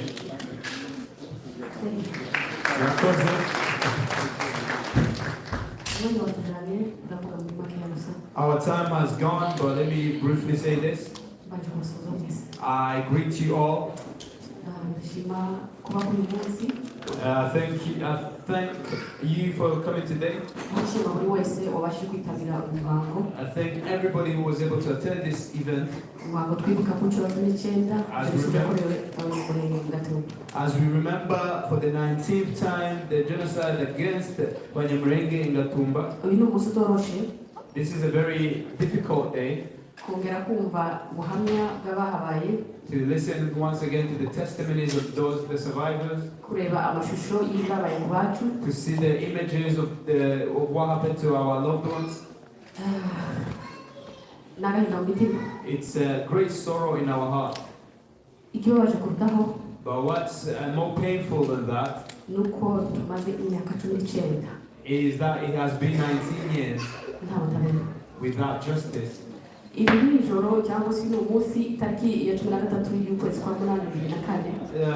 the 13th of August 2004, where mothers, fathers, children, relatives,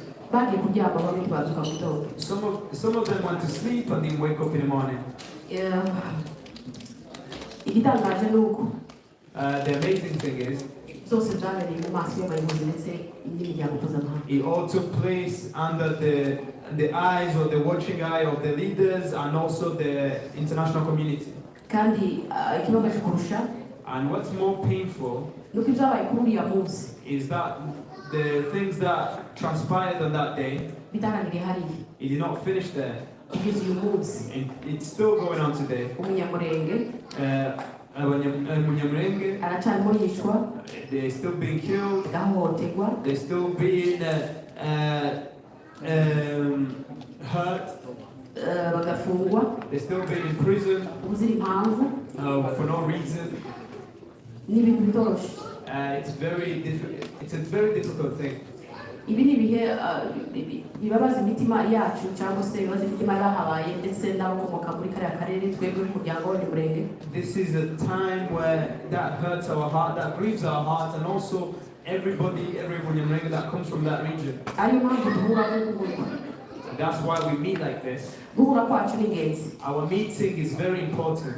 Turahura kugira ngo twibuke We meet to remember ibyabaye kuri bene data, for what happened to our family members, ikindi kugira ngo turushizeho kumenyekanisha ibyabaye kuri uriya munsi ahantu hose. but also advocacy to make it known everywhere what happened on that day. Nongeye kugira ubwoba numvishije ibyo MP Rebecca yavuze ndetse n'abandi benshi bavuze kuko ikibazo gusanzwe kiri kuri twebwe. It worried me a lot with what MP Rebecca said and everyone else what they said. They have found out the problem to be in our midst. The doctor said it.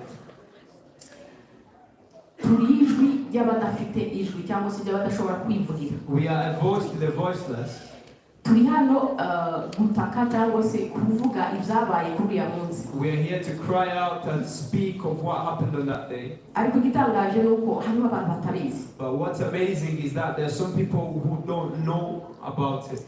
Yabivuze ndetse n'abandi kandi uyu munsi ko navuze guhura kwacu kugira ngo twibuke ubundi tumenyekanishe ikindi turushizeho gukomanga hirya no hino tunyuze mu bayobozi bacu nk'abayobozi n'abandi bose. So it has been spoken that some people don't know about it. That's why we are gathered here, yes, to remember, but to also amplify their voices to MPs, to all our leaders, so everybody may get to know about this. Pastor Martin yavuze ngo se ninde notu. Pastor Martin earlier said, whom shall I send? That's my question to you. Are you ready to speak for Abanyamulenge community? We have different skills that in our midst. James can sing.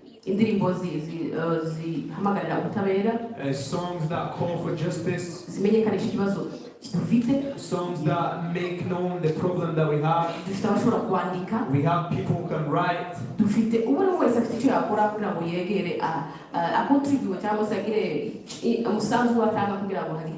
Each one can give their contribution in order to make this known. We still have a long way to go, but we still have hope. Not only because we have faith as Christians,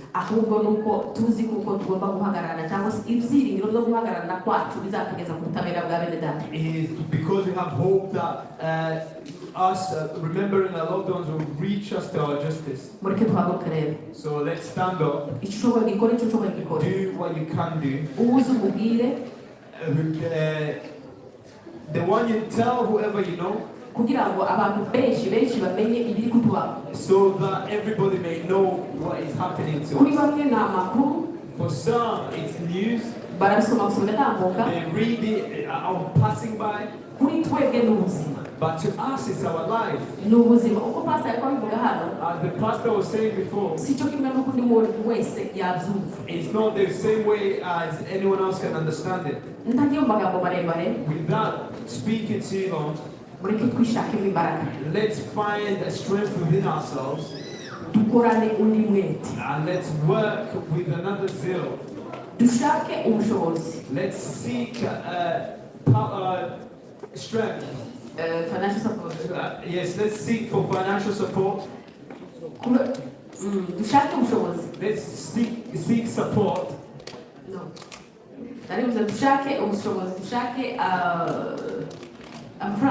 Let's seek financial support.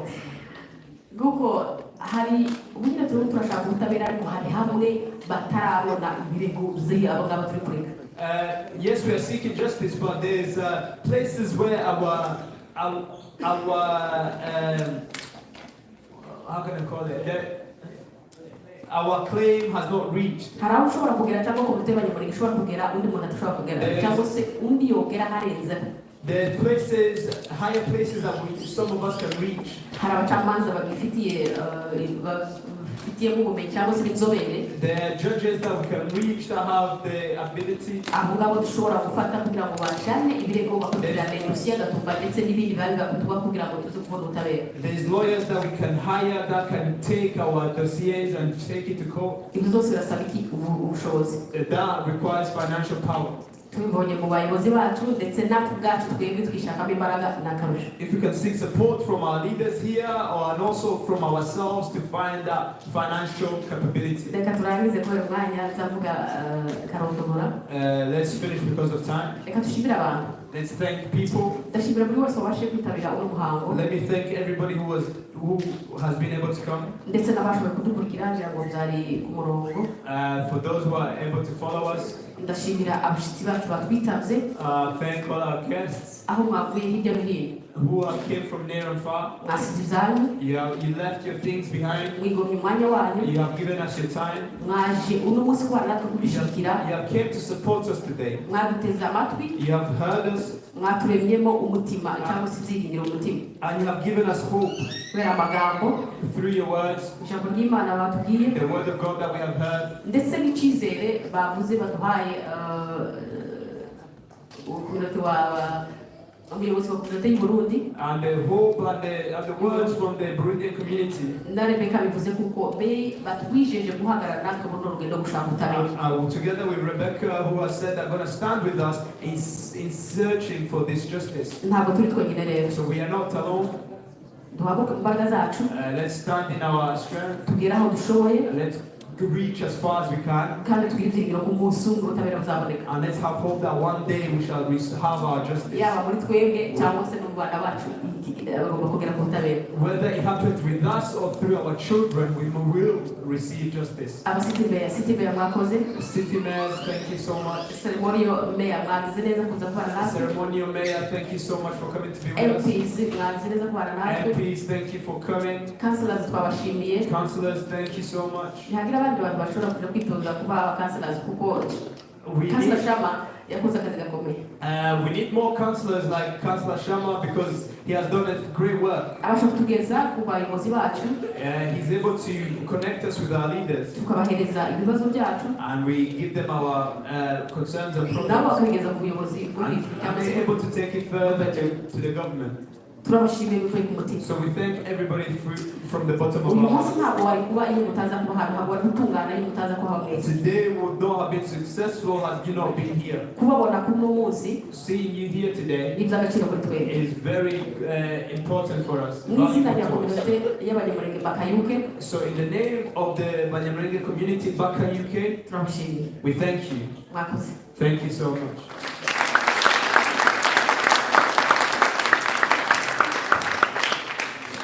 amagambo ufite ni protocol yaragize ikimbwira hari icyo ifite itugezaho Claude na Chris. The usher, we have finished, but the usher